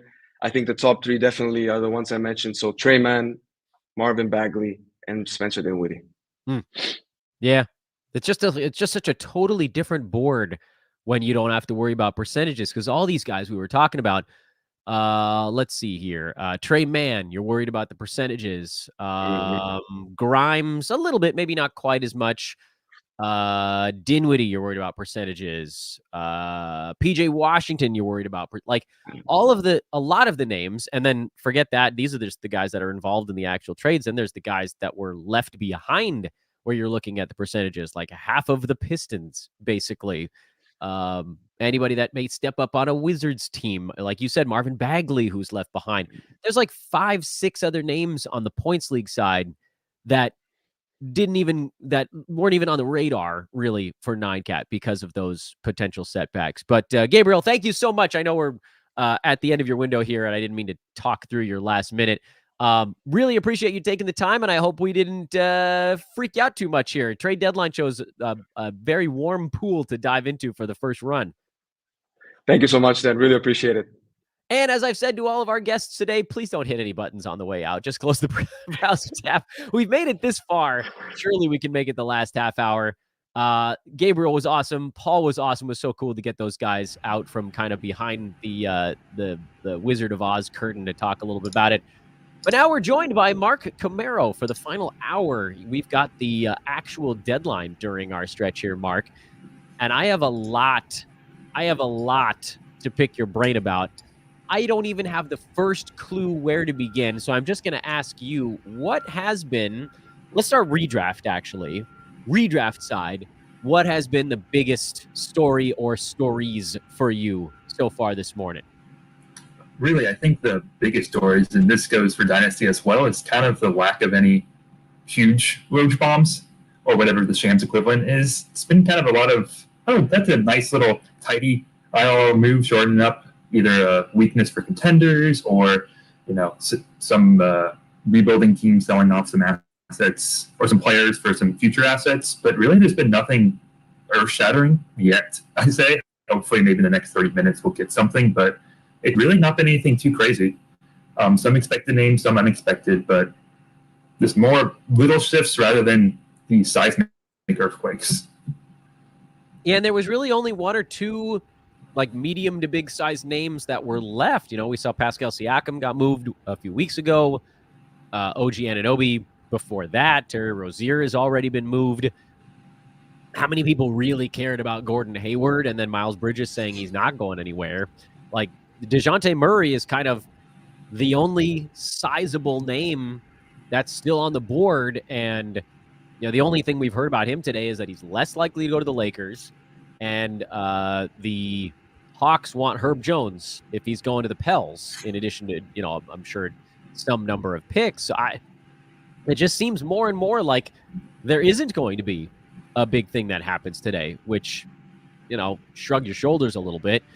But, what are you going to do? I will interrupt you, I promise, if something pops up on the wire here. We're a half an hour from the trade deadline, which means I got to very quickly, once again, I say beg, but remind everybody, take a moment to like and subscribe on this bad boy.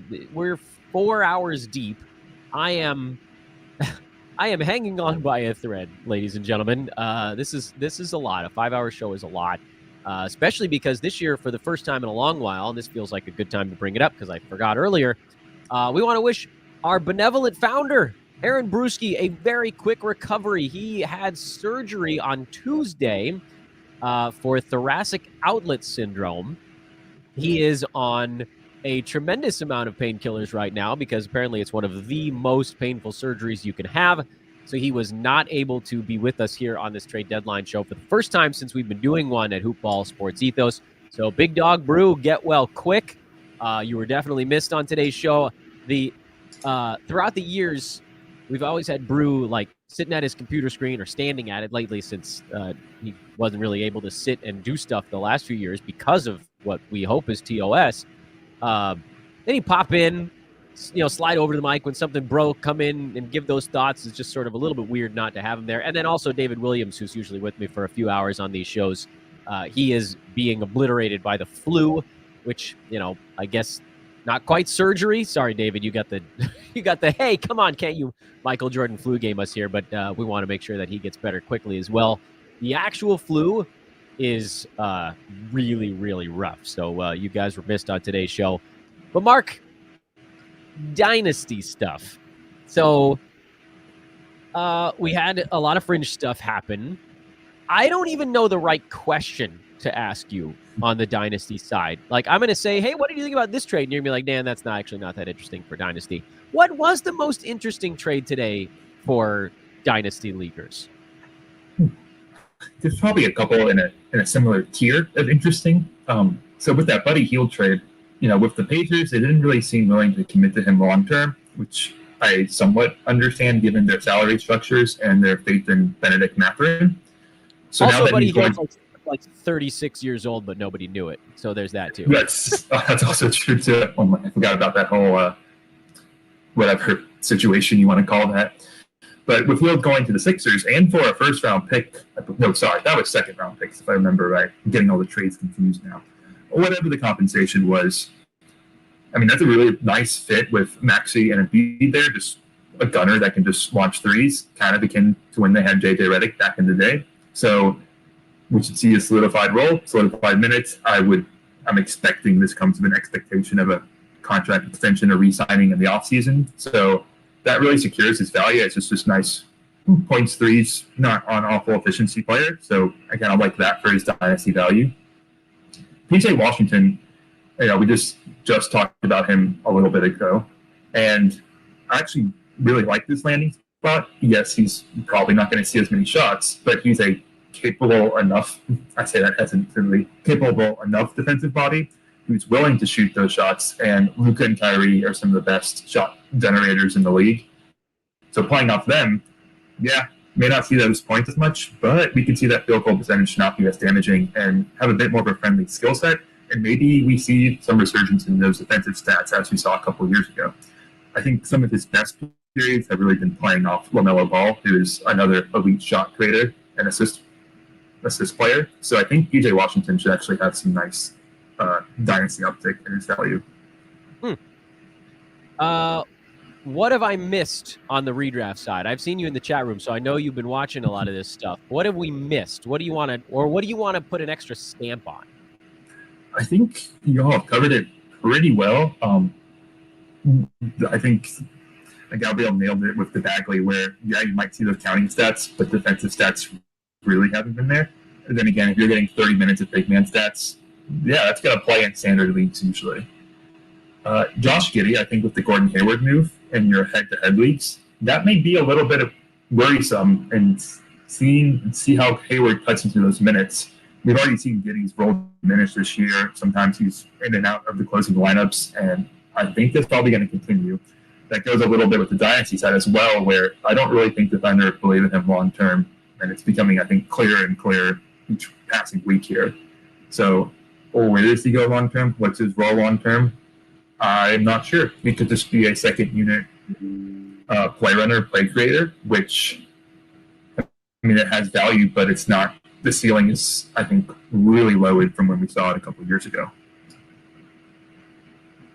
So this is a non-trade, but Harrison Fagan, who's covered like everybody who covered the Lakers for a long time, but he's a very reputable human being, was apparently watching ESPN coverage, which, by the way, if anybody's wondering why the viewership goes down on our show, like as we get closer to the deadline, it's because ESPN and Shams and everybody have their shows going. And sadly, we can't. They're the newsbreakers, man. We're going to do what we're going to do, but they're going to beat us. Woj says on ESPN, this is Harrison's tweet, that the Hawks and Raptors are still discussing Dejounte Murray and Bruce Brown deals respectively, not necessarily for each other. But both of those teams are still trying to see what they can get for Murray and Bruce Brown. So deadline is not done, basically, is what Woj is saying. Don't freak out yet that it's been extremely quiet on the Bruce Brown and Dejounte Murray fronts. Those could still happen. Another tweet that came out, and while I'm pulling that up, Mark, any thoughts on Bruce Brown, Dejounte Murray, where they might end up? Is that something you're looking to set your browser tabs for, or is this more of a see it when I see it kind of moment? Read about both of them a couple weeks ago in my kind of trade deadline primer piece, and both of them were kind of, Murray was a bit of a soft sell / hold, just because a team trading for him is probably going to look to put him in a similar role with maybe some less usage, just depending on the other players that are there. But he probably would put up similar stats, maybe a little less usage. So his long-term outlook was kind of the same for me, especially with that contract extension. That's pretty stable in terms of that end. So it just depends on what team likes him and what role he's in. I would see that being the same.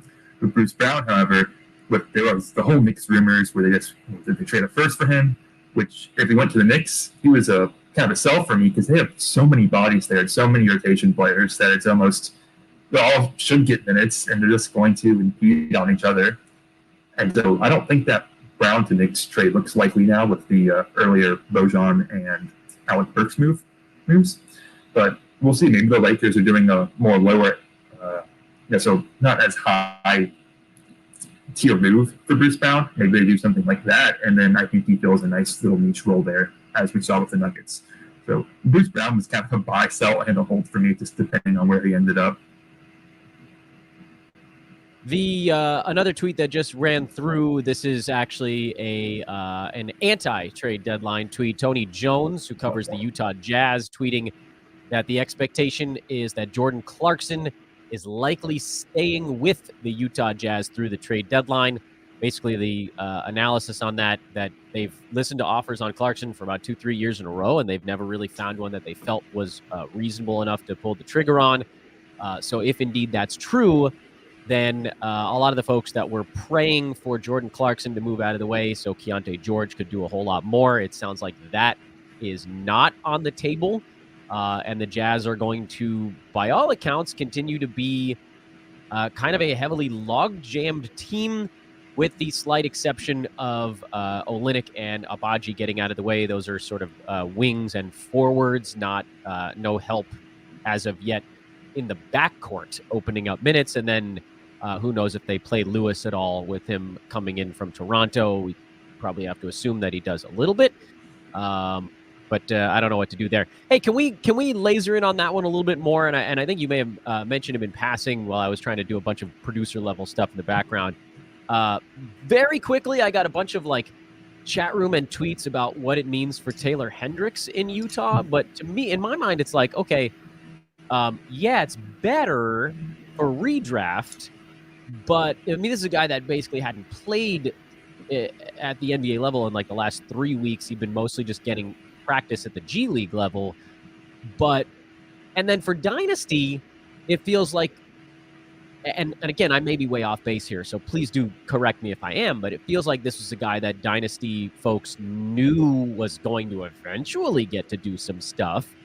Does this seriously move the needle, or was this just kind of expected? Like there would be incremental steps for Hendricks, and this is just one of the ones you'd need to get him to the bigger role next year, the year after that, whatever it is, or whatever that timeline might be on the Dynasty side. Did I even ask that question right? I feel like I messed that one up.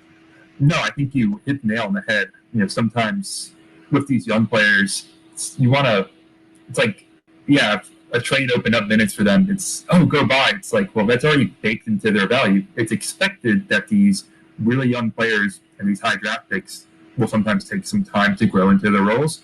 And then once they start seeing the minutes and start deserving them, then they see the role expand, and then we see the fantasy value actualize. So that kind of ties into a greater theme with some of these young players. We're expected to see them grow, but it's not going to happen right away. And that's perfectly fine. Hendricks came out one and done, 19. I think he's 20 now. Not sure his birthday off the top of my head, but yeah. I mean, this was expected. It doesn't really increase his value because we're expected to kind of look like the Jazz were going to take it slow with him, let him play in the G League, get some reps in, grow into his body a little bit, and then when the time is right, he steps into a role. This was all part, this is called a 10-step plan, for lack of a better term. This was the expectation. So it's not necessarily, maybe it's a slight acceleration on that plan, but it's not really changing my outlook on him long term. Most of these players that are young and prospects, I evaluate them and I'll say, here's my idea of what they could become and how they could grow. And that growth is already baked in to how I'm viewing them. And this is where I need you to continue to steer me, because I'm prone to ask the wrong Dynasty questions. But to me, in this particular instance, and I know I've still got this, let's wait and find out more on Bruce Brown and Dejounte Murray tweet up on the board here, but I think this is what we're kind of waiting for.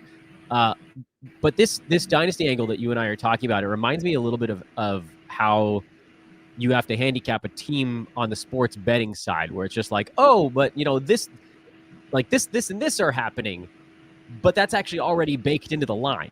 But and this is that same kind of phenomenon on the Dynasty side. Like, you Dynastyers, you look so far down the line. You're looking 3-5 years down the line more sometimes, that you're like, yes, in 3 to 5 years, Utah's going to be playing this young guy. I'm not even all that concerned how we get to that point, because you're just like, whatever the string does between point A and point B, you're going to get to point B that you've already mapped out. How you get there in the meantime is like, okay, if you're in a deep Dynasty league, that matters more. If it's a 30-teamer, you want him playing 15, 20 minutes, because then he actually becomes somebody you could roster. We're talking about Taylor Hendricks right now, but this could be extrapolated to almost anybody who's not playing a ton at the beginning of their career, but has a high future a couple years down the line or whatever.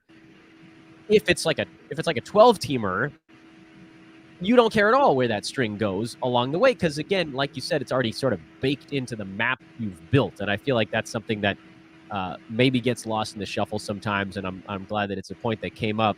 I'm going to throw the list of moves back up on the screen here, at least while we wait for the next thing to happen.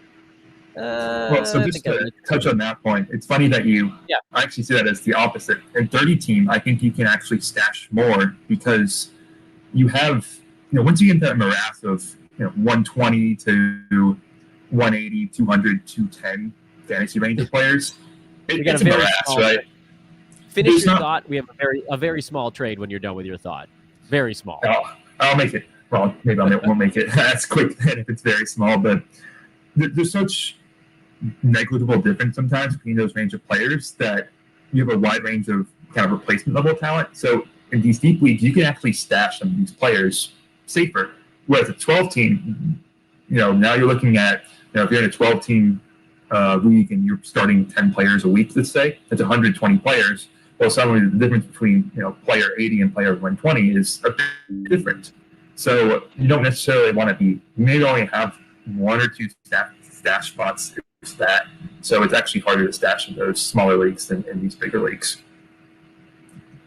And here's the very small trade. And yes, I get to sing again. Bring him home. The Spurs are trading Doug McDermott to the Pacers. And, the tree falls in the forest and that whole thing. Doug McDermott was on the Pacers, 5-6 years, something like that. 2018. Right? Yeah, 18 to 21. It's where he was right before he went to San Antonio. So it's this is very much a right back where he started kind of thing. He'll get a minute here, he'll get a minute there. This is a sort of a non-factor of a trade. He was playing sporadic minutes. What's that? Go ahead. I say it's a non-factor, but in my head, I'm thinking, that's maybe less minutes for Obi Toppin if they just prefer Doug's McDermott shooting. Maybe it even means a little less minutes for Naismith, which would affect the redraft side, and I see a little bit as well. There's not as much real long-term impact here, though, but all these little small-time players in these 30-team leagues, you have to almost factor in every bit of playing time. I covered your face with Andre's very silly question, tongue-in-cheek. What is Doug McDermott's dynasty outlook?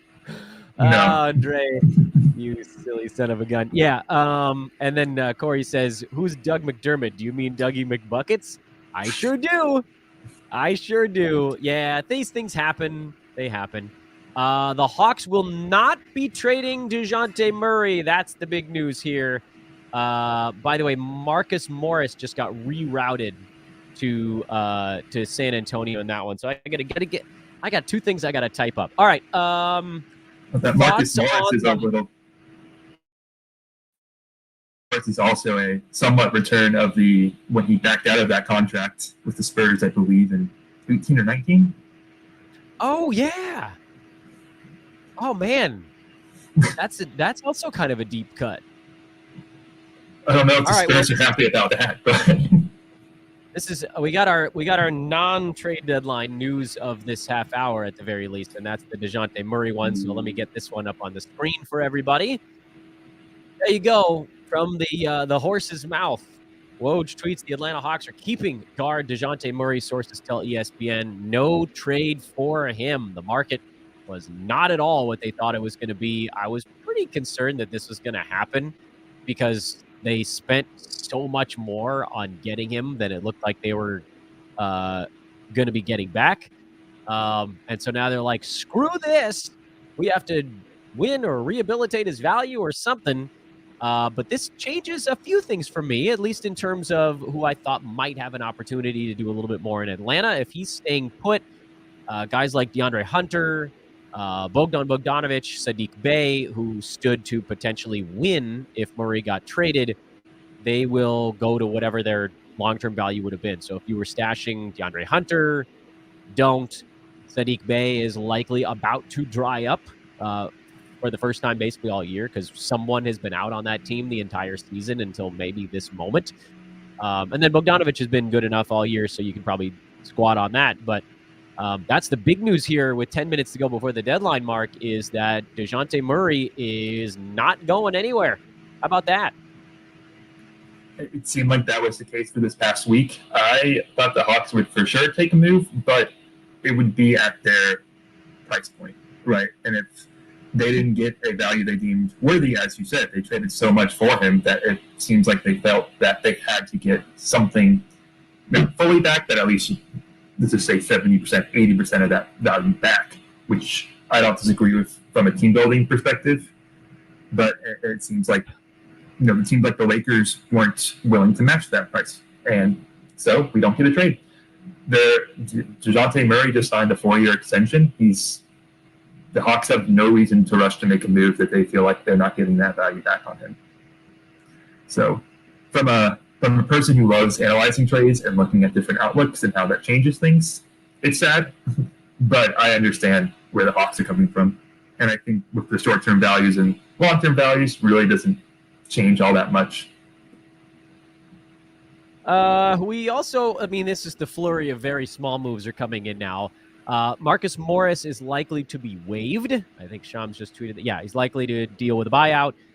So he'll end up on the buyout market. Someone will end up with Marcus Morris, and they'll probably play him a little bit. There are plenty of teams that could go throw him in for 15 minutes of toughness and a couple of 3-pointers. The Bucks are also sending Robin Lopez to the Kings along with money.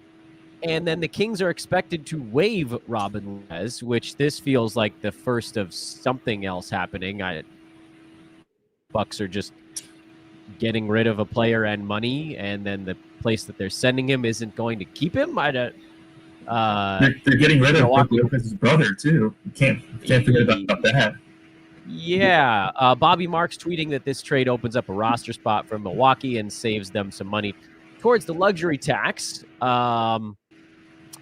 But, with the roster spot open, I guess that doesn't mean that necessarily a trade is happening. It could be something buyout related. But poor Robin Lopez traded and waived all in one fell swoop, much like Marcus Morris. We're in the trade and waive portion of the proceedings. Have you seen anything flashing by your screen that piqued your dynasty brain, or is this all just crud right now? Yeah, we're in that period where teams are making their luxury tax shedding moves. I expect the Heat to maybe do something with Caleb Martin and Drew Smith, which I think Caleb Martin might be interesting. Drew Smith, not as much. We're 8 minutes from the deadline, and the only news we're getting is Doug McDermott and guys staying put. I demand something insane here in the next 10, or I'm filing an official shenanigans protest. Hey, this feels like another good time. We're approaching the top of the hour, and I think I forgot to do it at the 15-minute mark. Please do, folks. I know there are a few of you that are still dropping in here towards the end of the show. I know it's not as many as before, but I want to treat every moment on these shows like somebody is looking for the very first time. Please do follow on Twitter at Dan Vespers, at MacAttack145. Dan Vespers is DanBesbris. MacAttack is MAC, the word attack.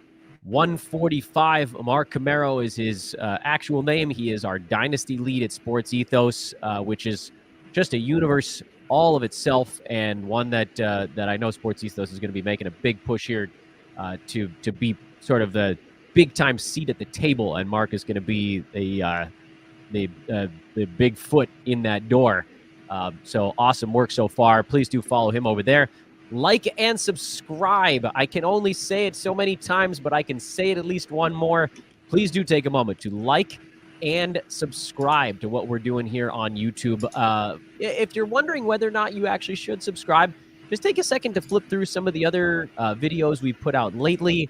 I do a daily recap show. We've got buy lows, we've got sell highs, we've got stash players, we've got like best picks, worst picks. We've got you and I, Mark, we did a dynasty show mixed in there.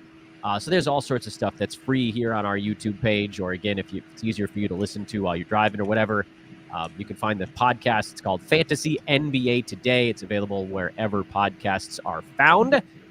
Discord link in the show description. Thinking of what else is in the show description that I'm forgetting. Ethos Fantasy BK. That feed is in the show description. You're going to want to get that going over there. And I think that's all the stuff that I wanted to promo outside of our buddies over at manscaped.com, where the code, once again, is Ethos20. I expect to look at all of my guests' Twitter feeds and see a nice chunk of new follows. So please, folks, do not let me down here, as we are now 4.5 minutes from the trade deadline. Oh my goodness. Spencer Dinwiddie's getting waived. This is a big one. Okay. Yeah. I mean, there were rumblings that Dinwiddie was not playing what's the beautiful soldier, whatever the right terminology is for that. So here's the Shams tweet. Let me read it to you. I'll just take this through this one. Shams tweets, to avoid a $1.5 million upcoming contract bonus for games played. This is a cheapo move. The Raptors are planning to waive Spencer Dinwiddie, a major new entry to the NBA's buyout market who will be coveted by several playoffs teams. So the newsbreakers have talked about Daniel House being coveted by playoff teams. That's garbage. Spencer Dinwiddie, not garbage. Playoff teams will want Spencer, and these teams that are like under certain aprons that have the ability to get players in the buyout market who had a larger salary coming in have a huge leg up right now. And I can't remember, it's like 7 or 8 teams that are both contenders and can go after a player like this. The whole chat room is yelling Lakers right now, and you might be right. I don't know. Yeah, Lakers could, theoretically. But, I mean, this feels like this should have implications. This is a guy coming to Toronto that I thought was going to immediately play Dennis Schroeder's role, which was like between 20 and 30 minutes a night off the bench, kind of running things a little bit. This opens up stuff in Toronto that wasn't before, because basically now they've just taken Schroeder out. Bruce Brown is still on the market. If he gets moved, my long shot of Gary Trent Jr. could turn out to be really interesting. Maybe. But what do you see shaking out in Toronto as we stand right now? And by the way, the 76ers just made a very small trade we'll get to in a minute. I want to talk about this Dinwiddie wave news. I think this is one of the biggest pieces of news we've had in the last hour. Yeah, that is wild. I don't think we've ever seen a player that significant just get straight waived, unless we're counting Killian Hayes an hour ago, which I'm not. Yeah, that was wild. But it's funny that you're talking about Gary Trent Jr. I'm thinking maybe a bit more minutes for Grady Dick, who I really loved coming out pre-draft. I loved his movement shooting and thought he was a capable enough defensive player in terms of knowing his rotations, knowing where to be. He obviously is not the biggest body, and he's not shooting start the year, but I'm hoping we see a little bit of a second half resurgence from him. But also just solidifies minutes for Emmanuel Quickley, who was already seeing starter level minutes, but I mean, who else do they have there now? I guess Ryan Arcidiaga now? I don't think I've heard his name enough on broadcast. No, I think he ended up. I think he got moved. Actually, he's on the Pistons, right? Yeah, he got moved to the Pistons. Oh no, yeah, you're mixing up trades. You're right. He's on the Pistons. He's probably not seeing minutes on the Pistons either. So, wow, that's wild. This one really caught me with my pants down. Yeah, so I guess quickly, Barnes playmaking. I mean, they're going to soak up all that playmaking usage they can handle. So that is intriguing. And I think also with they moved away from Thaddeus Young and they got in Kelly Olynyk, who I think should now see some sizable minutes. We've seen him fulfill that role of, hey, a capable big who can handle the ball some, pass it around, keep the ball moving on offense, and provide some shooting. I think that does help Emmanuel Quickley and Scotty Barnes out there as well, just from rotational purposes. I have to admit, this is one of those moments, and the trade deadline is in 1 minute, so I know I probably shouldn't just do a thumb twiddling bloop bloop bloop bloop thing, but I am definitely looking to see how many leagues I'm in where Gary Trent Jr. is on a waiver wire, and the answer is not that many. He's only 36% rostered, but he's available in like one of my cash leagues right now, so that can probably wait a minute. By the way, Woj now tweeting that Bruce Brown is not going to be traded. Bruce Brown will not be traded by the Toronto Raptors. So my quest to free up Gary Trent for all the minutes in the universe has been punched in the face. And here's that one. I'll throw that one up on the screen here. So Gary Trent Jr., not as exciting, but certainly more exciting than he was, when it was Schroeder and Brown. He was battling for minutes in that kind of same bucket. Now it's at least just Bruce Brown, who, by the way, I'm not adding. I don't think Bruce is going to do enough himself either. But, yeah, I mean, Gary Trent has an outside shot to claw towards the top 100. I might disagree with you there. Yeah, go ahead. I might disagree with you a little bit on Brown, just because I think he can provide that ancillary playmaking that I think that lineup will need a little bit of, and some ball handling. So I think you will see a good minutes load, and hopefully he can maybe provide that nuggets-like impact we saw. So I think, they need bodies, right? I'm trying to think of who the Raptors have right now. It's Quickly, Barnes, Gary Trent Jr., Jakob Poeltl, whoever's starting at the 4 or 2 nowadays. Probably going to be Bruce Brown at this point, you would think.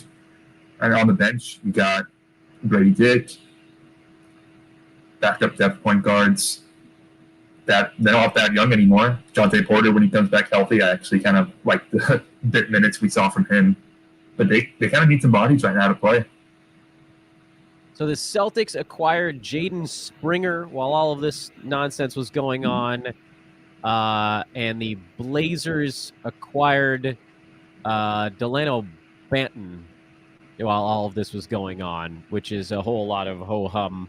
But I am going to put it on my board here because that's a thing. So technically we're now past the trade deadline, but that doesn't mean anything because if anything, is being submitted to the league, it could still trickle out over the next 5-6 minutes. We might be done, though.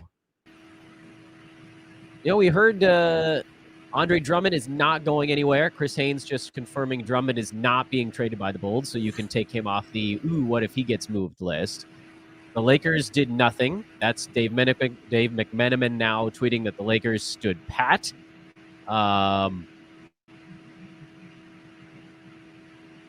The Raptors will be looking to potentially move Bruce Brown in the offseason is basically what Woj just added to his they are not moving him. So this is the whole, the flurry of who's not going anywhere moments of the trade deadline. So this was good news for Paul Reed because nobody showed up in Philadelphia at the center spot. Good call by one of our folks in the chat room right now. I don't know. I was kind of hoping for something here at the very end, and kind of seems like we got nothing. Warriors didn't do anything either. Kuminga was someone I wanted to touch upon. So on the topic of the Warriors, who, we could say that there's probably been some outlier shooting, right? But at the same time, watching him play and watching the games and using the eye test, he actually looks as much improved. He looks like he's kind of cut out the, I'll just call it Kuminga, what the heck are you doing place, and is actually playing within himself and using his physical attributes just to drive hard to the rim, create nice, easy looks for himself. So it kind of looks like he figured it out, just not even gradually, kind of just with a snap and just with Kerr trusting him. So I don't know if it's the most surprising to see the Warriors not do anything, just with cap constraints, with the future money. Are they going to bring back Klay Thompson? Are they not? Do they want to deal out all these future assets for players? Probably not. Huh. Man. What a time. I'm floored. I thought we did get the one after the fact trade. The Warriors did make a trade at the deadline, ladies and gentlemen. They have just sent Corey Joseph to the Indiana Pacers. This is going to force me onto another page of my board here. That's the wrong music. You need to play this again. It's the return. And there we go. I see none yet. This may be a cash move for Golden State. Definitely a cash move. This is the part of the show where I hope folks are okay with us just staring at the board. I should just like put my Twitter feed on the screen right now. That would probably be better. Let me get the big board back up there, which now is very hard to follow. My apologies, because it's gotten quite ungainly, and I don't know if anybody can even read that. Can I get your face? Yeah, there we go. There's both of our faces. So this is the best I can do. You can see the last few trades here. I can't get the whole board. Let's see here. What if I go? All right, that's not bad, I guess. So that's the last 2 pages. You guys can see me flipping through them like a book here. It's a little bit small, though. Maybe I can go to read mode. All right, that'll do. That'll do. Legible. I think our faces may be covering something else. You know what is also kind of interesting, Mark, and there's some chat about it in the chat room as well, is the Wizards' only Daniel Gafford was like the one key name to get moved today. No Jordan Poole move, which no one thought was going to happen because he's terrible and he's on a long contract. No Kyle Kuzma. No Tyus Jones move. How could they not get something for Tyus? Like, I would have thought teams were really hunting Tyus. Does that surprise you? It surprised the hell out of me. And no, it surprises me too. I think we saw the Timberwolves go for Monte Morris as kind of their mini Conley backup. Yeah, which I did like that move. Yeah, the discount version. And I think to kind of bring that to a greater point, I think we saw a lot of teams who have these players on multi-year contracts say, if you don't come at us with a value we like, we aren't trading this player. Dejounte Murray, Kyle Kuzma, kind of the 2 bigger names with that. But some of these expirings with Tyus Jones, he's unrestricted free agent next year. Okay, I mean, you're losing him for nothing. Even a handful of seconds, no matter how bad, would have been probably better. And it's not like you're in a winning position anyways. And I don't really think you need Tyus's playmaking and steady hand there. I mean, you traded Gafford away. You have Bilal Koulibaly, you have Denny Advia, and Corey Kispert, maybe a lower tier guy, but none of them really, I think, need that second steady hand to help set them up. So I'm curious that Tyus isn't moving anywhere.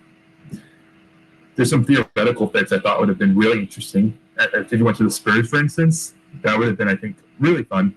But alas, he's going to be on the Wizards for the rest of the season. Probably a bit of maybe a shutdown risk. We'll see what happens there. Yeah, and I'll admit that my call, which I don't think cost anybody anything, I feel like I need to go back farther here. Anybody that's listened to any of my content this year knows that I was telling everyone to stay the hell away from Jordan Poole since August.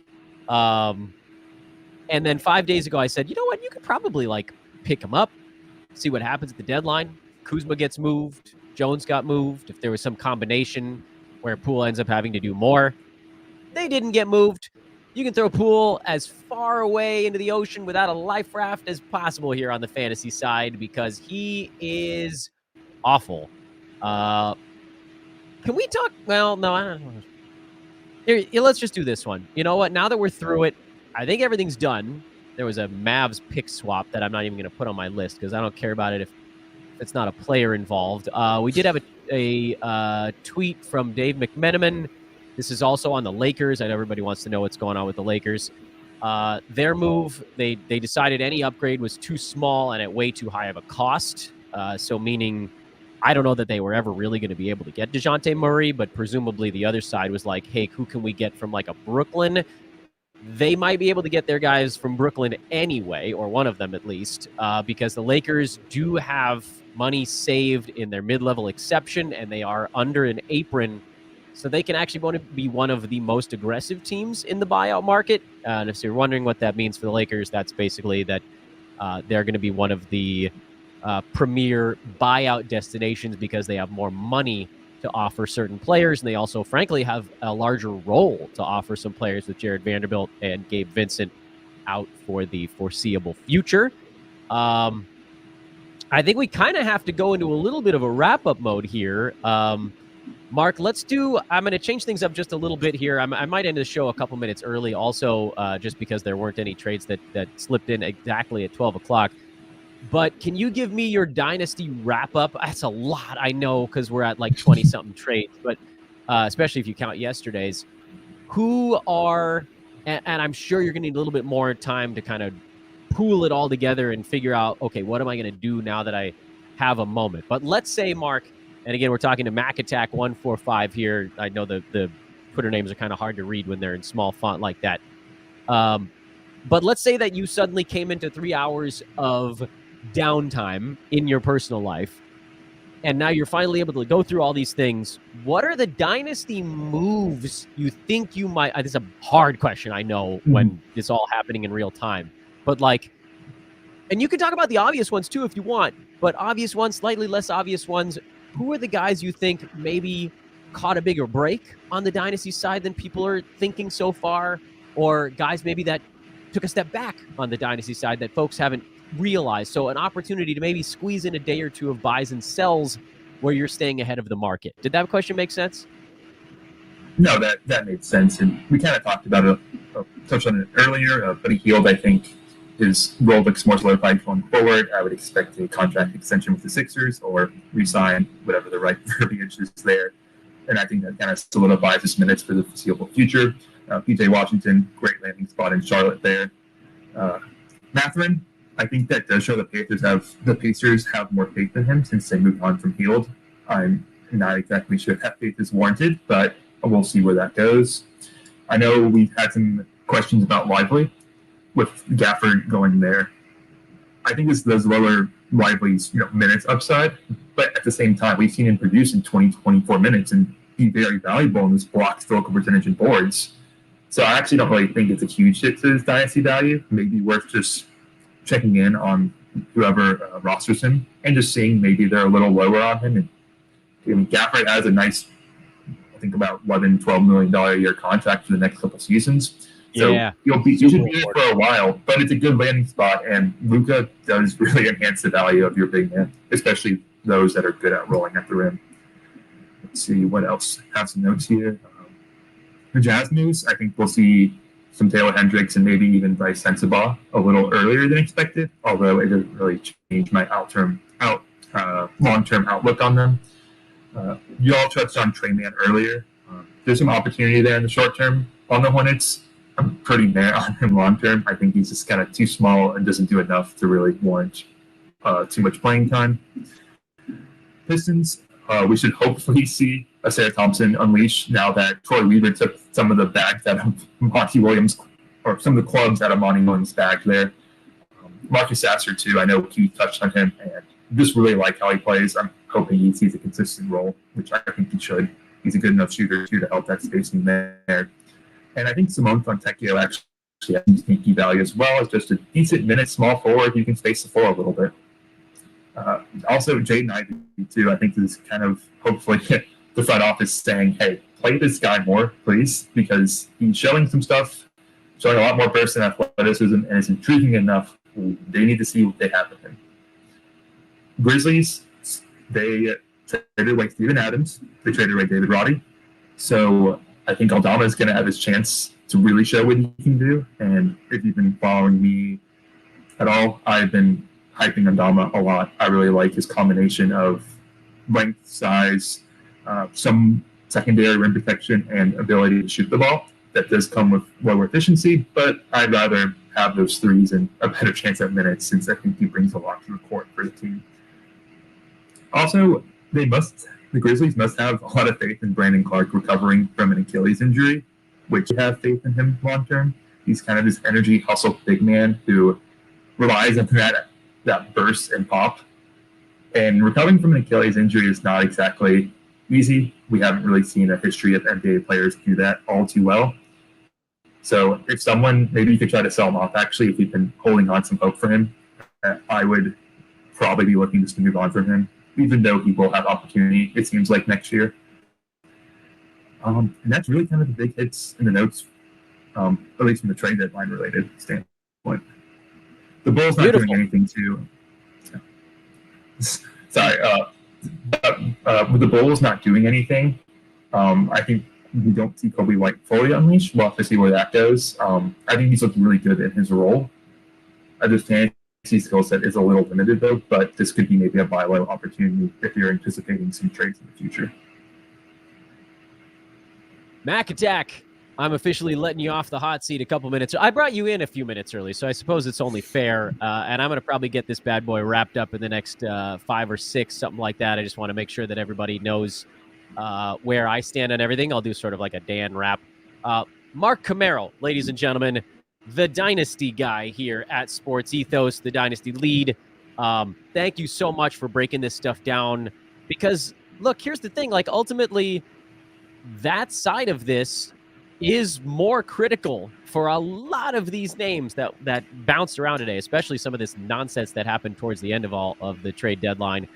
I'm going to come back. I'll do a little bit of a redraft recap here, but you guys can find Mark on Twitter. Let me make our faces bigger if I can remember how to do that. There we go. Don't worry. I'll get the list back up in a minute.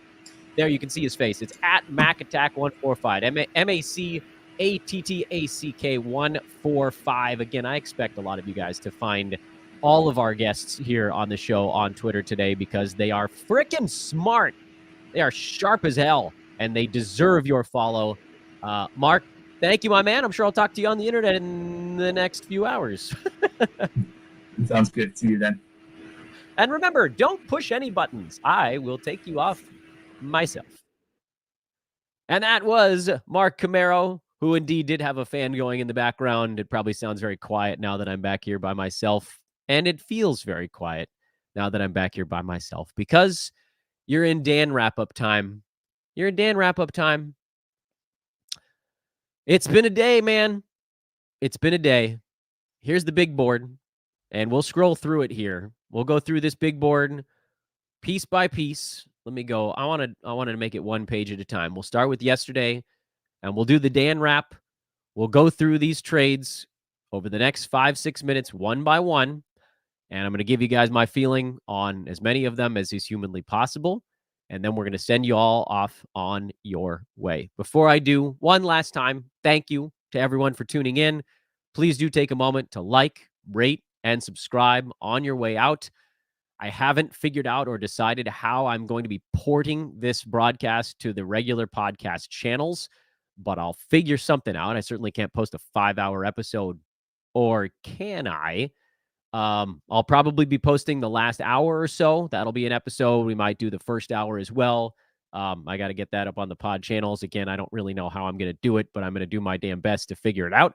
But in the meantime, thank you again to everybody that's tuned in, especially our new subs. It's really cool to have you guys around. I think we got like 150 new subs while we were on air with this show.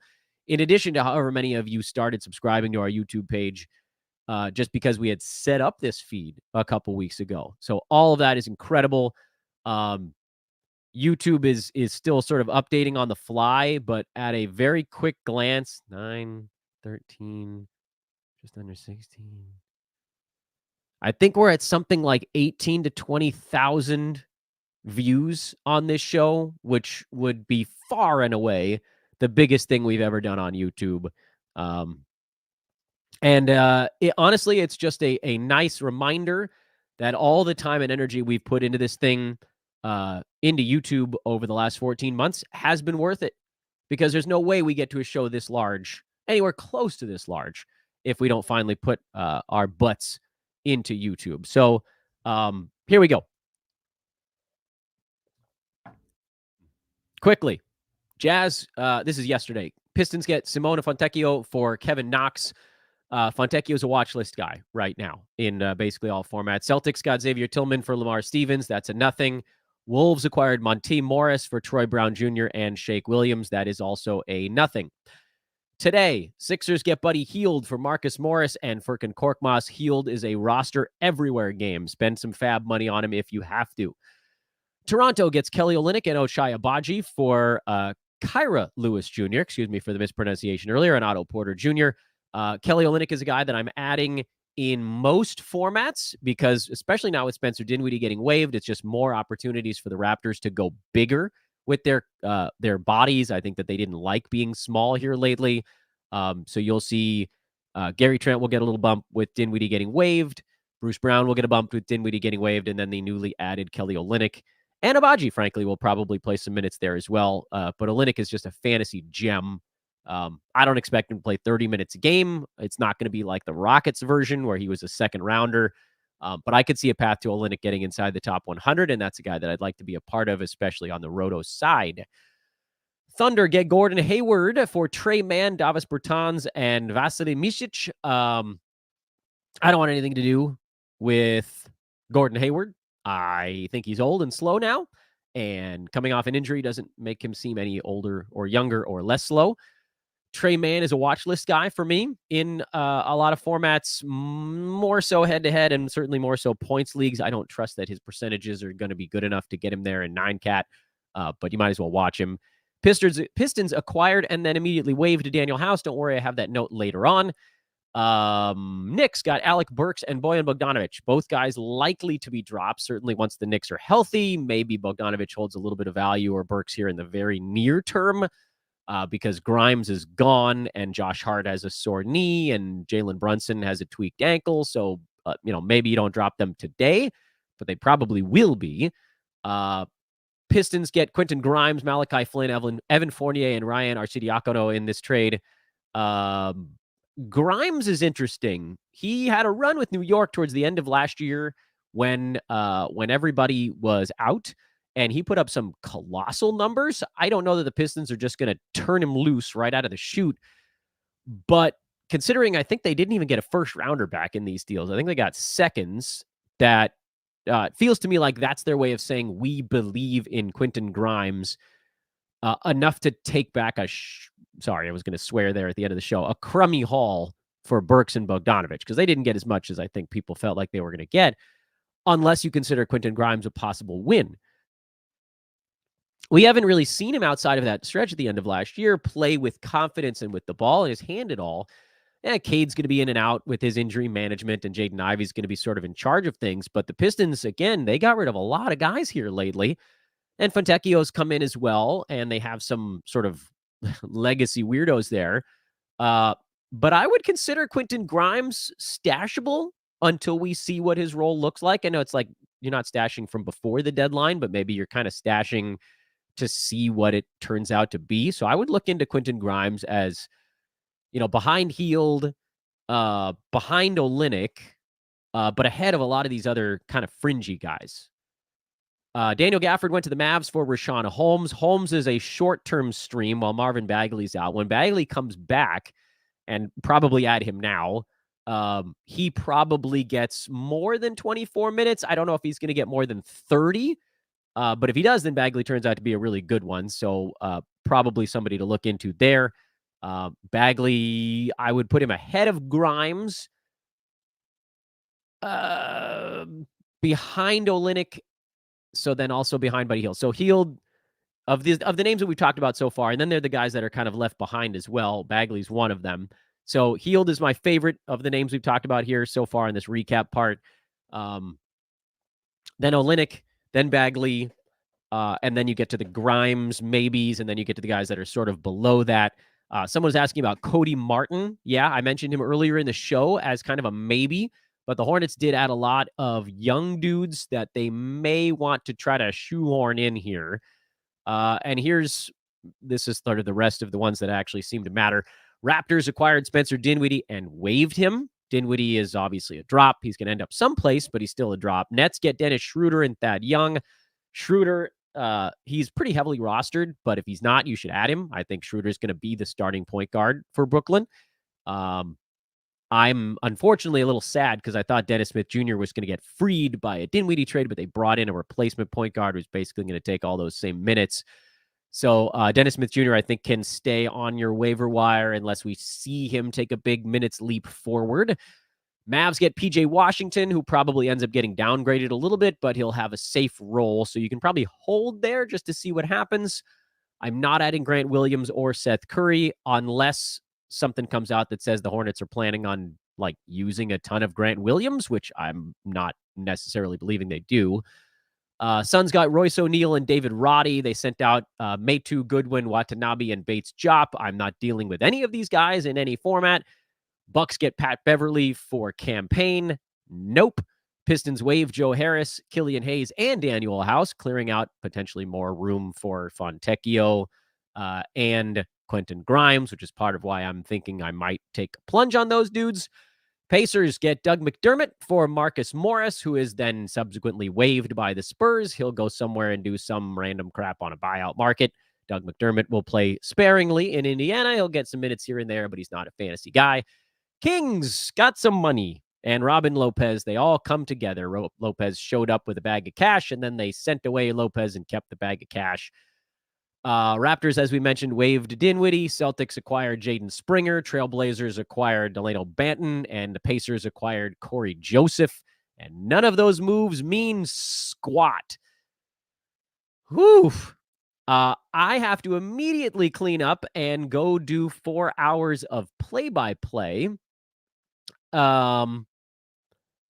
My goodness. I don't know how I'm going to get through everything I want to get through. I have all these thoughts that I want to discuss on players that are moving up, players that are moving down. I know you guys want the sort of condensed version of who I like and who I don't like.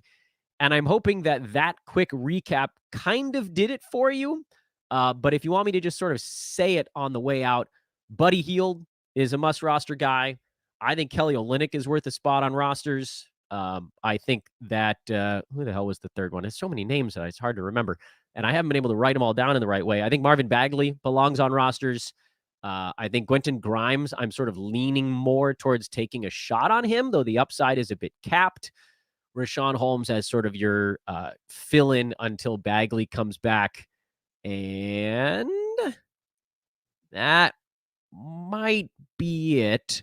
Oh, Gary Trent. We're talking about Gary Trent earlier. I forgot about Gary Trent. Thank you, chat room, as I scroll through to see what you guys are talking about. Gary Trent, Bruce Brown in Toronto are maybes. If I'm going to line these names up, and I could try to do this on the fly, but I don't know that it's going to work. You guys are just going to have to listen to this part. So Buddy Hield, number one on that board. Olynyk, Bagley, kind of in that number 2 range.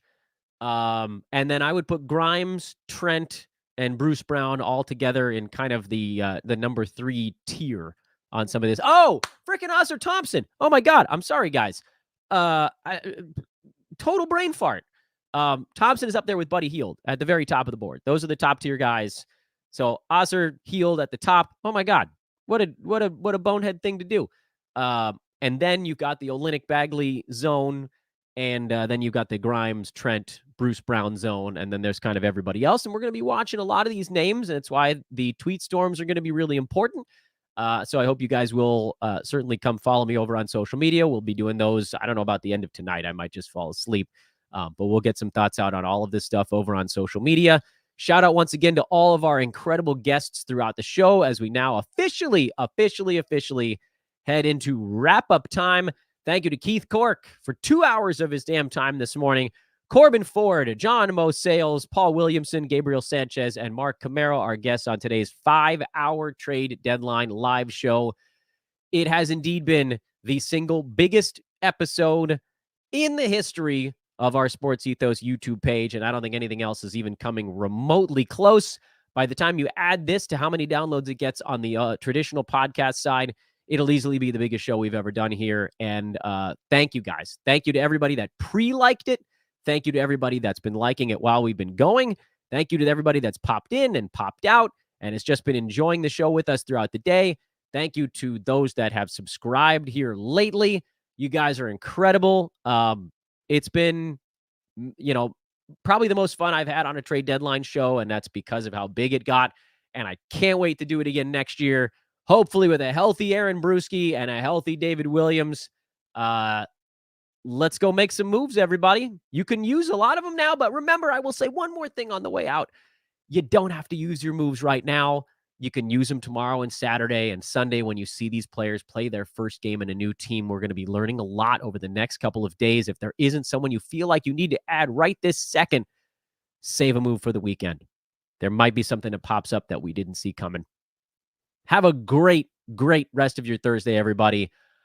I'm going to stop talking for 5 consecutive hours, and then I'm going to do 4 more hours of broadcasting on a play-by-play day because the gods did not like me today, and they decided to put it all on February the 8th. Happy Kobe Bryant Day, if somber to a certain degree, but happy Kobe Bryant Day with his statue unveiling. Just a very cool February the 8th. I'm out. So long, everybody. Thanks again.